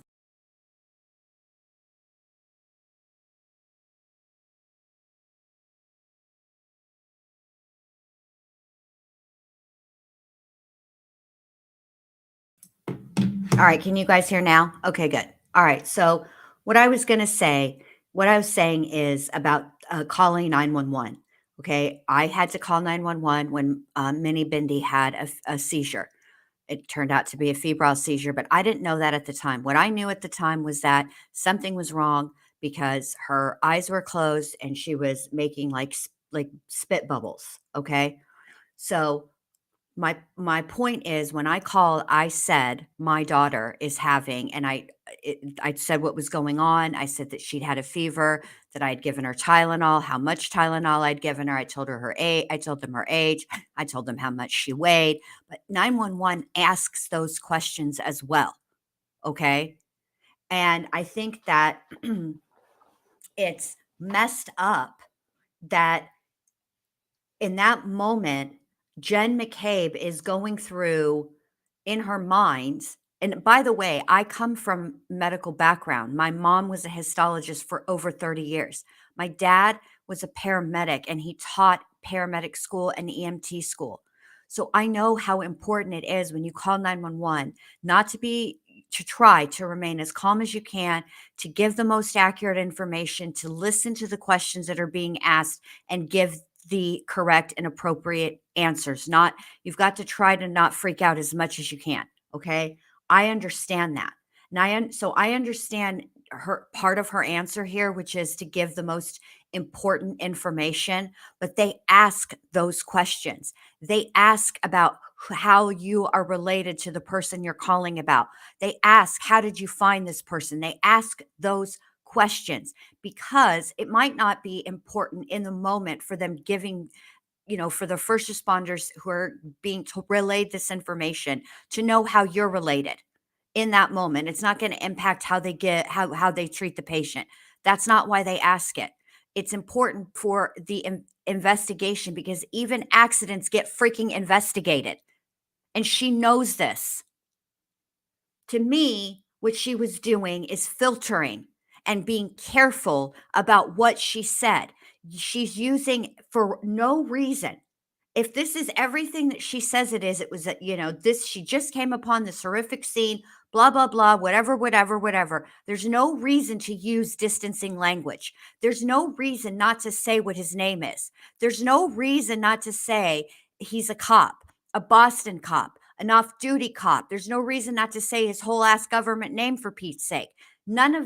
All of those distancing languages occur, in my opinion and in my estimation, consciously.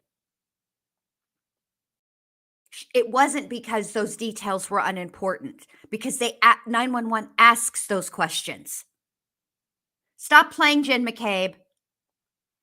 I'm so sorry. I was having a whole thing and you guys couldn't hear me. I'm so sorry.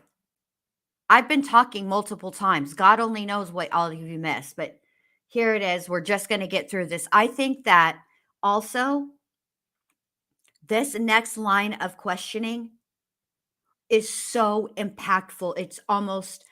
It's right there with probably at the very top of all the questions that Jen McCabe has been asked in this trial. These are the important questions. They really are. And I have to wonder what the O'Keefe family thinks about this. And all those times that I was pausing, what I said is things like, she's still look at her. She's the one directing the situation. She's the one the most engaged in speaking with all of the first responders who arrived on scene. It's her doing it. She's talked to moved around throughout that video that we just watched, even though they were clips, talking to law enforcement. And at no time did it even enter her mind to wake up Brian Albert in the home to get more help. And making 2 calls. And turning her back on John O'Keefe as he's wheeled out on the gurney. What the F was that about?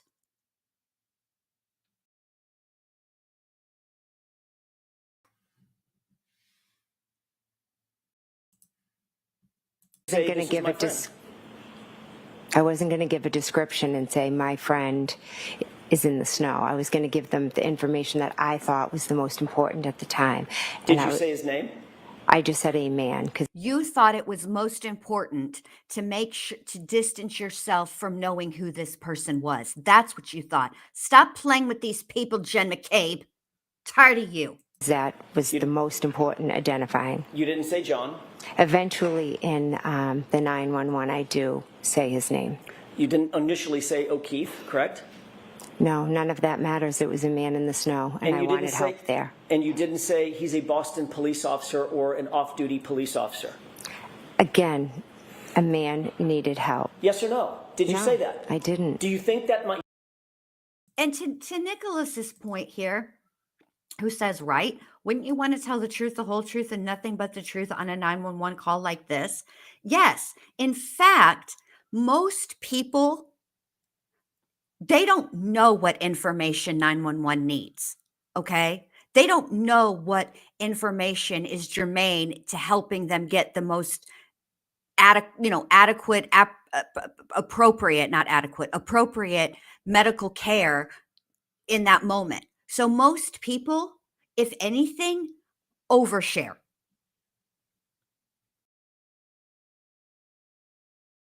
Most people overshare. Yes or no? Do you think that might have sped things up if the 911 operator knew that this was a fallen officer, a fellow officer? I think 911 comes to everyone equally. I don't think they would have. Do you think that might have been something? Jen McCabe, that's a lie. You're close in age to me. You know damn right well that Public Enemy has already done a song about this called 911 is a Joke in Yo Town. Stop it. Don't play with these people anymore, Jen McCabe. Important to relay to the 911 officials? I don't know. You even asked by the 911 operator, does anybody know CPR? And your answer was no, correct? I'd have to listen to it to remember my exact answers. But it was basically in the negative. No, we're not professionals. We're just out here doing the best we can, correct? I wouldn't say that, no. You didn't believe Karen Reed knew CPR? I didn't know. I don't think I answered that question. I don't think it was asked. Yes, you did. You didn't know if Carrie Roberts knew CPR? Yes, you did. Yes, you did. It was asked. They would always. What do you mean I don't think it was asked? Are you high? Hey, Cash, good to see you. I have been wondering where you were. Been missing you these last few days. That is not a no. Cash says, oh, and Bendy, I heard we are not as fun as your evening crowd. That's not what I said. What I said was I liked y'all both and I miss my evening crowd. That's what I said. But it's good to see you. I'm glad you're here. No, Jen McCabe. You called 911 and you told them that there was an unresponsive man in the snow. Of course, they're going to ask if he's breathing. Then they're going to ask, does anybody know how to do CPR? Stop playing with these people. Oh, she gets on my nerves. Let's keep going. Correct. I didn't know if they knew CPR, correct? And did you none of ask were them? Paramedics? No. None of you are first responders? No. None of you are trained in emergency life-saving techniques in any way, correct? Correct. I have a question, Ms. McCabe. Mm-hmm. On all of Fairview, the entire road between Chapman and Cedar Crest, can you think of any person on that road who might have had life-saving techniques trained into them? First responder, someone who knew how to deal with someone in distress, someone with high skill level training. Do you think of anyone on Fairview who had that kind of training? Can I now or did I then? Which are you asking? Did you then? No, then my focus was on John O'Keefe. Okay, let me narrow the focus. How about on the property? How about at 34 Fairview? Could you think of anyone that was a first responder who would have life-saving training, life-saving technique training under his belt? Yes, my brother-in-law, Brian Albert. And you didn't go in the house, did you? No, I did not. When you arrived at the scene, you didn't go in? Not until much later, correct? Our focus was John. You knew that Brian Albert was inside the house. You'd just been with him hours earlier, correct? Yes. You knew that his window was 30 feet away. You were staring at it. You could look at it if you wanted to, correct? It's off to an angle. Is it off to an angle that you can't see it? No. It's right there. We can see. Let me calm down. Always with the justifying. Always. Always. There was roughly, like, I don't know, she called it 6:03. They got there at 6:10. That was 7 minutes, which is actually a good response time. I'm not judging them. But in that 7 minutes, there was a first responder, somebody who's trained in giving life-saving measures, AKA CPR, and never once did she try to go into that house. Look at her. Shameful. And you didn't go in the house then either. I did not know. You knew that John O'Keefe was clinging to life during those precious minutes and seconds. Is that right? I did, yes. And you also knew that Brian Albert, your brother-in-law, was a first responder trained to deal with people in that kind of distress, correct? In that moment, my only thoughts were John and everything we could do for John. Everything except walking your ass to that front door. Everything. Stop it. And you knew that there were warm blankets inside the house. Is that right? I did, yes. There were warm blankets in the house. And you still never went in, did you? No, I went and attended to John because once I finished calling 911, I went over to John and Kerry Roberts asked me to take over compressions. So I felt like that was more important. And that Take over compressions. Which means if you told the 911 operator you didn't know how to do CPR or chest compressions, that you were lying, because I know that they ask. They always ask.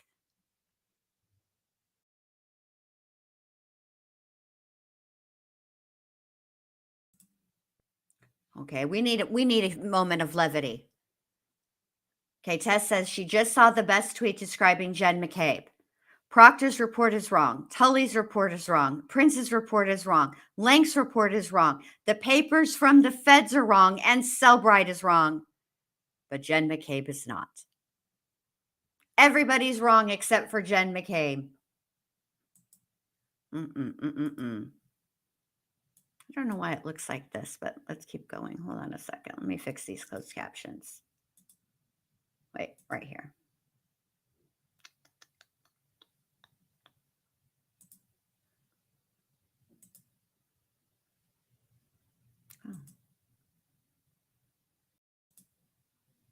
Yes, much better. All right. That was going to bother me. I know it's not important, but it was going to bother me. Let's go. 911 was on the way. I never thought about going in the house. I just thought, how can I help John? You never thought about going in the house, but you did pull out your cell phone and make 2 phone calls, didn't you?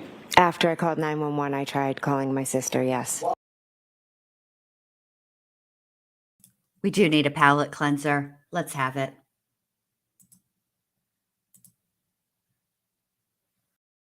Where is it at? Where's it at? Here it is. What you just said is one of the most insanely idiotic things I have ever heard. At no point in your rambling, incoherent response were you even close to anything that could be considered a rational thought. Everyone in this room is now dumber for having listened to it.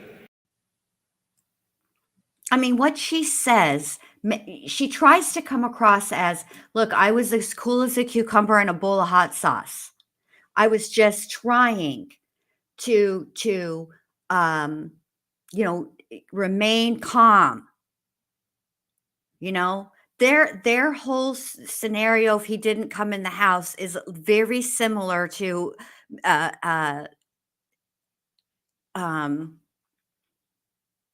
oh my God, what is her name from Misery? The nurse, Annie Wilkes. He didn't get out of the cock-a-doodie car. Like, it doesn't make sense. Why are you working so hard to convince everybody that he didn't go into that damn house, McCabe? All y'all, not just you. While John was out in the cold, clinging to life, you weren't doing chest compressions at 6:07 and 6:08, were you? I was walking over when I was calling. You were calling your sister on the phone, weren't you, Mr. McKay? I was calling them to see if they would come out, but I was going right over to work on him. And you could have walked the 25 feet to the front door, walked in the house, and screamed for Brian Albert to come out and help you in those precious seconds and minutes, couldn't you? That would have taken me away from helping John, getting Kerry blankets, giving him compressions. And making those two very important phone calls at 6:07 and 6:08 that you say were not answered, correct? They were not important phone calls. I tried to call my sister, and then I focused on John. If they weren't important, why'd you try to call your sister? If your sole and only focus was John O'Keefe and helping, because you're the big helperton, right? Why make those calls at all, ma'am? They were not important phone calls, but they were important enough for you to make while John is clinging to life right there in front of you, right? As I was walking over, I called to see if she would answer. And she didn't answer. Let's talk about that. She didn't answer according to you. So if we're going to talk about it, we're beyond the luncheon break. Pipe down, Judge Bev. This is important. And Jen is getting flustered. The hair touch, everybody knows that especially women, that people touch their hair, people move things, try to, what is it the behavior panel calls? Grooming? When they're under stress. Your Honor, I have two more questions. Okay. And I'll wrap it.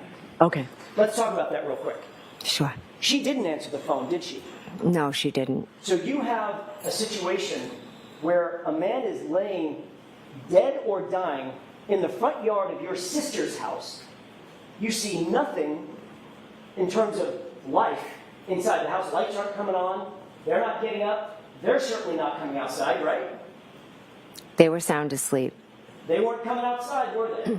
Because they were asleep. You didn't know if they were How asleep. did you? All you knew was they were. How do you know they were asleep? Excuse me, Mr. Jackson. I know you get paid for this, but let me just say, I got the same questions. How did you know that they were asleep? A severely injured man on the front lawn of their house, and your sister didn't answer the phone, not once, but twice, correct? Correct, she didn't answer the phone. Did you think your sister might have been in peril?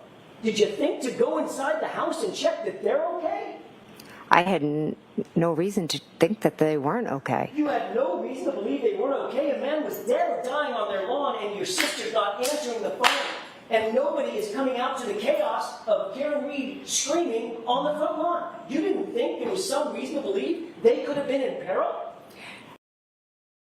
That's another really good point. They've got lights and sirens, okay? If nothing else, lights for sure. And those fire trucks, they're loud, okay? When I lived in Pinellas Park in Florida, the house next door was a group home or a residential home for adults with intellectual and medical disabilities. Okay. And the ambulance and the fire trucks were there at least 1 or 2 times a month, okay? Even though from where the fire trucks and the ambulance would have been parked, it's on this, they were right next door.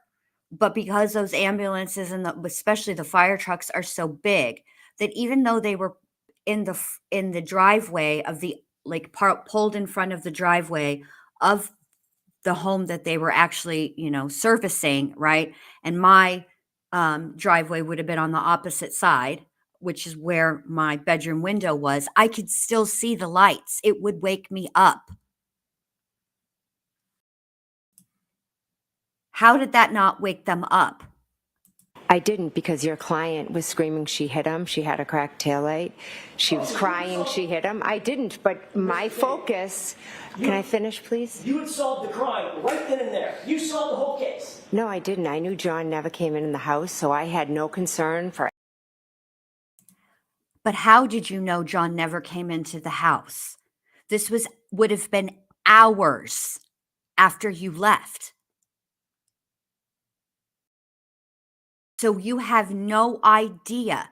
You didn't put 2 and 2 together that this guy that you had been blowing up his phone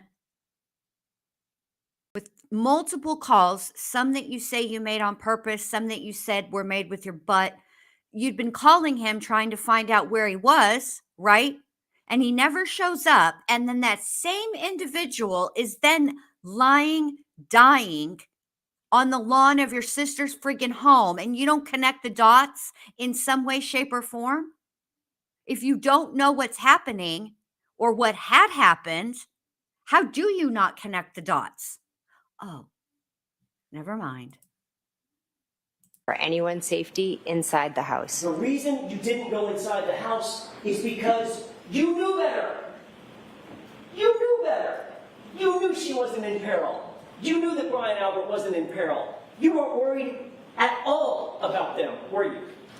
I was not worried at all because something happened on the front lawn that had nothing to do with anything inside that house. But you didn't know that, Jennifer McCabe. Stop it. About them at all because you knew what really happened, didn't you, Inspector?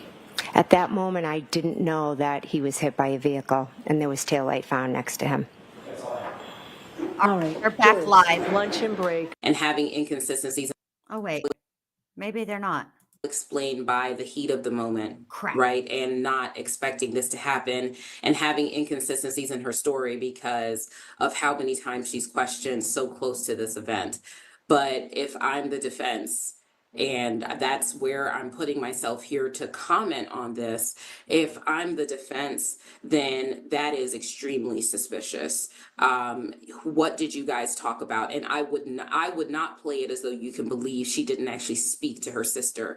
You take that in conjunction with the multiple butt dials. It's just hard to credit her when she talks about who she communicated with and what they communicated about in the wake of his death. Mm-hmm. But sometimes we think court's coming back into session really quickly, or when they say they will, and then things happen. The other day they blew a fuse, so they were delayed. So just stay with us, hang out, and we'll get you back into court, I promise. Well, I'll just keep an eye on it. Apparently, I thought they were back. They're not back. The judge should have. This is a really good point. Non-blonde millennial says the judge should have instructed the jury not to take into account what she said there at the end about being struck by a vehicle. You're right. She should have. But all Judge Bev could focus on was lunch, which, listen, I'm not judging people for being hungry. I get hungry too. I'm freaking human. All right. But my goodness, Judge Bev. Hold on. Let me see. I guess they're still going with questions. Hold on.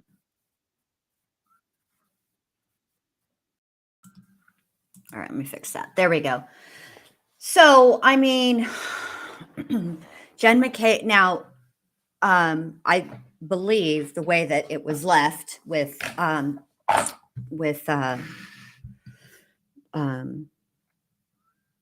Jackson, they're done. Like it's now going to be, he's done with cross examination. Now we get to see what, if anything, Brennan can do as far as damage control. But I suspect that I think Brennan's going to go. I just don't know that we're going to get to another witness today, given the hour. It's 1 o'clock here, which means it's 2 o'clock there, and Bev goes till 4. So I just find it difficult to think that they're gonna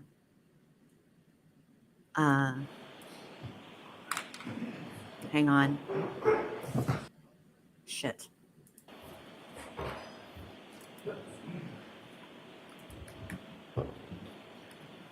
All right. It's like we're back.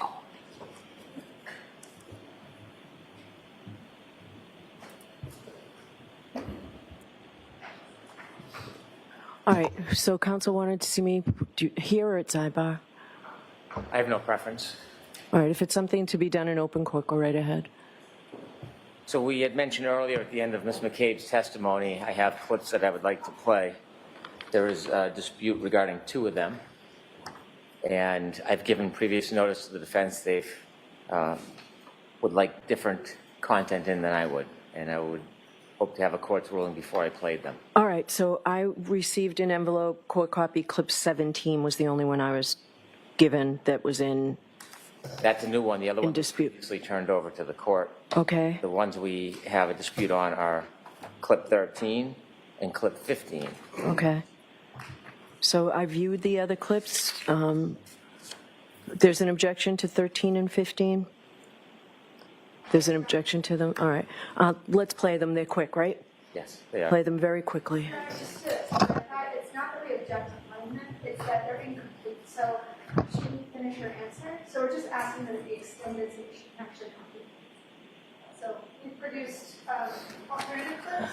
So there's 2 for each, 13 and clip 15. All right, so the Commonwealth gets to play what they want, and then you can play yours at some point, too. Well, then, if we don't have time, I can wait to have a hearing on this. I don't think the defense can play in self-serving statements because they think it's Okay, doctrine. I haven't seen it. All right. I saw clip 17. I have no problem with clip 17 coming in. I don't think they have an objection to 17. The ones that are objectionable, I know we're pressed on a Friday. I can hold them till next week until the dispute becomes more clear for the court. Okay. It sounds like this is going to take more time than I thought. All right, so I need what you have, Ms. Little. I need that to review this weekend. All right, anything else? The second issue is I should approach the side. Okay.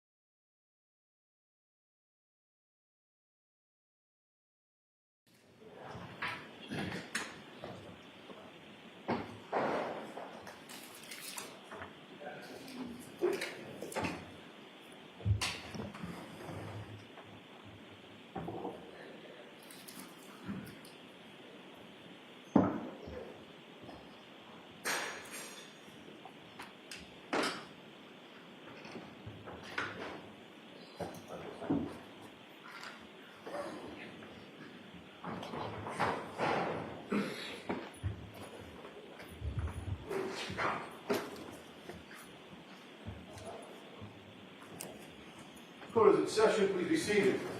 We bring Ms. McCabe in, please. Jurors, I know I said it was a 45-minute lunch. I apologize. No one intended to waste your time like this, particularly when we don't have much time left. Ms. McCabe, please.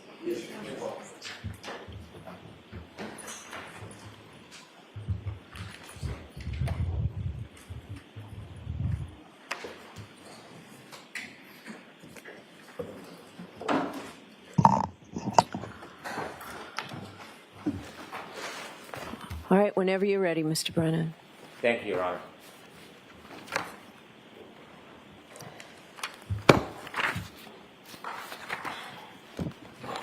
Good afternoon, Mrs. McCabe. Good afternoon.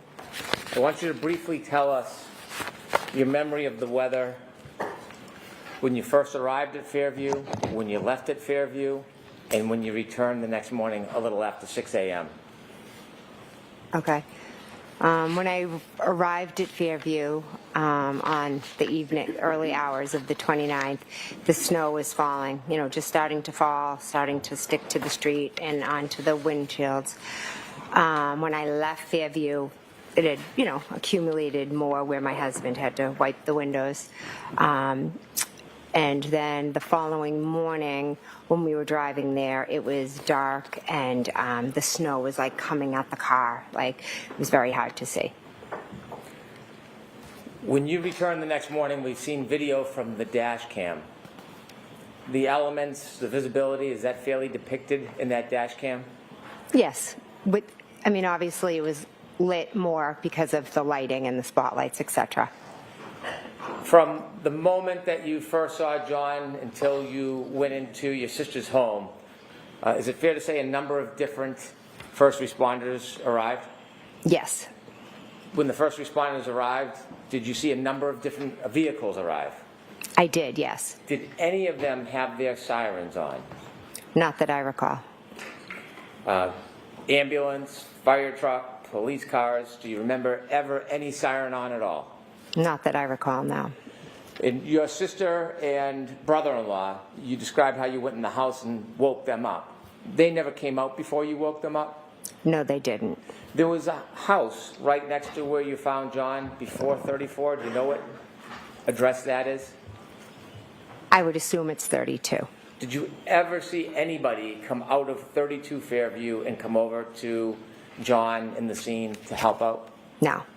Across the street, there's a house that's in between 32 and 34 if you cross the street?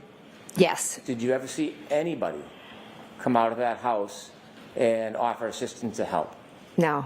There's a house right across the street from 34 Fairview, isn't there? Yes. And did anybody ever come out of that house and come over to assist? No.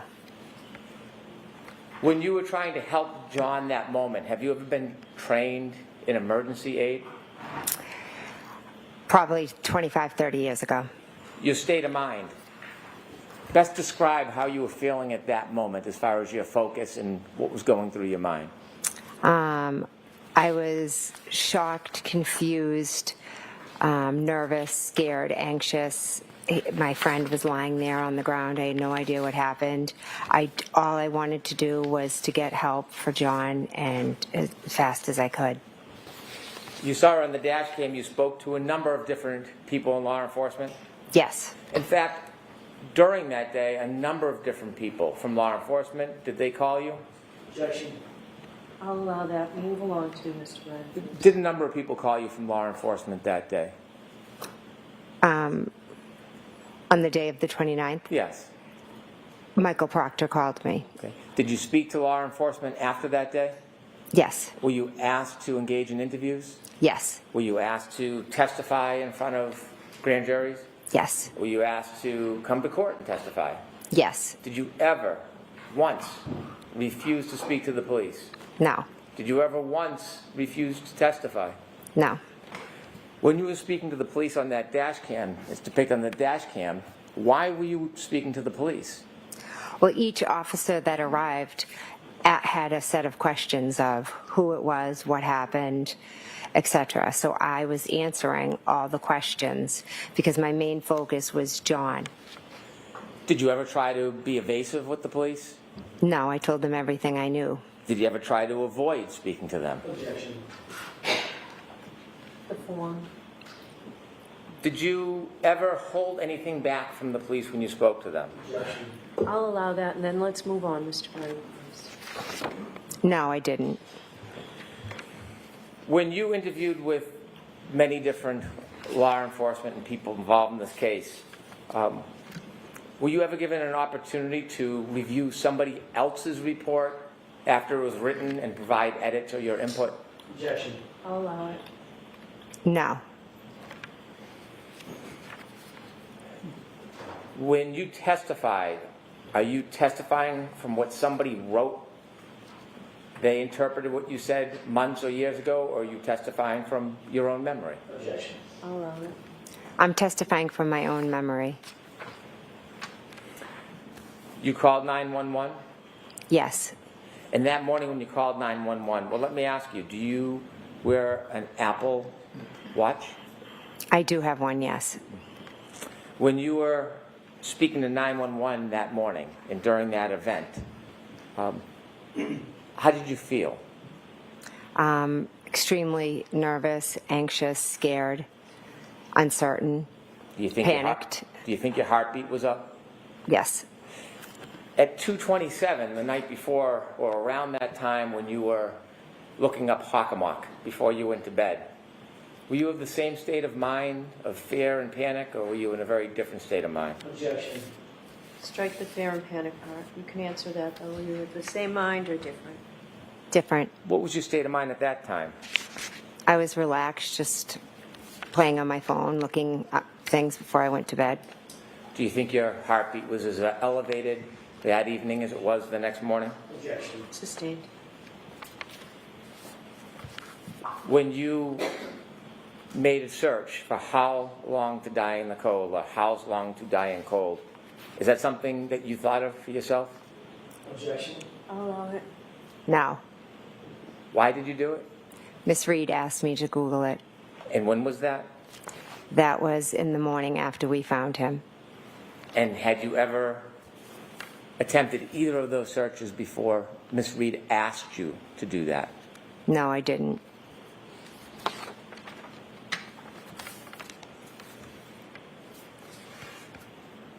You were asked questions about the next day when you visited the O'Keefe home. And you read some records. Do you remember those questions? Yes. Do you remember going to the O'Keefe home? I do, yes. You went with who? With Carrie and our 2 daughters. You remember how many hours you spent with the O'Keefe family? I don't remember how many hours, say a few. Was it over 3 or 4? Could have been, I'm not sure. What is the reason that you spend so much time at the O'Keefe home the next day? We went over to offer support, love, comfort, to be with them. You weren't avoiding them, were you? No, no. Sustained. After you left the O'Keefe home and reading the records, I don't know if this is your memory, it was suggested it was 5:12. Do you remember going to Fairview? I remember driving by Fairview on the way to Mike Lank's. When you went to Fairview, you asked questions about when you stopped by, whether that meant you went in or were outside. Do you remember whether you went in or were outside? We never went in. Have you seen your phone records that there are no calls to your sister when you went by Fairview at that time? Objection. I'll allow it. I haven't, no. And when you went by, you were asked about that. In fact, you had been asked about that before, hadn't you? Whether Yeah. you stopped by? Yes, And Attorney Jackson showed you part of that statement? yes, Did you, when you were saying that's part of the statement, did you read the whole statement to yourself? I did. And to put that in completeness, had you, under oath, talked about the fact that you went by that day? I'm confused by your question. Okay, may I approach? Yes. 181, 182. Thank you. You were shown page 181 and then 182? Yes. And so when you were asked about that before, had you in fact offered under oath that you did go by Fairview? Yes. When you stopped by Fairview, according to the questions you were asked, or the records you were asked to read, it was 4 minutes you stopped by Fairview. Does that sound like your memory? No, I know we drove by, slowed down, and we were looking outside. Why did you want to go back to the very scene that you had seen that morning? I think Carrie and I I'm not really sure. I think we just drove down and we. All right, so your answer is not really sure. Okay. Next question. And then according to the records that were read to you, you went to Detective Lang's house? Yes. And you were at that address for about 40 minutes, 50 minutes? Yes. You were read or shown certain text messages between you and some of your family. Yes. Was that a complete listing of the text messages in order that were on your phone? I had a lot of text messages with them on my phone, yes. Were some missing from what you were shown? I'm not sure. Okay. You were asked about your state of mind. I'm going to ask you about some of those text messages in a minute. Mm-hmm. You were asked about calls and text messages to John O'Keefe. Yes. Have you ever inadvertently called anybody before on your iPhone? I'll allow it. Yes, many times. And you were asked whether or not you remembered or knew that those calls were made to Mr. O'Keefe? Yes. Did you purposely make those calls? No, I do not believe so. If you inadvertently called on purpose, it wouldn't be inadvertent, would it? True. Did John ever answer any of your calls after that 1218 call? No, he didn't. And when you were reaching out to him, did you reach out to him the next morning after you heard from the defendant? I did, yes. What? No, next question, Mr. Bloom. Why were you reaching out to him? Because I was trying to get in touch with him. Because Miss Reed said he didn't come home.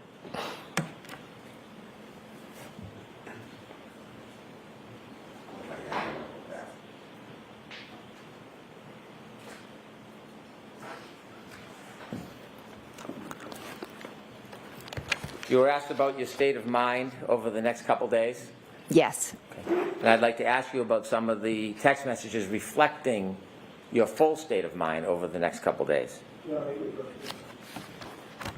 Oh, this has to be really brief.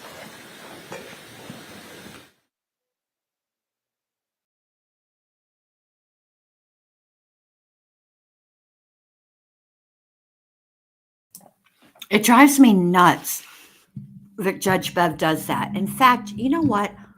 I don't know if it's a Judge Bev thing or if this is a Commonwealth of Massachusetts thing. I need to know this. Court TV, Law and Crime, please. We need more trials out of Massachusetts because I need to know if this is just a Judge Bev thing or if this is a Massachusetts thing. I do need to know this. I don't think I've ever seen this before, ever.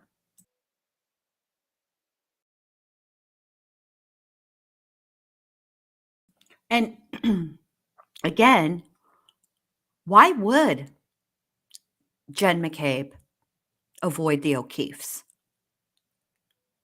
Either way, whether it happened like the state is saying or some other way like the defense is alleging, why would she avoid the O'Keefes? That makes no sense.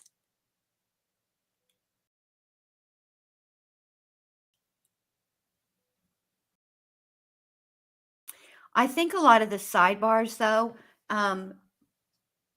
Danny, are because the judge doesn't allow speaking objections.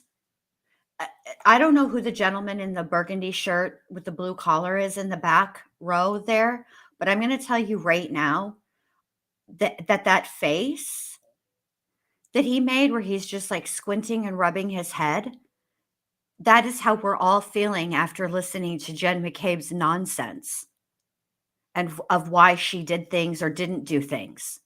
Her answers don't make logical sense. Now, I recognize that in the moment, there was a lot of chaos going on and whatnot.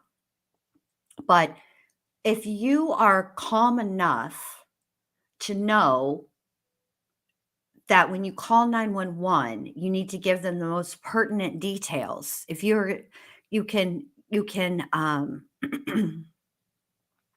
what's the word I'm looking for? Compartmentalize what's going on in that moment. Like for me personally, after the whole situation with my little mini Bendy's febrile seizure, like it didn't just stop when we got to the hospital. Okay. Like there was other things that happened because they gave her too much of her set in the ambulance and she stopped breathing and they checked her for spinal meningitis. So she had to get a spinal tap. So it was days before I really like could decompress and fully understand everything that had happened. So I don't understand Jen McCabe vacillating in and, it just, her answers, her behavior, none of the things that she said or did in those days, on the day, in the hours afterwards, in the days afterwards, none of those make logical sense to me. And by calling him a man in the snow, what difference would it make?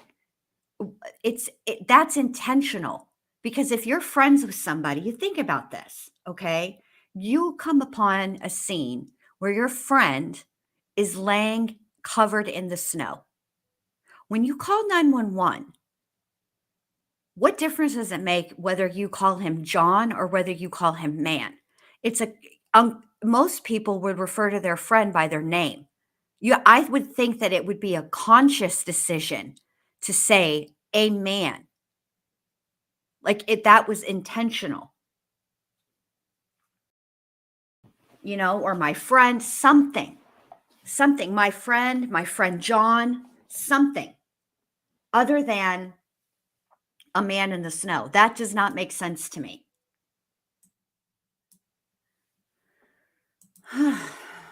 At all.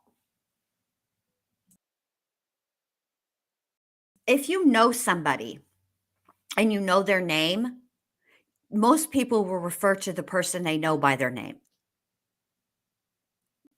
The only way that you would not is if you don't know them. This just doesn't make good logical sense. And I don't like to say, what's normal, because normal is relative. But I do think that when it comes to some behaviors of human beings, there are typical and atypical behavior. And I think typically you would refer to your friend by their name, or at the bare minimum. All right, jurors, you're about to hear hold on, some evidence. And remember, I told you this morning that before you consider any electronic communication in your deliberations, you must first find that it is more likely true than not that the person who authored or created or sent, transmitted this communication was in fact the person alleged to have done so. If you do not find it is more likely true than not that the person alleged to have transmitted, created these messages, then you may not consider the electronic communication in deciding this case. And remember, what you're about to hear, you're not to use for the truth of the statement. It goes simply to the state of mind of Ms. McCabe at the time of the message. All right. Go ahead, Mr. Brennan. Thank you. May I approach with a copy for the witness? Yes. Thank you.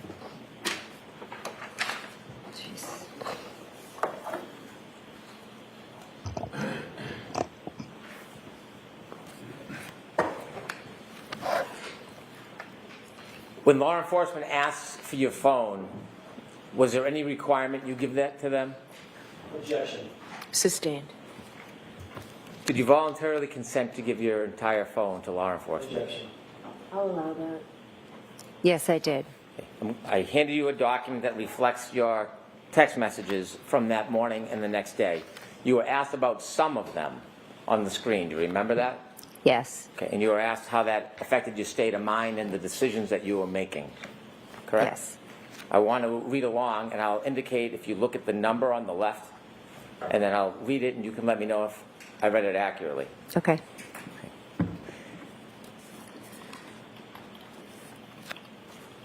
Starting at number 17, there's a phone call saying, please answer. Who are you calling?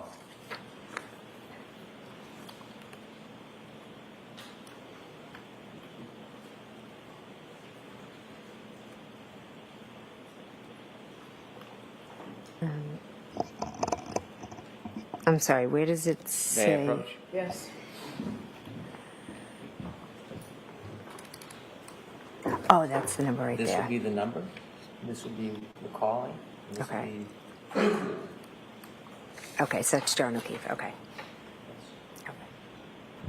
Thanks. Sorry.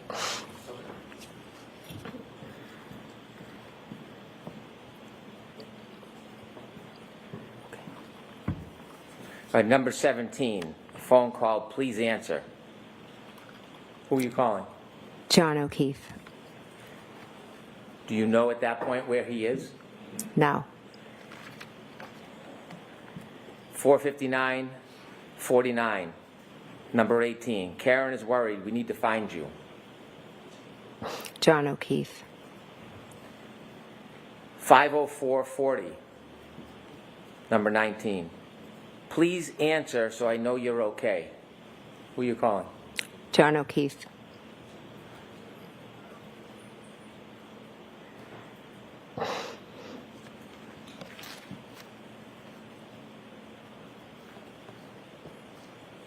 Number 26, 515-41, 129. Okay, I'm trying to call people. I will be in touch soon. Do you know who you're calling? I don't recognize the number. Okay. What are you thinking at this point? I'm trying to find people. I'm trying to call people so that I can try to find John.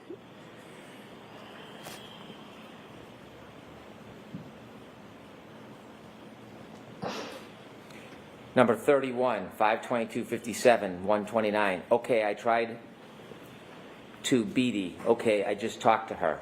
What are you referring to?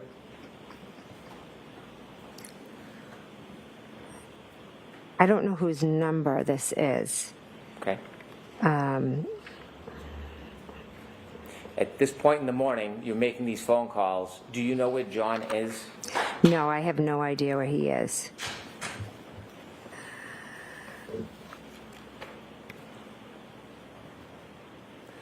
Turn to number 48, 129-22 at 8:44. You're texting any update. What is your state of mind? Which number is this? Number 48. 48.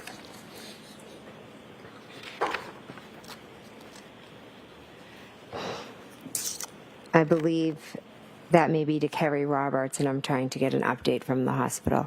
You were asked about your relationship with Kerry Roberts. At that time, before that night, how many times had you met her? Once. And you said in the moment, did that relationship change? Yes, instantly. Was it for collusion? No. Let me ask you, number 160, this is 129 at 2 in that afternoon. Do you have 160? Sorry. It's okay.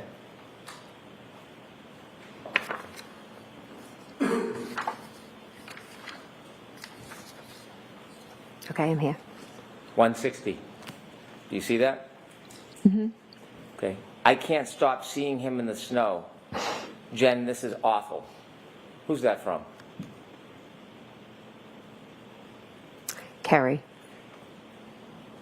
Is your state of mind collusion? No. Objection. I'll allow it. Don't ask it again, please, Mr. Brennan. 168.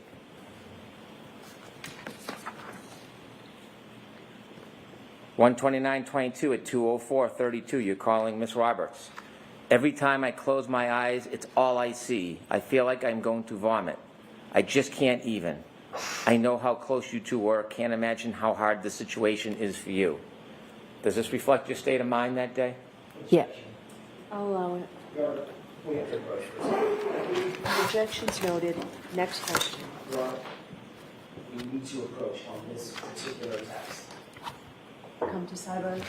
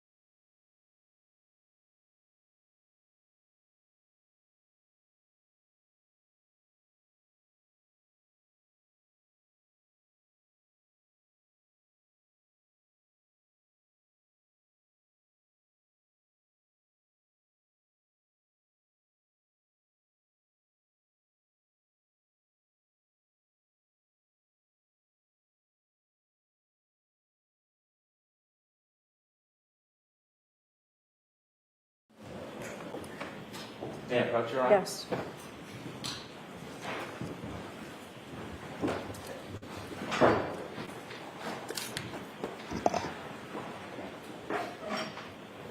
This number's, I won't read it, but this number on top, whose number is that?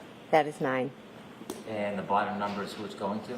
Yes. So this text message, is this what you wrote Yes, it is. to Kerry? Yes, it is. Okay.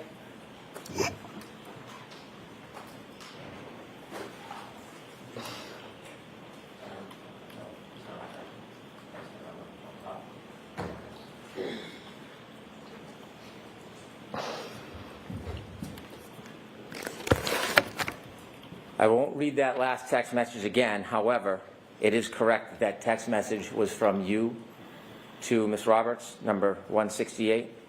Yes, it was.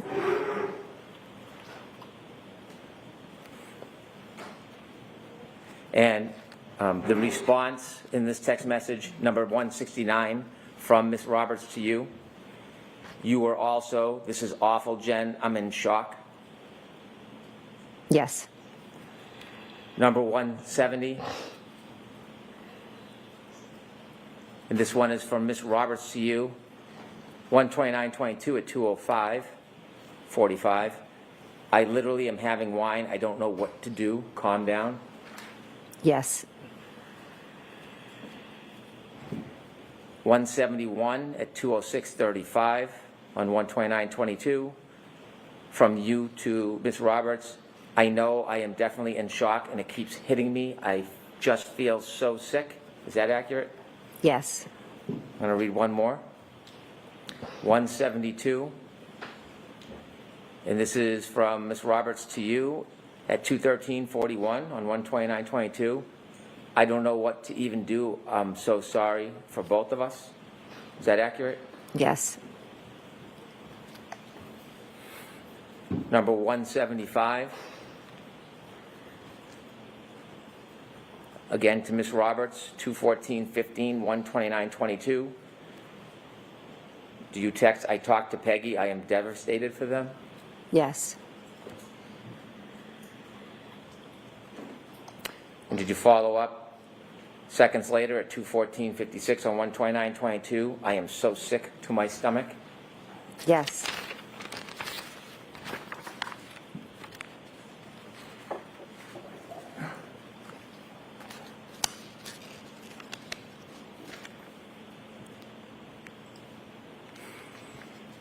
That day, did you have to speak to your children about what happened? I did, yes. Was that part of your state of mind that day? Yes. I'll allow that. Number 208 or 207. You receive a text from this number I don't want to say it out loud, but if you could read it, 207, do you know who that's from? I don't. Okay, we'll move to the next one then. 208, 12922, 34206. I've never felt so sick. Is that accurate? Yes.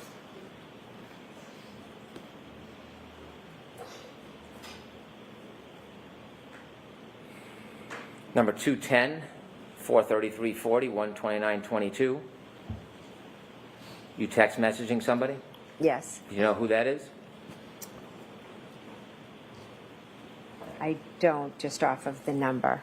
Okay. And this text message, is this from you to somebody? Yes. My mind is racing. I have that awful feeling in my gut like I am about... I'll allow it. Sent by this witness, allegedly. My mind is racing. I have that awful feeling in my gut like I am about to puke. Besides seeing the awful image, trying to wrap my head around what happened to him. Is that accurate? Yes.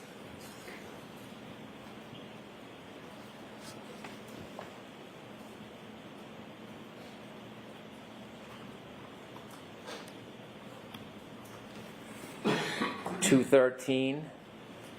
This is on 12922 at 43820. Do you know who was texting you? Yes. Who? My friend. Once things settle, you need to talk to someone and process the trauma. And then 214, you respond, 12922, 44038. I have been shaking since this a.m. I feel so sick. Everything started to be a blur and all run into each other. Yes. And this is at 44038 at 12922. Yes. And during that day, you've spoken to law enforcement? Yes. And the days that follow? Yes.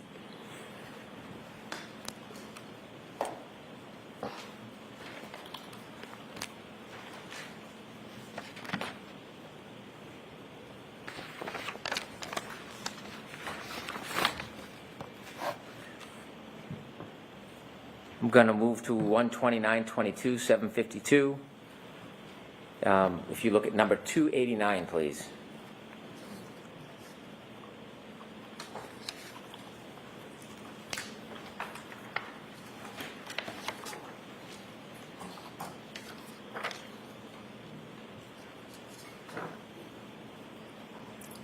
Okay. At 289, is this a text from your sister, Nicole? Yes. Any update? Is that accurate? Yes. Okay. And you were shown this text at 292, Yes. and you texted your sister, Kerry talked to cops, kept it simple? Yes. What did you mean by that? I mean, the cops had gone to her house, but she had had a long day and been drinking some wine, so she said she just made it quick. And you were sharing that with your sister? Yes. And was your sister part of many of these texts as part of your support group? Yes. Did anybody tell you that you shouldn't rely on your family and have a conversation about what you went through? Objection. I'll allow that. No, no one did.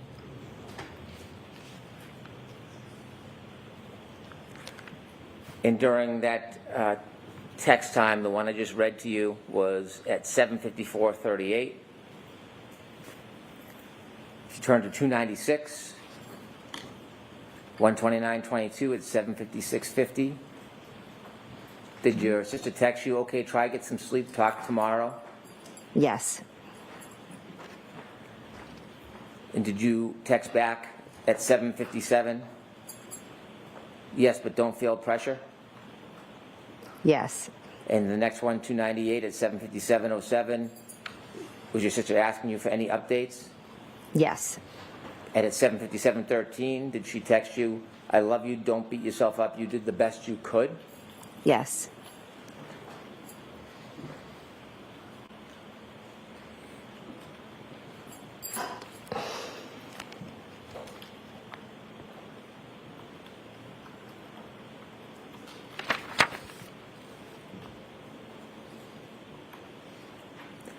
And just a few minutes later, one at number 308, please, 129:22 at 8:01 p.m. Did your sister again write to you, okay, text me in the AM if you hear anything later? Yes. And you continued texting with her? Yes. Okay.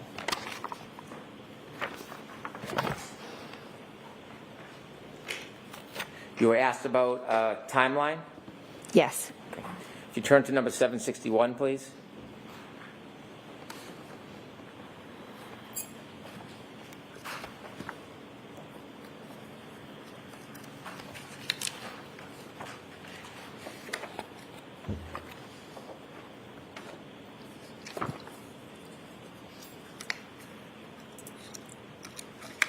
Pardon this brief interruption, but how does that show that she's leaning on her sister for support by giving updates of what other people are saying? You know, when I think of text messages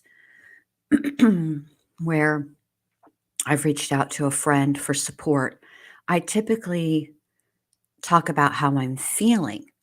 Sure, I might give updates and what somebody said or whatnot, but I usually talk about how what that person said or did made me feel.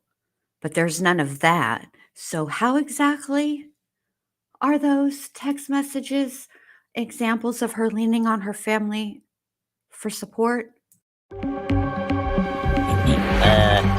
Okay.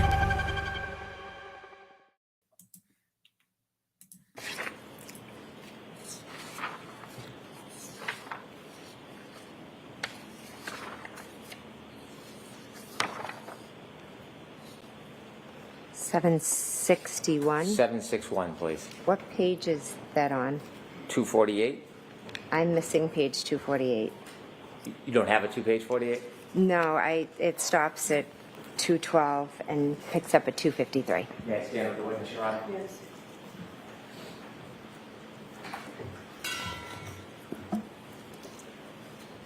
Can you remind us who asked you to put together a timeline? Peggy. Peggy O'Keefe. Yes. 2 days later, January 31st, 2022, and this is at 10:26:29 a.m. Are you texting Ms. Roberts? I am. Okay. I have spent the a.m. trying to process that he is really gone and try to piece together all the events. Is that part of the process of the timeline? Yes.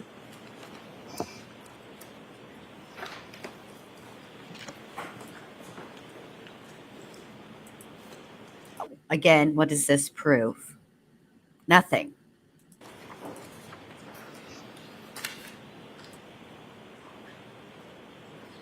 At some point on the 31st, was something happening around Fairview Road that you learned?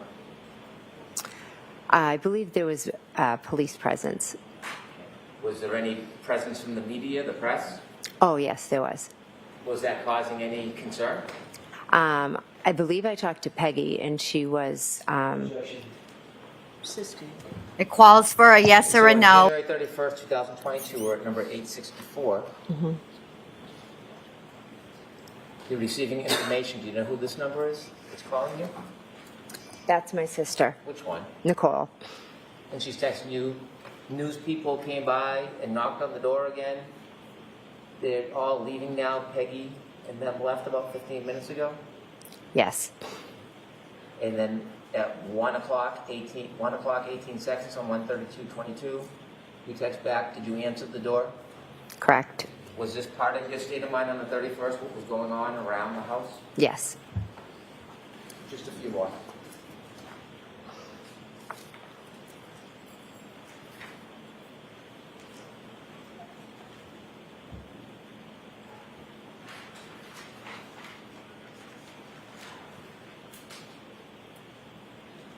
Is there no way that we can provide a copy of the page that she's missing?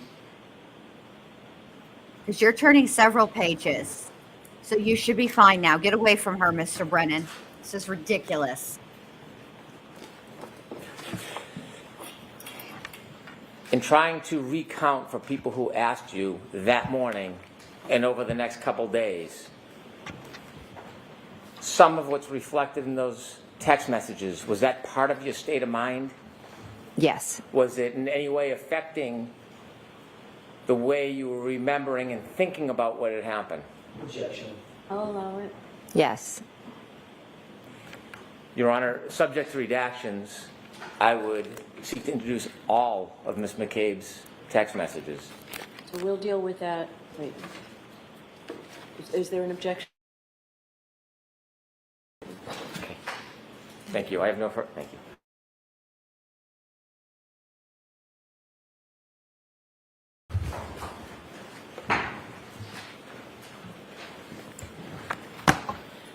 Ms. McCabe, a couple of follow-up questions. You indicated on redirect examination that there were no sirens that you heard that morning with the approach of the first responders. Is that right? I don't believe there was. But they did have their lights on.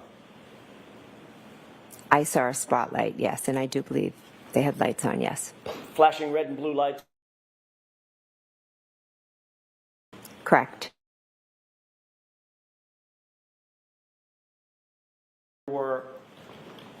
There were fire SUVs, in other words, a captain of a fire department. Possibly. There were fire trucks and fire engines.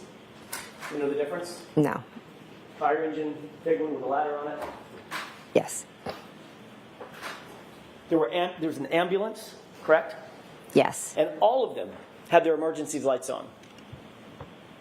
Most likely, yes. All of them had their motors running. I'm not sure if they were all running. They could have been, yes. Certainly, you would agree that there was a cacophony of diesel engines and gasoline engines and internal combustion engines that were running right outside of 34 Fairview, although no sirens, correct? I wouldn't exactly say right outside of 34 Fairview. Where? I'd say there were some right out. Oh my God. Is she really going to argue this? Outside of 34 Fairview, but the first vehicle pulled up kind of right just on the right end, and most of the vehicles with the lights on were to the left, so they were actually more in front of 32 Fairview. But there were vehicles. There was Miss Roberts' vehicle, and then I believe another vehicle pulled up. I think I remember from seeing the dash cam. And Sarah's cruiser, correct? Yes. And Mulaney's cruiser, just on the other side of Carrie Roberts' vehicle, correct? Yes, I don't believe lights were on. His lights were on. And there was an ambulance just to the left and behind Sarah's vehicle, correct? Yes, which would have been in front of 32 Fairview. Lights on that as well? Yes. All facing in the direction of 34 Fairview, correct? Facing, but out front of 32. So is there a reason that you're so resistant to admit that there was a cacophony of sound and noise outside of 34 Fairview? No. Okay. Listen, you got to give it up to Mr. Jackson, or really anybody that can use the term cacophony in this, use it correctly. And it's just such good snark. And I'm just enjoying the heck out of it. Here we go. So there was, correct? Outside on the front lawn, yes, side lawn. And there was also some people yelling and screaming at a high pitch, right? Yes. Both Miss Reed, who was yelling and screaming, correct? Correct. And Miss Roberts, who at least at some point told her to shut the fuck up, correct? Correct.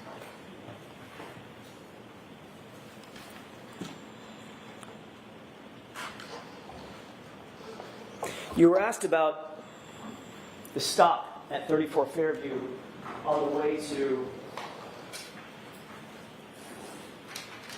Sergeant Lang's house on redirect examination by Mr. Brennan just now, correct? I was, yes. He showed you a couple of pages of your transcript from that question and answer, correct? I believe he showed me a page, yes.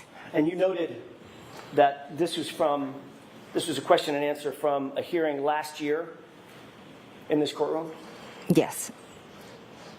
And you admitted that you stopped, but actually, let me rephrase that. You were confronted with the fact that you stopped at 34 Fairview on the way to Officer Lang's house, Sergeant Lang's house, by me on cross-examination, correct? Yes, you asked me. You also indicated that you have never refused to speak to the police, any law enforcement officer in this case, correct? I've spoken when but asked to, yes. But in point of fact, when you were approached by the two law enforcement agents who were not connected to Massachusetts State Police or to Canton PD, you suspended that interview and refused to answer further questions, correct? I welcomed them in my house, sat with them, and then I stopped, and then I met with them a few times after, and I answered all their questions that they asked. I helped clear up some misconceptions that they had been told, and as you know, I know they're no longer investigating, so I think I helped them well. And you're obviously well aware that in that first interview, you stopped the interview cold and refused to answer further questions, correct? I said I'm going to stop and I'm going to seek some counsel, yes.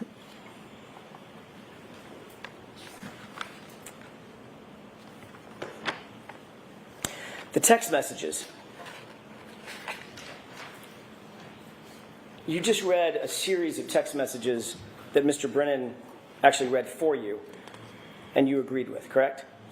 Correct. Were any of the text messages that you just read in the group chat that I showed you in cross-examination? I don't believe so. I don't believe so. And that group chat included you, Brian Albert, Nicole Albert, and Matt McCabe, correct? Correct. And that was a private chat among the four of you. Is that right? That's just a chat with them, yes. You read some text messages to and from Carrie Roberts, correct? Yes. You had just met Carrie Roberts. Isn't that right? Yes. She's not a McCabe. Is that right? Correct. She's not an Albert, correct? Correct. You even read some text messages with your minor children, correct? Just now? Yeah. I don't believe any with my children. Mr. Brennan asked you about a couple of text messages, or at least one text message, with your children. Didn't he? No, he didn't. Objection. She can answer that question. Is that what happened? Did I misunderstand? No, I honestly didn't read anything from my children. I think one, I said a friend, another time I didn't know who it was, but I do know my children's phone numbers, and no, it was none of my kids. Obviously, the kids are not on that group chat, that private group chat that we went over, correct? Oh, yes, correct. They're not. Well, let's talk about those unidentified numbers. You said this is a number I don't recognize, and Mr. Brennan read to you a text to that person, correct? Yes. Whoever that is, that person's not a McCabe, correct? They're not correct. And that person's not an Albert. They could be. Again, it could have been Chris Sal, but Julie, I don't. One of the numbers I didn't recognize because I have everybody in my phone with the name, so I don't recognize every number. And that person certainly was not in that group chat with you, Brian Albert, Nicole Albert, and Matt McCabe, correct? Correct. And then there was a friend. You said this is a friend, and I don't need you to identify the friend. But whoever this unidentified friend is, that friend is not a McCabe and is not an Albert, correct? Correct. And that friend was also not in that group chat that we went over in cross-examination. Is that right? Correct. These are all people outside of that group, among whom you engaged in the chat that we saw, correct? Correct. And that includes Carrie Roberts. She was not included in that group chat where you talked about the case and talked about what she was and wasn't doing with law enforcement, right? Correct. It was just my sister, my brother-in-law, and husband. Yeah, just a moment, Your Honor. Okay.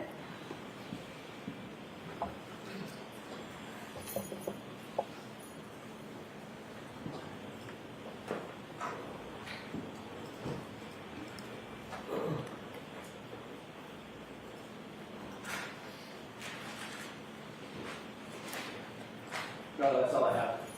All right. Ms. McCabe, you are all set. Thank you very much. I'm just giving you that. Thank you.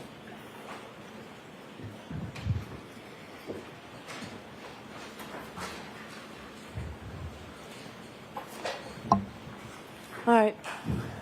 I'd like to play a couple of clips, Your Honor. Yeah, I'd ask you to just. Or he's sleeping with someone. And there were multiple women in the neighborhood of Fairview that Is not an Albert, correct? Correct. And that friend was also not in that group chat that we went over in cross-examination. Is that right? I think so Correct. These are too, all Tess. people I bet she will. outside of that group, among whom you engaged in the chat that we saw, correct? Correct. And that includes Carrie Roberts. She was not included in that group chat where you talked about the case and talked about what she was. Also, I had to go back because for whatever reason it skipped ahead, and I don't like when it does that because I always feel like I might be missing something. So And wasn't doing with law enforcement, right? Correct. It was just my sister, my brother-in-law, and husband. Now, just a moment, Your Honor. Okay.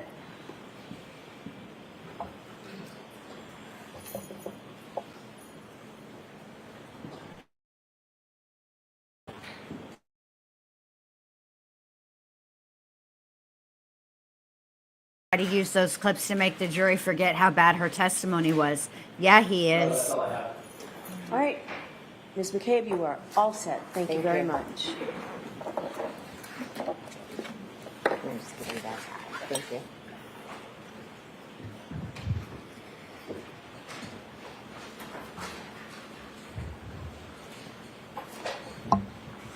All right. I'd like to play a couple of clips, Your Honor. Yeah, I'd ask you to just wait 10 seconds. I'm sorry.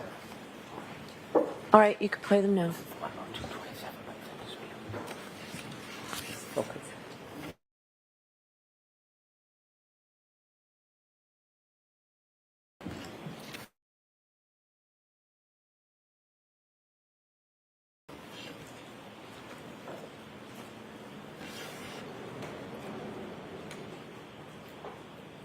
There was a woman who was a mother to kids that were close to John's kids, who lived very close to the outlets. In fact, when Jen was navigating John to the outlets when I was driving, she said, it's near Ashley's house. Ashley and John were hooked up prior to John and I dating.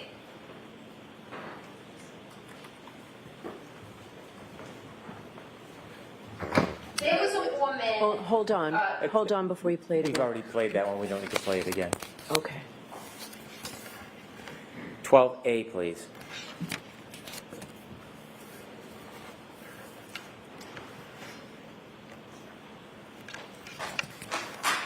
Two things. Either he's hurt himself and is incapacitated. He could be passed out on someone's couch, which is just weird. We're not on a campus. Everyone lives in their own home with children, or he's sleeping with someone. And there were multiple women in the neighborhood of Fairview that John had been with. And one of them very recently, before I started dating John. Clip 16, please.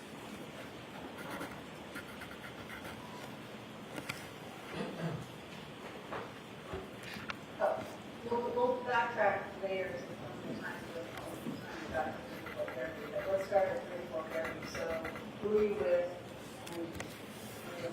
Pull up and let me see. I'm with Jen McCabe and Carrie Roberts, and Carrie Roberts is Ford Explorer. And I'm in the back, leaning over the front two seats. Carrie's driving and Jen's in the passenger seat. And I described this to everyone, so you've probably heard this before, but John looked like a buffalo on the prairie. It was just a lawn and a heat that it wasn't a bush or a hydrant or a dog. It was a weird shaped lump at that time in those elements. And I was looking to find him on the side of the road.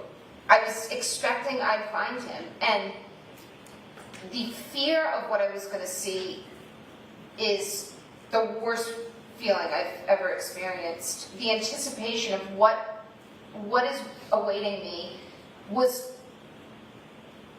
as extreme a feeling. I wouldn't say it was as extreme a feeling as the grief of realizing what happened to him. And finally, clip 17, please.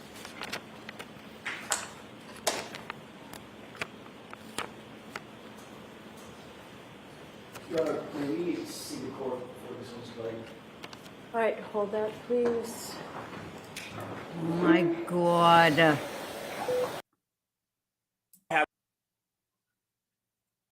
Well, went too far.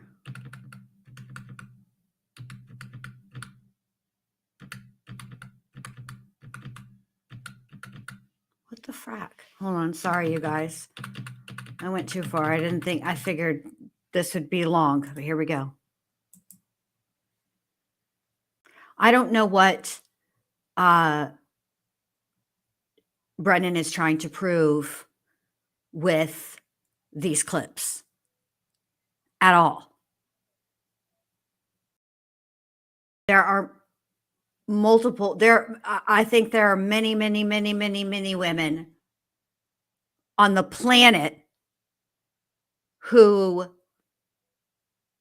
if who would know, particularly if they were going on that street, who their ex or who their current boyfriend or girlfriend hooked up with prior to them. I don't know what that even has to do with anything. I guess they decided not to play it. Me either, Tess. I'm shocked as hell. You're on the Commonwealth call Ms. Hannah Knowles to the stand.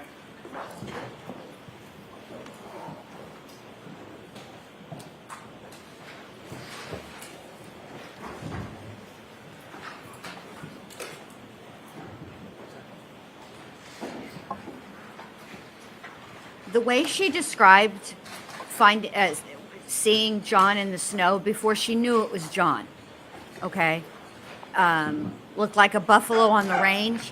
A lot of her mannerisms remind me of Bethany Frankel from the Real Housewives franchise.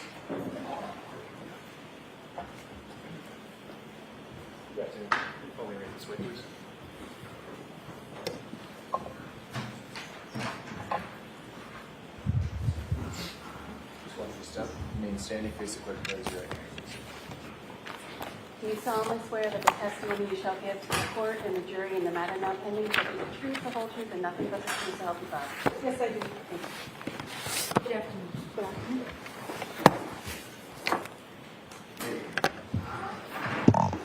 All right, Mr. Lally, whenever you're ready. Thank you, Your Honor. Good afternoon, ma'am. Good afternoon. Could you please introduce yourself to the jury and spell your last name for the court? Certainly. My name is Hannah Knowles. My last name is spelled Knowles. And what is your occupation? I'm a forensic scientist at the Massachusetts State Police Crime Lab. And prior to working at the lab, where did you go to school? I have a Bachelor of Science from Simmons University in Boston and a Master's of Science in Forensic Science from the George Washington University. And how long have you worked at the State Police Lab? Since October of 2006. And in what capacity do you work there now? I'm currently a Forensic Scientist 4 in the Toxicology Unit. Now, when you joined the State Police Lab, what was your position and title that you were initially hired for? I was initially hired as a Chemist 1 in the Drug Identification or Narcotics Unit.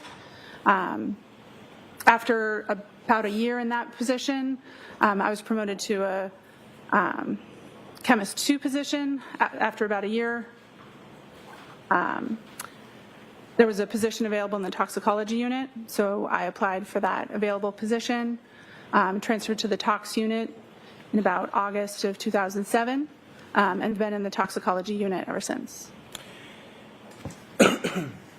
And Ms. Knowles, briefly, if you could describe sort of what is the difference between a Chemist 1 and a Chemist 2?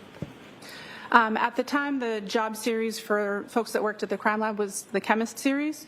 A Chemist 1 was an entry-level or trainee type position where the individual was responsible for progressing through the training program, assisting with casework as they are authorized on different modules. Chemist 2 was a bench-level analyst, someone who had completed training or had a significant amount of authorizations and could work on casework and worked independently from that point forward.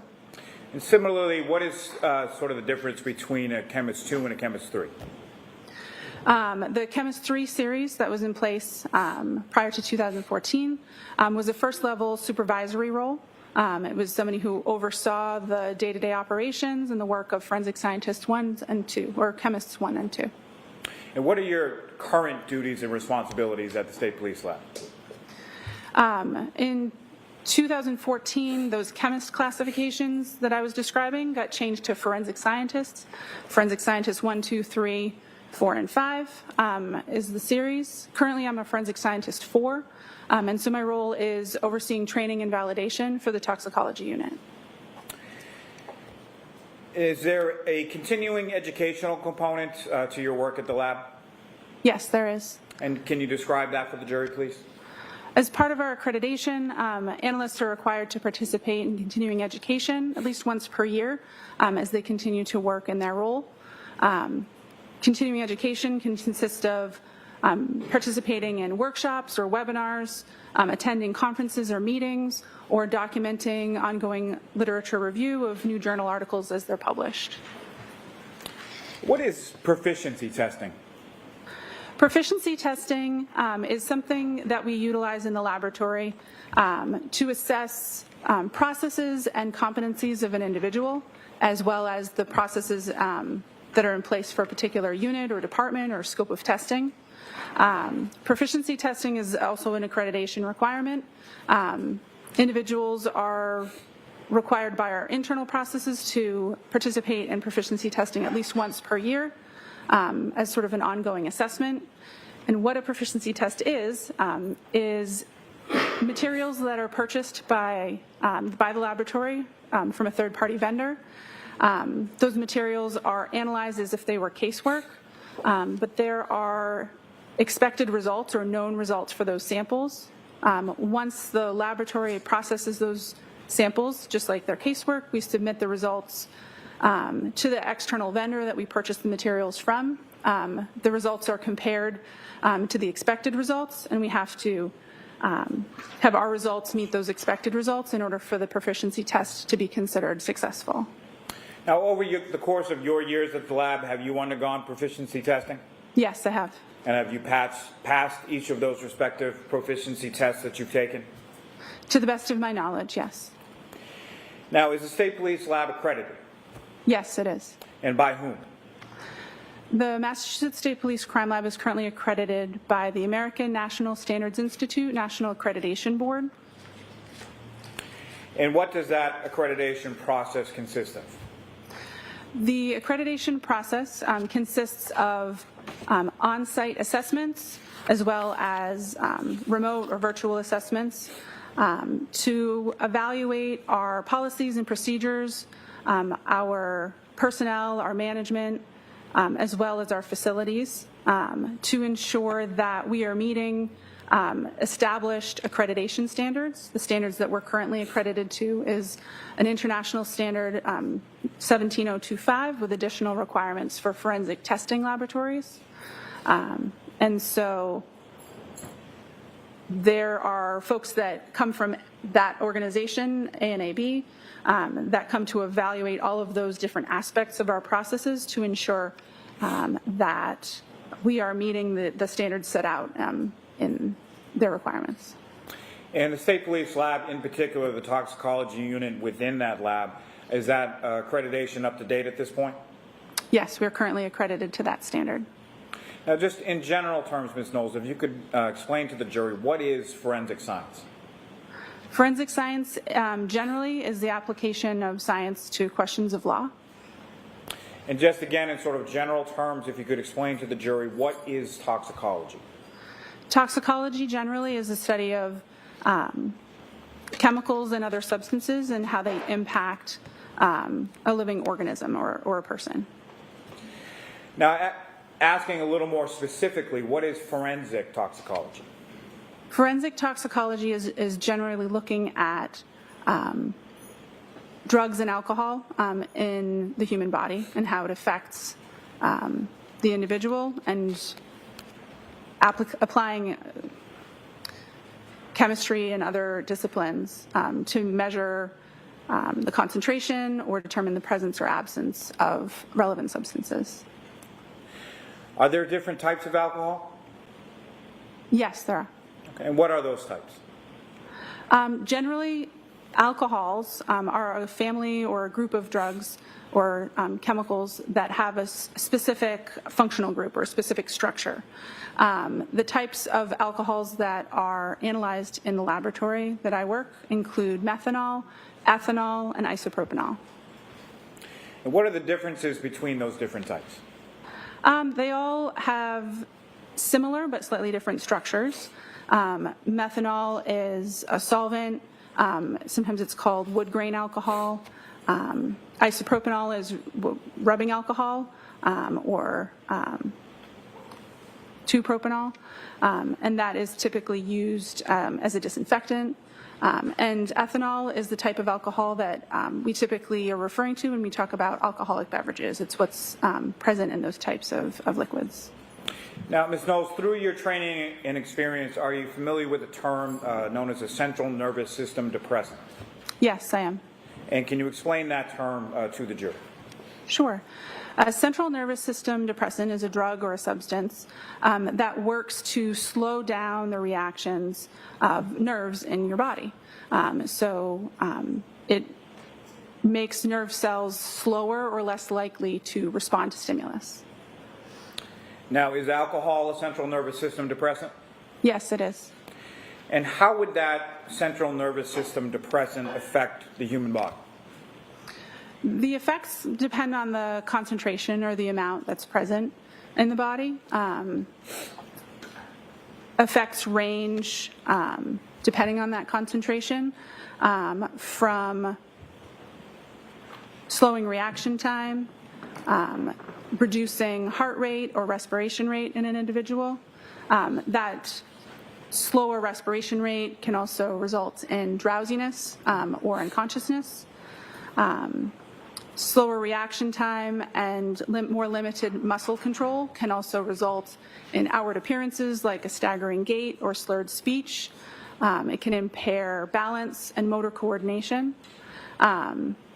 Because nerves are responding more slowly, alcohol can also, or ethanol specifically, can impact your brain's ability to form new memories. It can impact your body's ability to perceive and apply critical thinking. Again, all of those effects that I just described, they can be present depending on the concentration and the individual and how they're responding to that particular concentration of ethanol at any particular time. Now, how was work assigned within the state police lab, specifically within the toxicology unit? Generally, supervisors will come up with a monthly schedule or rotation where the different types of work in the unit are divided amongst authorized analysts, and then casework is assigned according to that rotation. If an individual has previously been assigned work for that case or has previously issued a report for that case, then sometimes we go off rotation and assign a case according to that previous involvement or previous report that was issued for the case.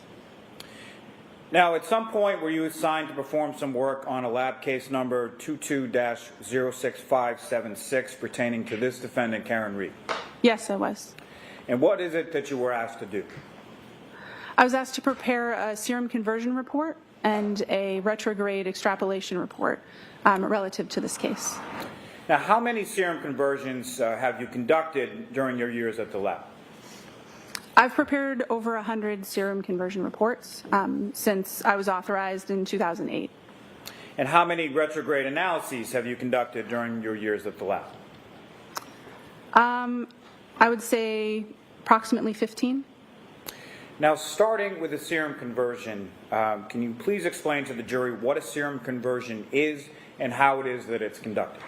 Certainly. A serum conversion is a service that the laboratory offers when a serum ethanol concentration has been determined, and it would be helpful or relevant for us to approximate what a corresponding whole blood alcohol concentration would be. When we're talking about blood alcohol concentrations or blood ethanol concentrations and serum ethanol concentrations.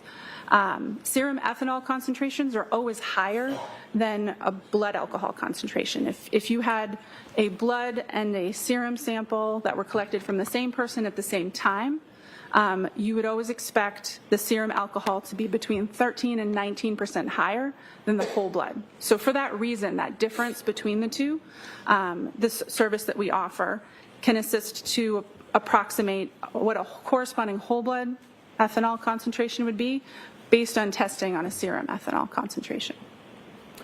And did you have occasion to perform a serum conversion with respect to this defendant? Yes, I did. And what materials or documents did you receive in order to perform that analysis? For the serum conversion, I referred to medical records that were provided with a request. May I approach and retrieve what's been previously marked as Exhibit 37? Yes. May I approach the witness? Yes. I'm showing you a document. Do you recognize that document?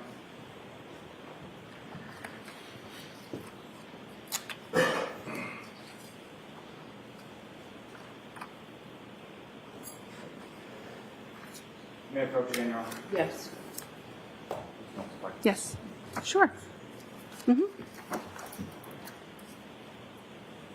Turning your attention to a previously tabbed portion of those records. It's the 52nd page of those records. Do you recognize that? Yes, the flagged page is consistent with the portion of the medical records that I had reviewed in preparation for doing the serum conversion calculations for this report.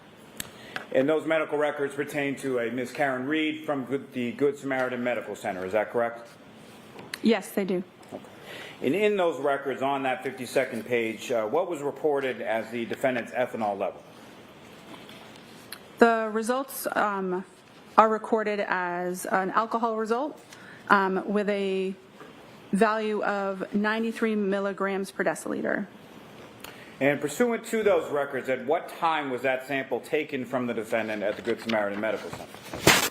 The collection time listed on the medical records is January 29th, 2022 at 9:08 a.m. Now, that recording and a measurement of milligrams per deciliter, is that typical for how you see ethanol measured by hospital labs? Yes. And did you conduct the serum conversion for this defendant's reading consistently with how you do in every case that's assigned to you? Yes. Now, please explain to the jury how you're able to convert that serum level reading to a blood alcohol concentration.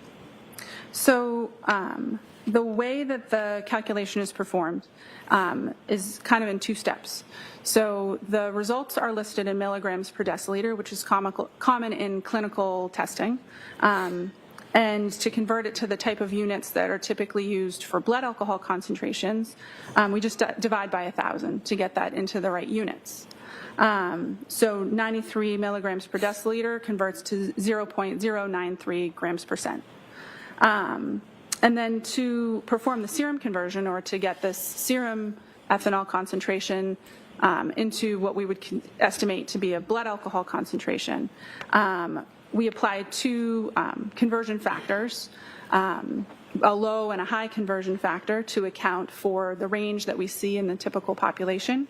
I'd mentioned earlier that serum is usually between 13 to 19% higher, so we divide that 0.093 by 1.13 and by 1.19 to get a low and a high blood alcohol concentration for that range. And those conversion factors that you just mentioned, where do those come from?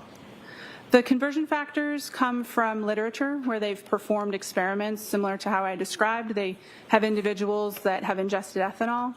They collect samples from them and test their whole blood and test their serum alcohol concentrations, and then compare them and see what the ratio is between them.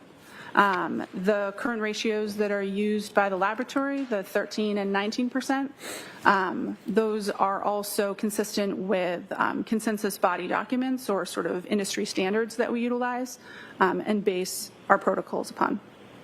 Now that 13 and 19%, how long have those conversion factors been in place?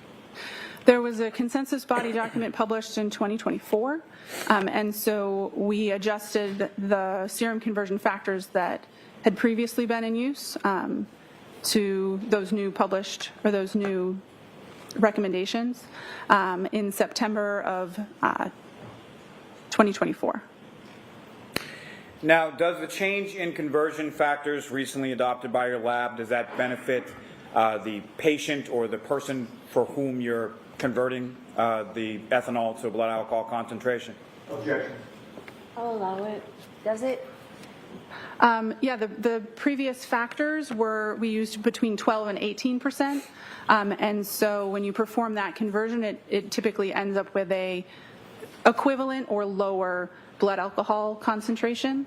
And so it could be interpreted as being favorable to a defendant. Now, why are they presented in a range?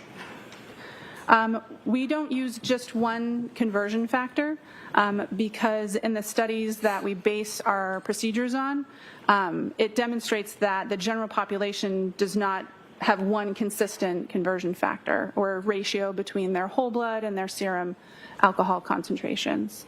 And so to ensure that the conversion that we're utilizing applies to most of the general population, we use sort of the extremes of what we see in that literature, like a high and a low, to make sure that our approximation falls, that the true value would fall somewhere in between that low and that high value.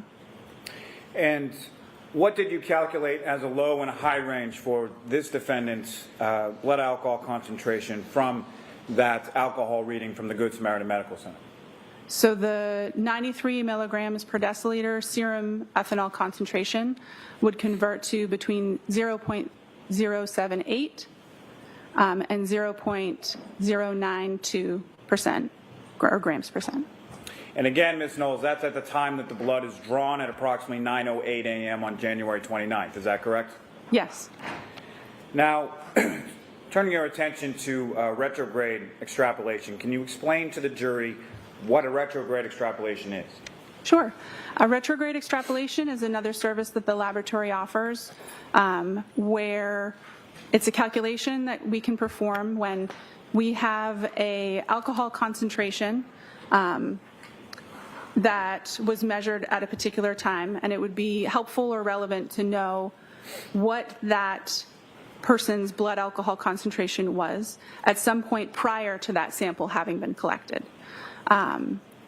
What we're doing with this calculation is taking what we know about how quickly the human body is capable of breaking down alcohol and applying that rate of elimination to the time interval between when the sample was collected and tested and when there might be a particular time of interest, a car accident or some interaction where that person's blood alcohol concentration might be relevant.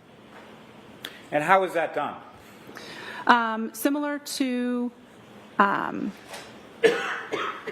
the range of conversion factors that we were looking at with the serum conversion, we know that the rate of elimination in alcohol in humans varies from person to person. And so based on studies where they're looking at rates of elimination in large groups of people, we know that alcohol can break down at a rate of between 0.010 and 0.025% per hour. And so we take when we're looking at a serum conversion and then being combined with a retrograde, we take the smaller of the serum conversion range and we add that to the slowest elimination rate multiplied by a time interval. And then we also take the larger of the serum conversion values, and then we add that to the fastest elimination rate multiplied by the time interval. We use a smaller time interval for that sort of minimum calculation to account for the fact that we don't want to overshoot that estimate of blood alcohol concentration. if there was some unabsorbed alcohol. We don't necessarily always know when we perform these calculations the drinking history or like when the person had stopped drinking that day. And so we usually subtract 2 hours from the time interval when we're doing that minimum calculation to have a more conservative estimate. So we're applying the time interval, the rates of elimination, and looking at what we have for blood alcohol concentrations, all to be considered when we're performing the calculation. Now, what categories of information do you need in order to perform a retrograde analysis? We need to know what the blood alcohol concentration was at the time that the sample was collected. We need to know the time the sample was collected, and we need to know the incident time or the time of interest that we're sort of calculating back to. There's a couple of requirements to be able to perform this calculation that we have to ensure. We have to make sure that there's at least been 2 hours in that time interval between the time of collection and the time of interest that we're looking at. We can't calculate backwards with that very narrow window because we can't be sure that the person is entirely in the elimination phase, that their body has reached a maximum blood alcohol concentration and they're just breaking down alcohol at that point. And we also know that this simple rate of elimination calculation can't be accurately modeled once we get down below between 0.02 and 0.03. So we have to make sure that the starting blood alcohol concentration is at least an 0.03 or higher in order to be able to apply that math. Now, how is it that alcohol is metabolized within the body?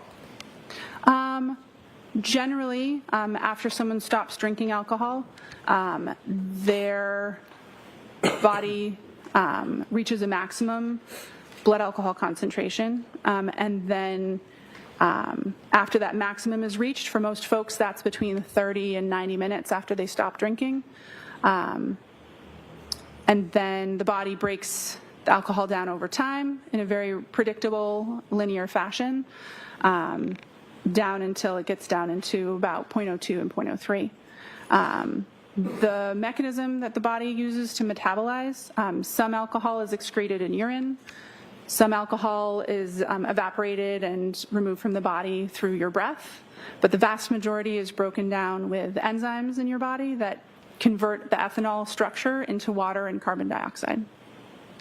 What are the phases of metabolism for alcohol in the body? So alcohol, once it's ingested, moves through the body in a couple of different phases. One, initially, the body is absorbing alcohol. Then the alcohol is distributed throughout the body where it can have its effects. There's the metabolism phase, and then elimination. Most drugs and alcohol all kind of follow that same pattern in these different phases.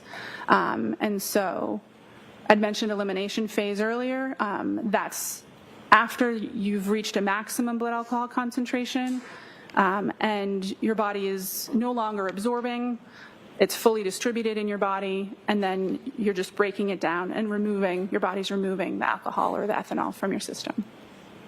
Now, in a retrograde analysis, are you calculating for a single number or something else?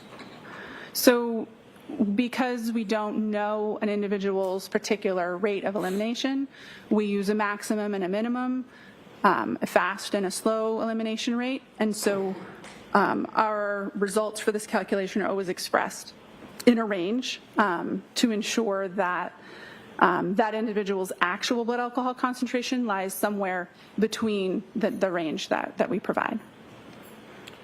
And can you please explain sort of that range and the size of it for the jury?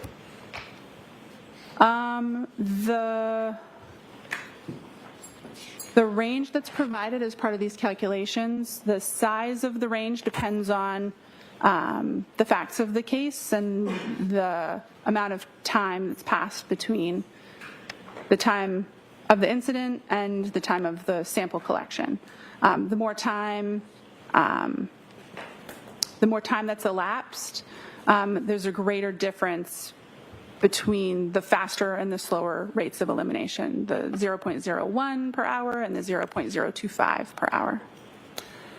And what do those minimum and maximum blood alcohol concentration numbers signify?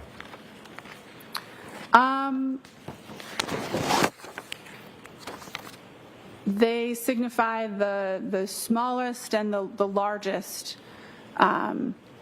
concentration that could be reasonably expected based on the blood alcohol concentration and the rates of elimination that are being applied in the calculation. Now, were you able to perform a retrograde analysis from this defendant's alcohol blood testing from the Good Samaritan? Yes, I was. And similarly, did you perform that in conformity with how you performed prior retrograde extrapolation analyses in other cases? Yes, I did. And what time was utilized in your analysis as the time of vehicle operation or of incident? 12:45 a.m., January 29th, 2022. And do you know where that time came from? I believe it was the time specified in the request from the district attorney's office. And why is time of operation or time of incident important? Because the time interval that we use in the calculation depends on the starting and the ending point of that calculation. So the time of incident is important because that's what we're basing the math on. And what was the resulting minimum and maximum numbers that you calculated for the defendant's blood alcohol concentration from her blood testing reading from the Good Samaritan Medical Center? That based on the 93 milligrams per deciliter value that was obtained at Good Samaritan, that the blood alcohol concentration for that individual at 12:45 a.m. Could be between 0.14 and 0.28 grams per cent. And so you calculated the defendant's blood alcohol concentration to be between 0.14 and 0.28 at 12:45 a.m. on January 29th, 2022. Is that correct? Yes. May I approach just to retrieve, Your Honor? Yes.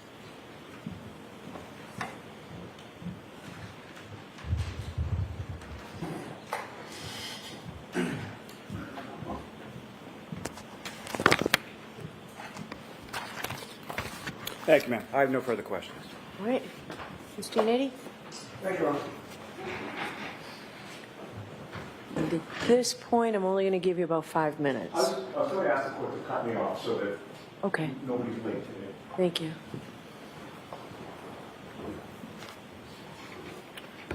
Good afternoon, ma'am. Good afternoon. The Mass State Police Crime Lab you mentioned is an accredited forensic lab, correct? That's correct. That means that your lab has met specific internationally recognized standards for both quality and competence, correct? There are aspects of quality and analyst competence that are addressed in the accreditation standards, yes. It also means that your lab has demonstrated a commitment to best practices and to ensuring the reliability and accuracy of its forensic work, correct? Yes. And there are several requirements in order to become accredited, right? Yes. One of the most important requirements is an independent external review of your lab's quality management system, correct? Yes, that's definitely one important component of the accreditation process. That independent external review also evaluates your lab's technical systems, correct? Yes. And its procedures? Yes. And an external review means that experts from outside your lab come into your lab to review your work, right?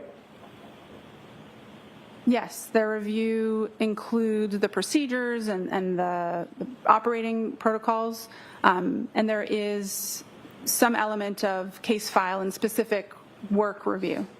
Within your lab? Correct. And they make sure that you're following established and proper protocols, correct? Yes. Now, as a forensic scientist 4, is one of your responsibilities to ensure compliance with the lab's administrative policies, quality assurance, and control requirements to make sure that you're complying with accreditation standards? Yes. And you take pride in your lab's accreditation status, correct? Yes, it's an achievement that's obtained by the hard work of a lot of folks at the lab working together. You make sure, or you do your best to make sure that the lab is in compliance because you don't want to lose that accreditation status, correct? Correct. It's important to ensure confidence in our results, to maintain the quality and maintain the accreditation. Okay. In contrast to the accreditation standards for a forensic lab like yours, the standards for a hospital lab may be different, correct? Correct. Typically, accrediting bodies for clinical chemistry or hospital systems are different accrediting bodies or different standards than forensic standards. Okay. And a forensic lab exists for a different purpose than a hospital lab, is that right?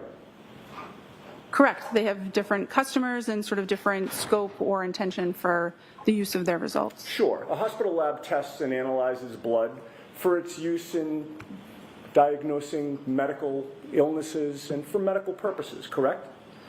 That's consistent with my understanding, yes. Sure. And it's not for meeting court admissibility standards like your lab, right?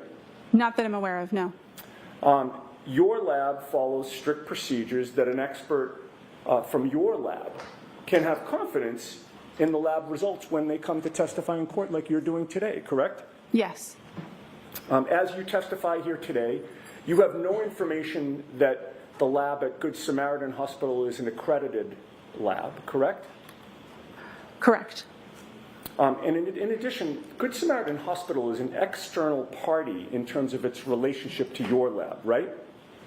Yes, and for that reason, the type of calculations that we performed based on medical records from Good Samaritan are outside of the scope of accreditation in the crime laboratory system. Right. It has no relationship to your crime lab, the Good Samaritan lab, right? Correct. The same policies and procedures are applied when our laboratory analyzes serum, or if we needed to do a retrograde extrapolation on testing that was performed internally that's covered by the scope of accreditation. But as you're mentioning, the testing was not performed in my laboratory. I don't have any direct knowledge or understanding of their QC procedures, of their accreditation requirements, or their testing procedures at all. You anticipated my next question. So basically, you cannot personally vouch for the ethanol testing that was performed at Good Samaritan, correct? That's accurate. The reliability of the results that my calculations were based on, my calculations are only as good as the numbers that I was provided. And like I said, the same math that I did here, I would do to my own internal standard or my own internal testing, anything that I performed testing on in the lab myself. But the results that I started from, I don't have any direct knowledge on their accuracy or reliability. All right, Ms. Giannetti, we can bring Ms. Knowles back on Monday if you want. I don't want to cut you short. That was the time frame we were looking And at. I'm perfectly fine with that, Your Honor. Thank you. Okay. All right. And Mr. Lally, you're done? Okay, thank you. Ms. Knowles, thank you very much. You're all set. You can step down. Ms. Giannetti, I think everybody appreciates it. So. All right, jurors, that's it for us for this week. I'll have to give you those cautions in a minute. I can tell you that it looks like next week we're full days every day. We don't expect as long a gap in between as we've had to do, so I think everybody should work really hard to make sure that doesn't happen. The cautions, please do not discuss this case with anyone. Don't do any independent research or investigation into this case. If you happen to see, hear, read anything about this case, please disregard it and let us know. Please be very careful with your social media use, and we'll see you on Monday. Have a good weekend. Well, all right, y'all. That's it. That's all. That's all there is. That's all she wrote. All right. Well, week 2 is done and over. Thank you all so very much for being here. If you have not done so, please, could you give your girl a thumbs up on the stream. I'd appreciate it very, very much. I have some stuff to do to go over with respect to the Donna Adelson trial, which was supposed to be coming up in June. And now I'm thinking may potentially be delayed due to these new things. So I will be on this weekend to talk about Donna Adelson. So yes, Cash, even the daytimers, my goodness. I would like for all the people to attend that want to attend. Okay. I'd appreciate it. All right. You guys have a great rest of your Friday, and I'll see y'all later. Bye.